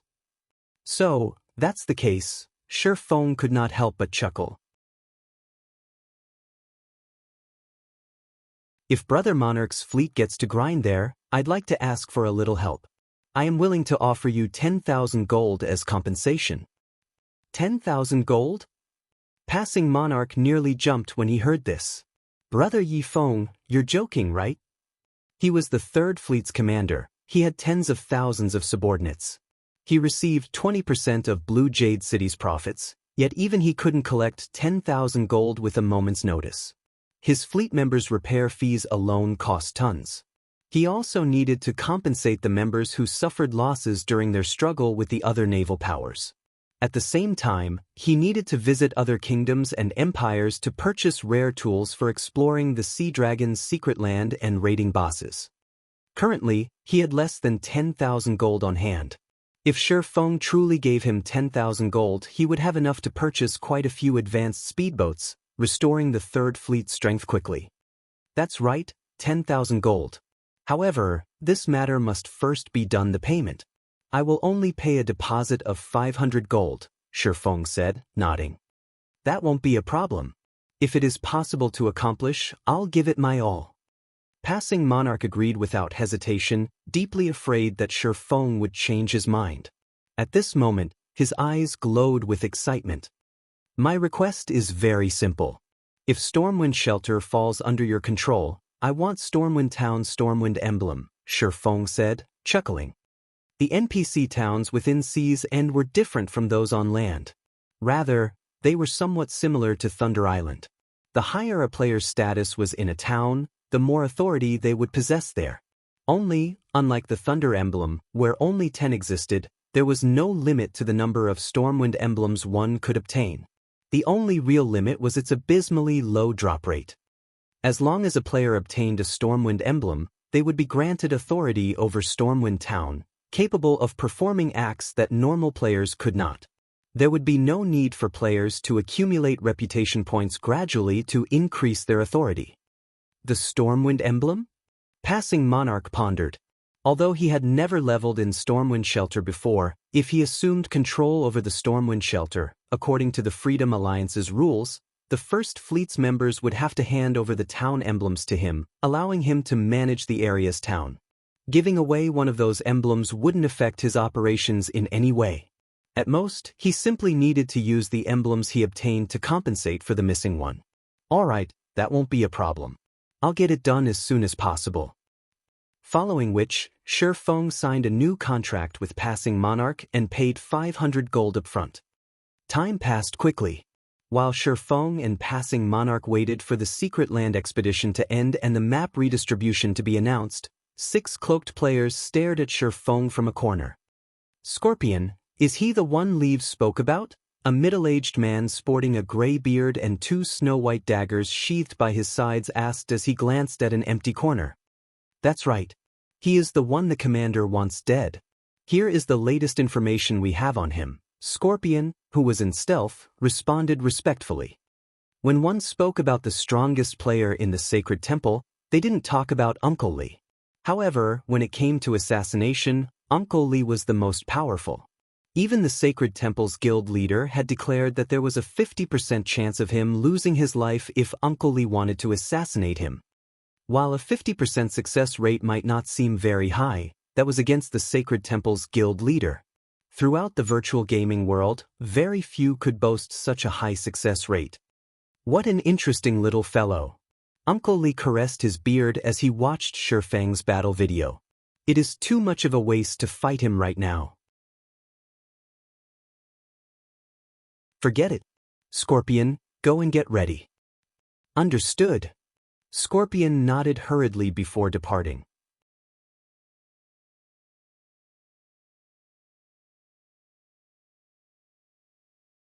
Chapter 1247, Receiving the Holy Land.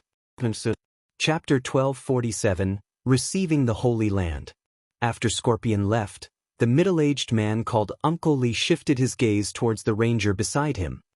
The ranger carried a gray, double-string bow on his back. Although the ranger hid his appearance under a black cloak, his large stature made it difficult for others to miss him. If not for the ancient bow, most would assume that he was a shield warrior or guardian knight. Ghost, when the time comes, you'll strike first. Remember to use all of your black arrows, Uncle Lee said in a deep tone. I know you're normally very stingy, but we cannot afford to be careless this time. Uncle Lee, I still have 4 black arrows on me. Are we really going to use all 4 on that kid? The ranger, Hungry Ghost, asked reluctantly. The black arrows were not your ordinary arrows. They had been passed down from ancient times, and each possessed the power to rival Tier 4 skills. Current players and NPCs had no way of reproducing them, so each arrow used depleted the finite number in God's domain. One could only obtain more black arrows by raiding ancient ruins. We'll need at least that many to take him down, Uncle Lee said as he glanced at Shifeng, who sat quietly across the room. Smiling, he continued, although he has yet to achieve a domain as 100 Leaves said, he is not far from it, either. With his frightening basic attributes and powerful skills, killing him will be slightly more difficult than killing actual domain realm experts. No wonder why 100 Leaves requested assistance from the guild leader.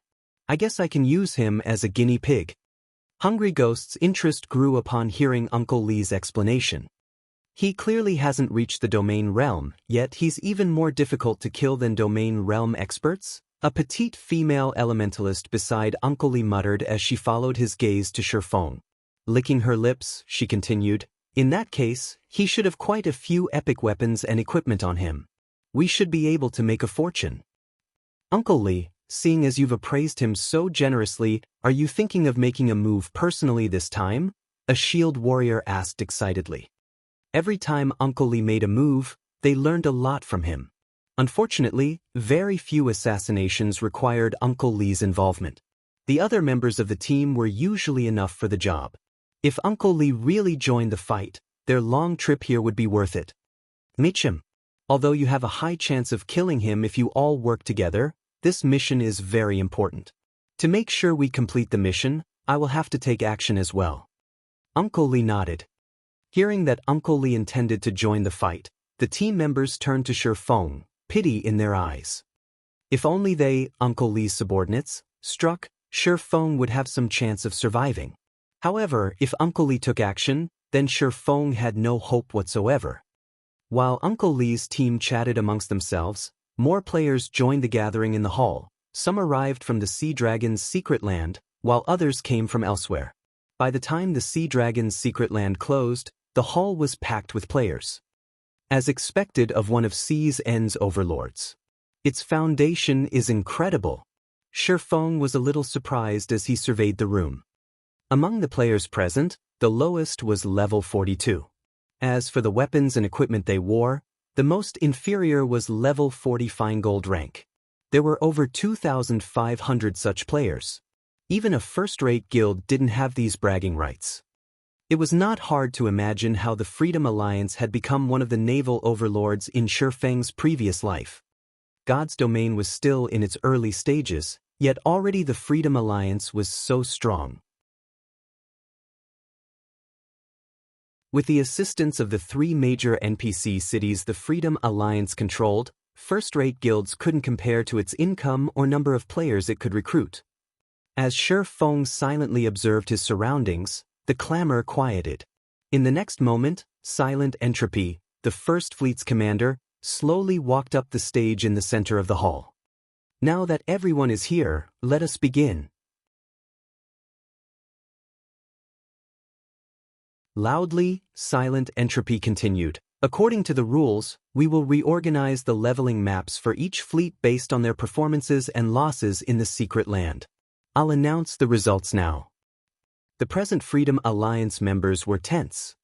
Although the Alliance's leveling areas were all high-resource maps, there were also huge differences between them. I'm sure everyone already knows this, but the fleet with the best performance this time is our Third Fleet. Hence, from today on, Third Fleet will take over Stormwind Shelter and Silent Lumberyard. Placing in second is the Eighth Fleet. It will take over the Silent Canyon and Reef Sea. First Fleet came in third.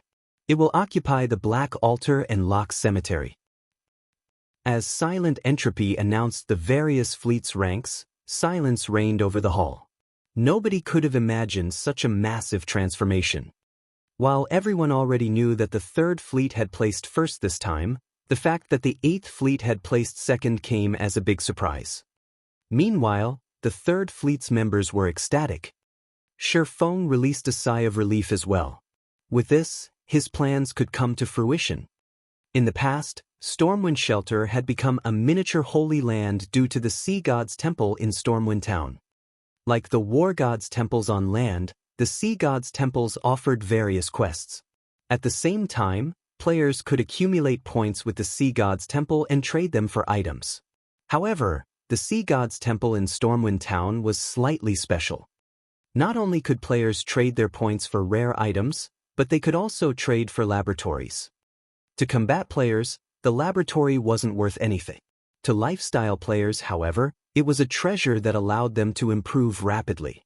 Although the Sea God's Temple's laboratories could not compare to Titan City's research rooms, they were superior to the basic meditation rooms in a 3-star shop. Although laboratories contained dense mana, players could also research information about the various lifestyle classes. Although the information available was basic, it saved lifestyle players time as they didn't have to rely on trial and error. They could rapidly familiarize themselves with the various materials and production methods available in God's domain. They could then create new products more easily and become master lifestyle players. In the past, it was precisely because of these laboratories that the ranks of Sea's End's lifestyle players had skyrocketed, eventually catching up with lifestyle players on land. However, although the laboratories offered many benefits, they were not easy to enter. Players needed to spend Sea God's Temple points to gain access. Moreover, the price was fraudulent. One day inside a laboratory cost 100 points. Sea God's Temple points were harder to obtain than coins. Normally, one could only obtain them by completing the Sea God's Temple's quests. Players also had the option of trading in rare items such as the runic crystals, with each worth 10 points. Unfortunately, runic crystals' drop rate was extremely low. Normally, only boss-grade sea monsters had a reliable chance of dropping them. Yet, renting a laboratory for a day cost 10 runic crystals. Hence, very few lifestyle players could afford to use them. Of course, as players' level increased and the supply of runic crystals became more abundant, more lifestyle players could gain access. However, that wouldn't happen for quite some time. However, Shi Feng possessed the Philosopher's Stone. As long as he collected enough runic fragments, he could easily synthesize runic crystals. Moreover, if he had the Stormwind emblem, it would grant him advanced authority in Stormwind Town. With that, he would receive a 20% discount when trading for items or services in the town's Sea God's Temple. Most importantly, he could purchase Stormwind Town's land. With all of these factors in hand, growing the Candlelight trading firm would be easy. Commander, now that Passing Monarch has taken over Stormwind Shelter, this will impact our ability to contest for the first seat. Should we cause some trouble for Passing Monarch? A cloaked oracle asked Silent Entropy quietly. No need. Even without our involvement, Passing Monarch will face plenty of challenges from Stormwind Shelter. With the strength of Passing Monarch's fleet, just holding the area will be difficult. We don't need to waste our manpower on this. Locating other leveling spots right now takes priority, Silent Entropy said, chuckling as he glanced at Passing Monarch and Shattering. Although the Stormwind Shelter was the best leveling spot the Freedom Alliance currently possessed, various other powers fought over the map. Keeping these other powers at bay would require a lot of manpower and resources. In his opinion, handing over Stormwind Shelter to Passing Monarch wouldn't strengthen the Third Fleet, but weaken it. Commander, should we still give the Stormwind emblems to Passing Monarch, then?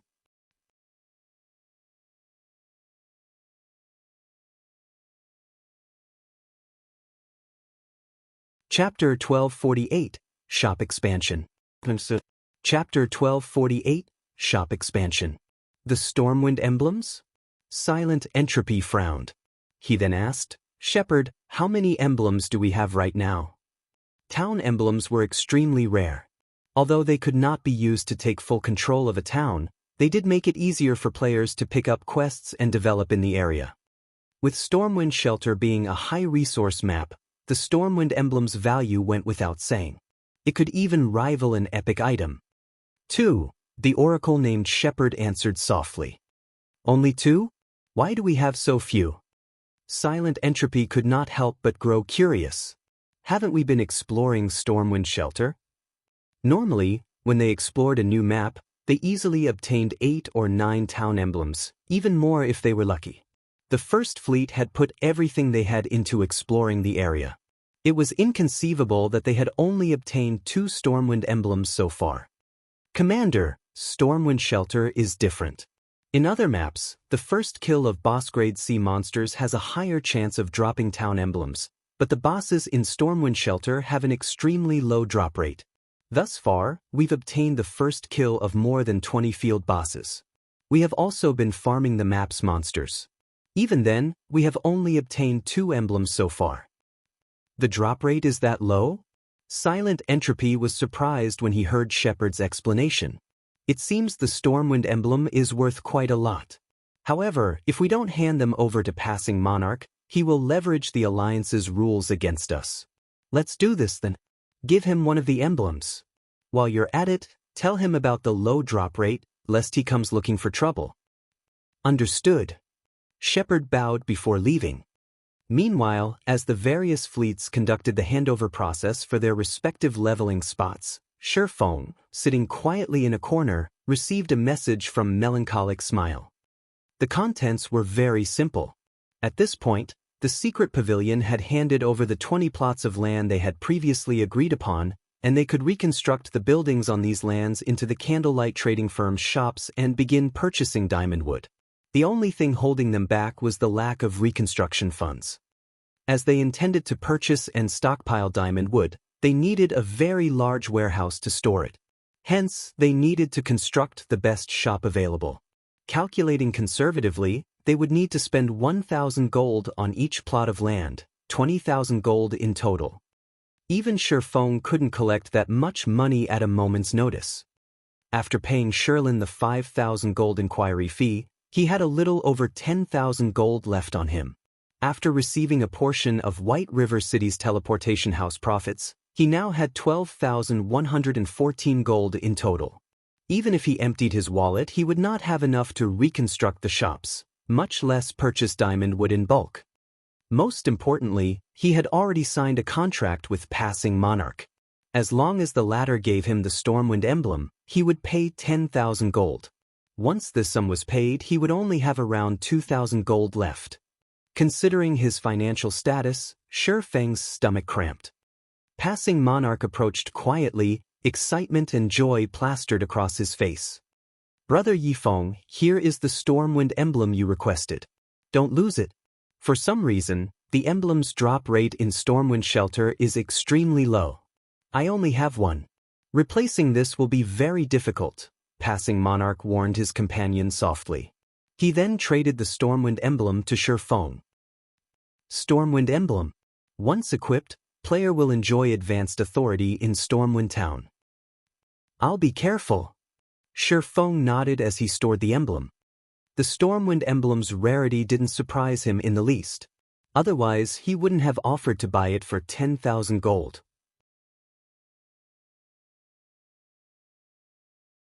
In the past, many people had offered to purchase the Stormwind emblem, and their starting bids were usually above 20,000. The emblem was far more valuable than epic items. However, even at that price, players rarely sold their emblems due to the abysmal drop rate. Aside from the higher drop rate for a first kill, subsequent field boss kills had a drop rate of roughly 0.1%. On average, the map only produced one Stormwind emblem per month. As a result, lifestyle players had no choice but to invest a large amount of time, slowly raising their reputation and authority in Stormwind Town.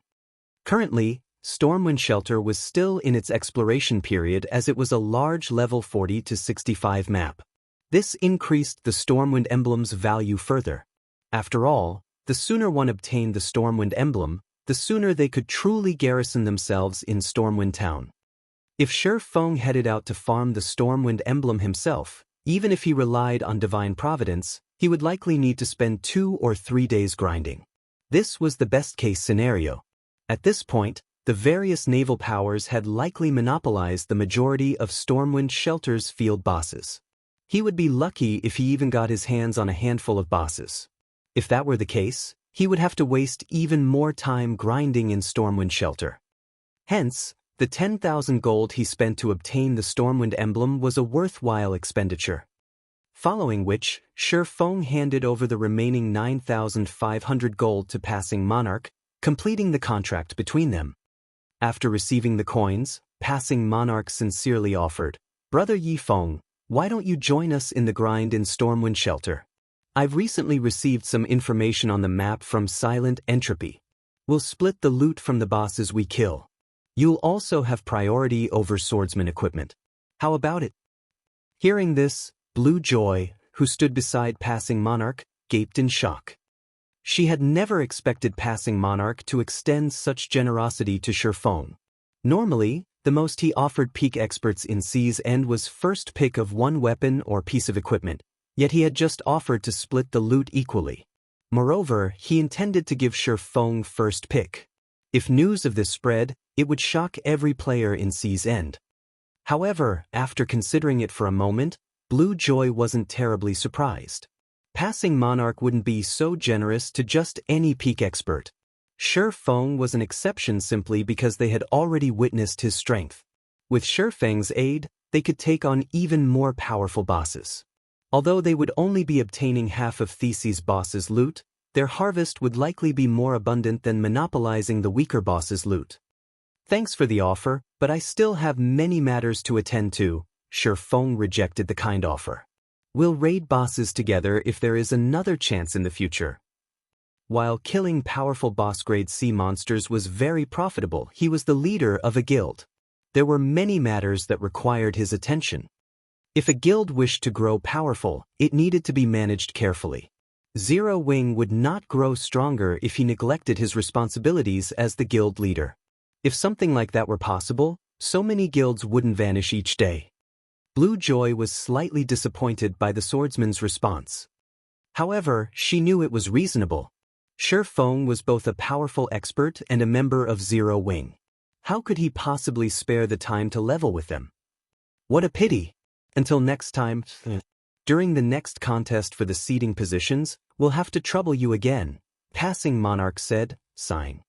Following which, Shifeng said his goodbyes to Passing Monarch and the others before leaving the Blue Jade restaurant and hurrying to Stormwind Shelter. As soon as Shifeng left the restaurant, Scorpion, who had hidden in the alleyway beside the building, followed after him. "Uncle Lee, the target has left Blue Jade restaurant. By the looks of it, he seems to be heading to the teleportation hall to leave Blue Jade City," Scorpion reported as he followed Shifeng. "What a busy man. Follow him. The moment he steps out of an NPC city will be the moment he loses his life," Uncle Lee said, chuckling. It was unwise to attack another player in an NPC city. Although the security in Seas End's NPC cities was not as strict as the cities on land, it could not be underestimated. Against an expert like Shi Feng in particular, they needed a more suitable environment. Understood. Scorpion then quickly followed Shi Feng into the teleportation hall.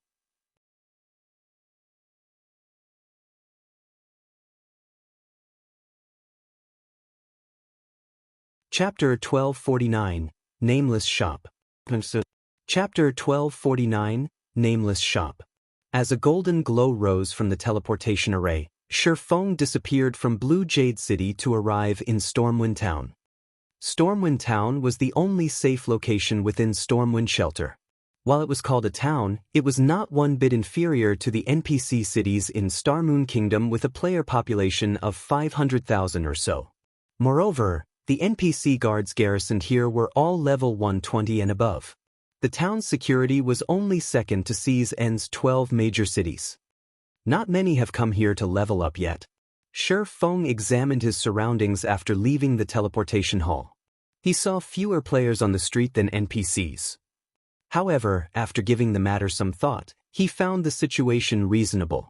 After all, Stormwind Shelter was a level 40 to level 65 map. At this stage of the game, only a minority of players were capable of reaching past level 40. Even if players in Seas End leveled up more quickly than those on land, there shouldn't be too many players capable of reaching level 40 and beyond. Not to mention, Stormwind Shelter was far more dangerous compared to maps of similar levels. As a result, fewer players were willing to visit this place. In fact, Stormwind Town possessed such high-level NPC guards due to the dangerous environment.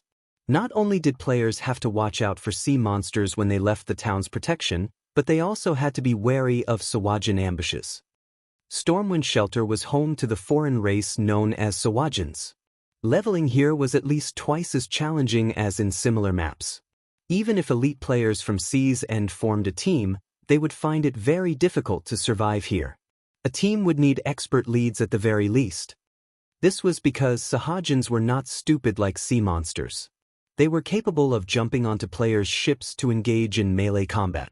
At the same time, they would command sea monsters to attack ships, attacking players from all sides. As a result, players seeking to level in Stormwind Shelter needed high-quality ships and high combat standards. This was a trial for those living in Seas End. Although very few players currently resided in Stormwind Town, correspondingly, players who had consistently grinded in Stormwind Shelter were stronger on average. Most of the players around town were level 41, with many having already reached level 42. In Starmoon Kingdom, only experts were level 40 or higher. As for the weapons and equipment Stormwind Town's players wore, even the most inferior was level 40 secret silver equipment. Forming a team to grind in Corrosive Cave. I already have an advanced speedboat. Applicants must be level 41 or above and must have at least 4 pieces of level 40 fine gold equipment. One-day trip to Sawajin's Nest. Only recruiting level 41 and above experts. Must have 6 pieces of level 40 fine gold equipment. Those with level 40 dark gold weapons get priority. Will hold an internal auction for any loot. As soon as Shi Feng stepped onto the main street, he was greeted by the sight of players attempting to recruit team members. Their minimum requirements were astounding. However, Shi Feng paid little attention to these players as his goal was in the business district by the town's main entrance. The business district was Stormwind Town's most lively location. The players there were preoccupied with setting up stalls and selling wares. Selling this fine gold ranked blast bow at a low price. Interested buyers come quickly. Selling Sawajin's journals, 12 silver per page. Want to complete the quest? Don't miss out on this opportunity. Purchasing silver tiers for 3 silver each. Only purchasing 100 drops. Unlike in Starmoon Kingdom, players residing in Seas End's towns would not sell their items at the auction house. Instead, they set up stalls in their respective business districts. There were 2 main reasons for this. The first was that auction houses were only available in the 12 major cities. Due to the large distance between each island, teleportation's fees were exorbitant. For example, it cost Shattering 52 silver to teleport from Blue Jade City to Stormwind Town. Normally, players would teleport to District Town, rather than Stormwind Town, crossing the remaining distance on their speedboats.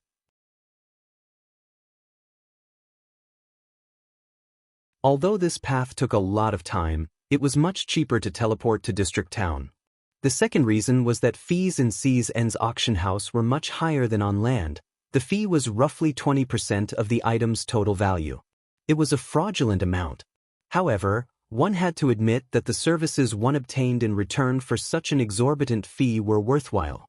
When using one of Sea's End's auction houses, a player's item would display in all 12 major cities. One would not have to worry about their items not selling. However, for mundane, low-value items, players generally had to rely on their own stalls. Either that, or they would accumulate those items for some time before selling them in bulk in an auction house. Very quickly, Shattering arrived before an NPC grocery store in the business district. "Dear customer, may I know what you are looking for? Our shop offers a wide range of fine products at affordable prices," the shopkeeper, a chubby, middle-aged man with a short beard, said as he greeted Shattering. "I'd like to rent your shop," Shattering announced, wearing the Stormwind emblem. He had already inspected the business district and was rather fond of this grocery store's location. Using it as a secret shop for the candlelight trading firm would be ideal. Although he preferred to purchase the shop, he didn't have much money to spare at the moment. Hence, he settled with renting the shop for now. Unlike in Starmoon Kingdom, players did not have to negotiate with the town hall to purchase town shops in Sea's End. Players simply needed to negotiate a price with the shop owner. Of course, players had to possess sufficient authority within the town as a precondition. Even renting a shop required a certain level of authority. However, while renting a shop was much cheaper than outright buying one, there were two risks to consider. The first risk was that shops were rented to the highest bidder. Once a shop's rental period ended, players would have to outbid each other if more than one wanted the shop. The other risk was that, if another player bought the shop while it was being rented, the tenant would be deprived of their ownership once the rental period ended. Hence, renting was only a temporary solution. When taking long-term profits into account, it was better to purchase a shop. "Dear customer, you have good eyes. Our shop has existed for more than 100 years. We also have the best location in town. As you are a valued guest, I can offer you a 10% discount. You can rent this shop for 900 gold per month," the shopkeeper said, joy lighting up his eyes as he rubbed his hands together. "All right, I'll rent a month." Shattering was slightly astonished when he heard this price. However, it was reasonable as this would become a miniature Holy Land in the future. The price to purchase the shop was certainly 10 times higher than the rental fee. Following which, Shattering paid the 900 gold and obtained the lease for the grocery store. Shattering had no intentions of refurbishing the shop, and he didn't intend to replace its staff. He simply hung a signboard beside the shop's entrance. "Our shop is purchasing runic fragments in bulk for 5 silver coins per stack. We are only purchasing a limited number each day." Although it was only a small, wooden signboard, when the passers-by saw it, they were stunned. "Crap, am I hallucinating? An NPC is actually purchasing runic fragments for 5 silver coins per stack. Did the House of Seas open this shop? Ha! Wonderful. I was just thinking of returning to a city to sell my fragments to the House of Seas. Although the price is slightly lower here, if I sell my stock, I can save on teleportation fees." Many players grew ecstatic as they looked at the 2-story tall grocery shop. Throughout Sea's End, only the House of Seas shops purchased runic fragments in bulk for a high price.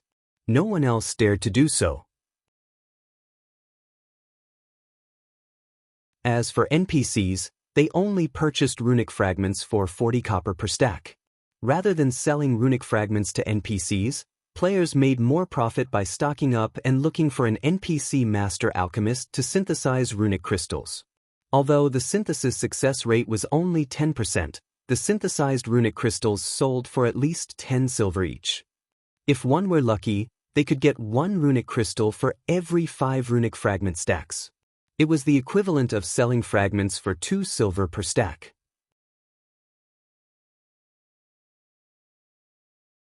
Unfortunately, raising one's favorability with an NPC master alchemist was somewhat difficult. Synthesizing runic crystals also cost time and money. As a result, ordinary players rarely choose this option. Hence, now that an NPC shop wanted to purchase runic fragments at 5 silver per stack, why wouldn't they be excited? This was a great opportunity for them to make a fortune. Immediately, players swarmed the grocery store, dashing straight towards the NPC staffs manning the shop and tapping open their trade windows. Initially, these players placed 1 stack in the trade window. After confirming that the purchase price was indeed 5 silver per stack, they placed every runic fragment they had into the window and clicked Trade.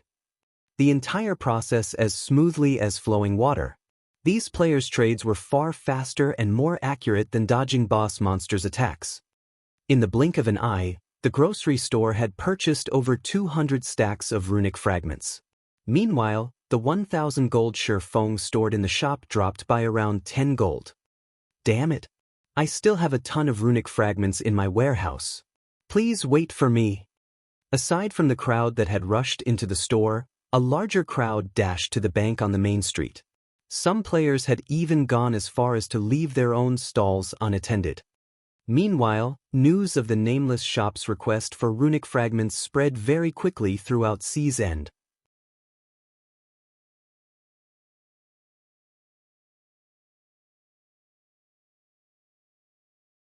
Chapter 1250, The Herb Garden's Magical Effect. Chapter 1250, The Herb Garden's Magical Effect. Why are there so many people in that shop? Is that shop selling something special? That can't be right. I've visited this town multiple times and have been in every shop. If I recall correctly, that shop should be a grocery store, only selling common goods. It shouldn't have anything special to offer. Let's take a look. In any case, we are on break right now. Teams that had just returned from the fields grew curious when they saw the grocery store packed with players. Although Stormwind Town was quite large, elite players would investigate every new town or city to avoid missing some hidden or advanced quest. This was simply one of the basics of being an elite. By now, they had already explored Stormwind Town. However, the grocery store had never once been this popular. Naturally, they were curious. What? The shop is buying runic fragments at 5 silver per stack. Impossible! If this is true, can't our team earn 45 gold if we sell the 900 fragment stacks we've accumulated? The curious players were surprised when they read the sign hanging beside the entrance. These players immediately dashed into the shop for fear that they would miss the opportunity to sell their runic fragments. At the same time, they had swiftly contacted their companions and had them retrieve all of the fragments they had stockpiled in their warehouses. It seems that this has been quite effective. Shattering, who quietly watched the crowd through the grocery store's second-floor window, nodded in satisfaction at the flow of players entering the shop. After a short moment, the grocery store had purchased over 7,000 stacks of runic fragments. He couldn't even store so many fragments in his bag. However, he hadn't only spent so much money on rent just to purchase runic fragments. If that were the case, he could simply set up a street stall. Rather, he had done so to build a sturdy foundation here for the candlelight trading firm. In the past, the Stormwind Empire had become a miniature holy land due to the area's Sea God's Temple. Not only did the Sea God's Temple give players access to the wondrous laboratories, but it also allowed players to trade for the Sea God's blessing. When one spoke about the most profitable item produced in Sea's End, it was none other than the Sea God's blessing. While this item might not be particularly valuable in Sea's End as players here relied on their ships in combat, it was a different story for players on land.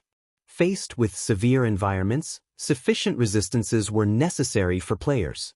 Not only did the Sea God's blessing increase all of a player's resistances by 100 points, but it was also capable of increasing a player's basic attributes by 10% for 12 hours. Moreover, the potion did not have a cooldown, and its effects could stack. Whether one raided a dungeon or adventured in the fields, the Sea God's blessing was a must-have potion. Time passed quickly. As Shi Feng had nothing better to do, he decided to fiddle with the space-time herb garden. The grocery store sold plenty of items, including herb seeds. Although the herbs were common, they were enough for Shi Feng. Shi Feng wasn't an alchemist, but he knew what kind of potions players would need during particular times. He also knew which herbs were necessary to craft these potions. Around level 40, I recall that the various large guilds had focused on exploring ancient ruins. The various guilds had been desperate for lunar potions. The lunar potion's main material is the moonlight flower. Planting moonlight flowers isn't a bad option right now, Shi Feng thought to himself. Normally, ancient ruins were located underground. Because of that, it was usually very dark inside. Even if players used spells, they would only illuminate a small area. This made their progress difficult and dangerous. Avoiding monster ambushes was particularly challenging. Hence, the lunar potion had become very popular around this stage of the game in the past. The lunar potion allowed players to see in the dark.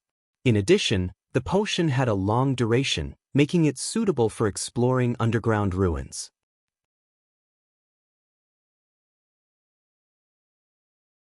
It wasn't hard to find the lunar potion's recipe, and any advanced alchemist could easily produce it. Only, moonlight flowers, the potion's main material, was considerably rare, and this resulted in a low supply of the potion on the market. If he could obtain a large quantity of moonlight flowers, he could mass-produce lunar potions. Making a fortune would be a piece of cake. Currently, as the various large guilds had already begun to raid ancient ruins, the lunar potion's market price had already reached 6 silver per bottle. This price was already rivaled that of the intermediate all-recovery potions. Meanwhile, crafting the intermediate all-recovery potion nearly cost 3 silver, whereas one could craft the lunar potion for less than 80 copper, 50 of which were spent on obtaining moonlight flowers. However, due to the rise in the lunar potion's price, moonlight flowers' prices had also increased. Right now, each flower could sell for around 2 silver, significantly increasing the cost of the lunar potions. Following which, Shi Feng purchased a large quantity of moonlight flower seeds and filled the space-time herb garden. Each moonlight flower needed 2 by 2 yards to grow. Overall, the herb garden allowed Shi Feng to plant 62,500 flowers. Each moonlight flower seed cost 5 copper, costing a total of 31 gold, 25 silver. While 62,500 flowers seemed excessive, when taking into consideration the flower's survival rate, he would only end up with a small harvest in the end. Normally, the various large guilds didn't bother to nurture any less than hundreds of thousands of herbs. Fortunately, the space-time herb garden was an epic tool.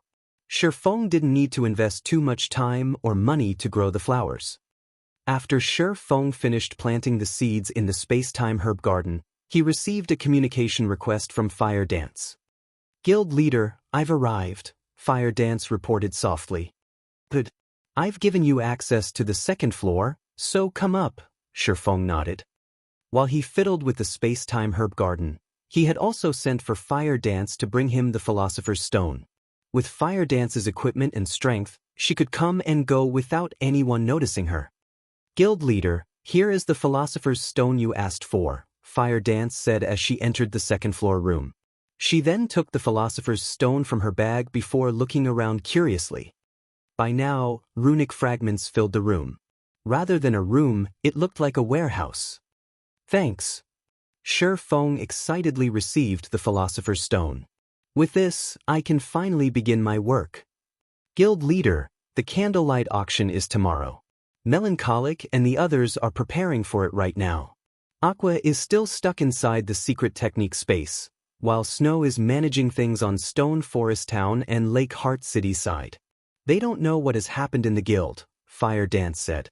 "Some time ago, many experts with hidden identities attacked our dungeon raiding teams, causing significant losses." "Experts with hidden identities? Could they be Dark Guild members?" Shi Feng asked. After the Dark Guild's their previous lesson, they should have been weak. He hadn't expected them to strike again. That shouldn't be the case. According to the reports from our members who fought these experts, They are all highly skilled. There were also quite a few refinement realm experts among them. I believe that they are from a super guild, Fire Dance said, shaking her head. They wouldn't dare attack in the open, so they're trying to start a secret war of attrition? Shifeng frowned. Since they want to play, we'll entertain them. When the various superpowers in God's domain wished to target a particular guild, they generally used such hidden tactics. Eventually, they would wear the targeted guild to death. After all, in such battles of attrition, the members of both guilds would lose levels, as well as weapons and equipment. Without sufficient strength and background, surviving a war of attrition was impossible. Right, one more thing. Guild leader, our members have passed the inferior legendary treasure chest trial. I brought the treasure chest with me. Now all that's left is for you to open it. Fire Dance said as she excitedly took a massive chest from her bag and set it before Shifeng.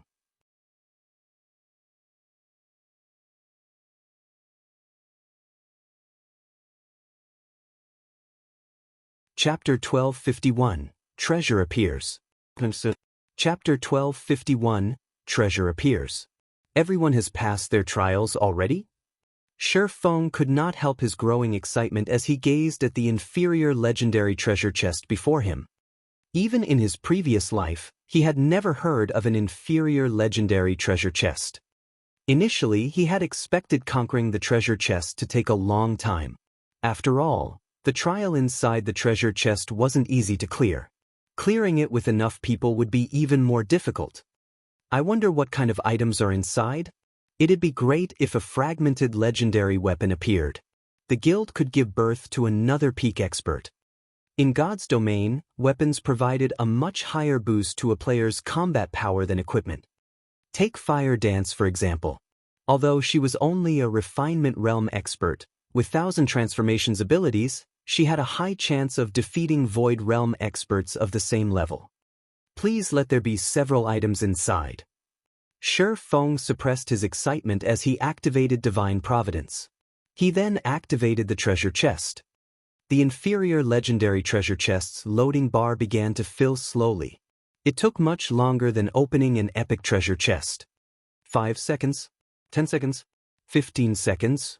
Fire Dance, who stood beside Shifeng, struggled to settle her nerves as she watched the loading bar. After 20 seconds, a clear click resounded throughout the room. Immediately, both Shifeng and Fire Dance held their breath as they watched the lid open, a myriad of colors slipping through the gaps. The treasure chest also radiated an aura that weighed on Shifeng.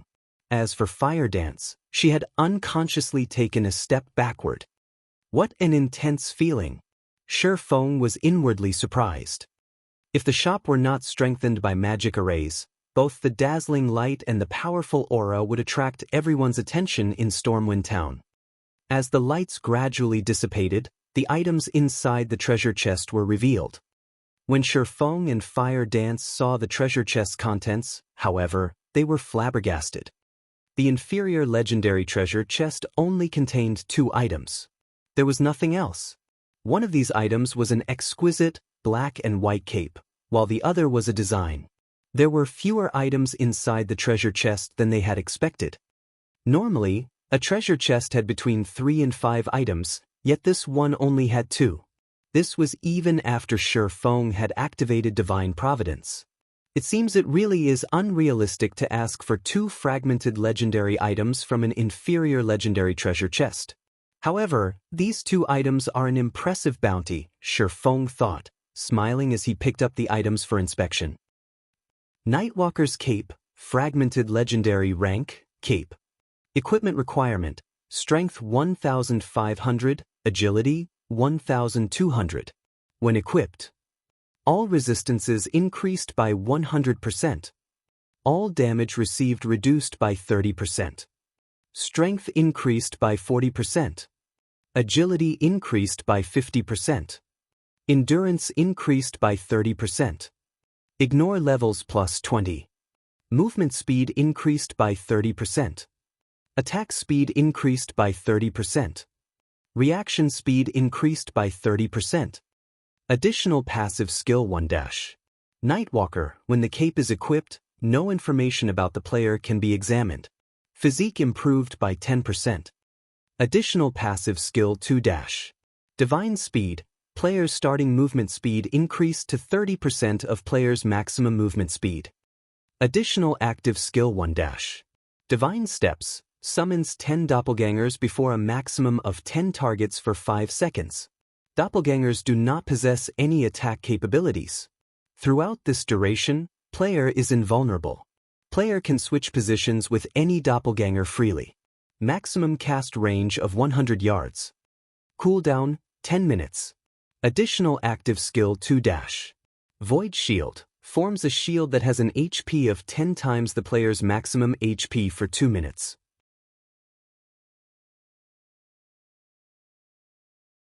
As long as shield exists, player's HP recovery speed increased by 500% and movement speed increased by 100%. Cooldown, 30 minutes. The blacksmith god Baer crafted this cloak for the Tyrant of Destruction, but it was damaged in the battle against the God Slayer. However, as the divine runes remain intact, it can be repaired with 7 god crystals. Current number of absorbed god crystals, 0/7.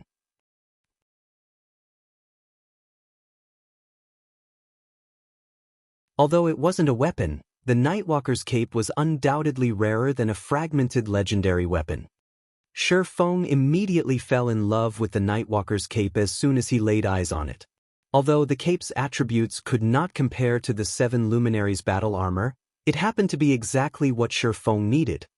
Unlike other classes, swordsmen relied on normal attacks to do damage in both combat against players and monsters. Hence, reaction speed was very important for a swordsman. Meanwhile, the Nightwalker's cape instantly increased its wearer's reaction speed by 30%. In high-speed battles against experts, the cape would be wondrously effective. Furthermore, after equipping the cape, he would obtain the passive skill, Divine Speed. In God's domain, players' movement speed and attack speed accelerated from 0.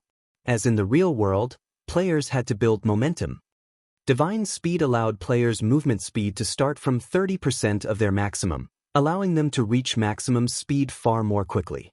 Although the time one could save with this was minuscule and barely perceptible by ordinary players, in the eyes of experts, this small amount was extremely valuable. Because it wouldn't take as long to reach their maximum speed, players could dodge attacks that were normally unavoidable. However, it was the other item that truly surprised Shi Feng. The Void Bomb design. Void Bombs were similar to the basic Mana Pulse Bomb. It was a tool of war with astounding power. However, although the Void Bomb was as devastating as the basic Mana Pulse Bomb, the Void Bomb had a larger effective area. Each bomb could cover an area of 20 by 20 yards. In the past, the Void Bomb had been in high demand but practically non-existent, as normally, one could only obtain them by completing quests, exploring ancient ruins, and opening treasure chests. Shi Feng had never considered that players could actually craft such an item. If he could mass-produce the Void Bomb, the consequences would be inconceivable. Sure enough, it will be very difficult to mass-produce. When Shi Feng glanced at the required materials, he found that every material was extremely rare. Crafting this bomb required a total of 5 rare materials. Among them, the most valuable was a type of metal called void iron. Few kingdoms produced this type of ore. Currently, void iron sold for 2 gold per ingot, and the void bomb required 5. Without taking into account the production success rate, based on his initial estimate, crafting the void bomb would cost at least 25 gold. Even a first-rate guild would go bankrupt if it attempted to mass-produce these bombs. However, it wasn't exactly impossible to mass-produce so long as Zero Wing took control of a void iron vein. According to Shi Feng's memories, 6 void iron veins had been found in the past, and every one of them had been controlled by either super guilds or super first-rate guilds. Any guild that attempted to wrangle control of these veins met utter annihilation. Void iron veins produced more than just void iron. They also produced magic crystals. There was even a tiny chance to mine 7 Luminaries crystals. This minuscule chance was precisely the reason that the various superpowers had fought over void iron veins desperately. Some of these superpowers had even been wiped out in these struggles. That you're tuning in to the Passion Pages YouTube channel. We're so grateful for your support, and don't forget to subscribe to join us on this incredible journey through captivating stories. Your generosity through donations truly makes a world of difference, as it's the primary source of revenue that allows me to expand and enhance this channel for you. Thank you from the bottom of my heart for being a part of this adventure.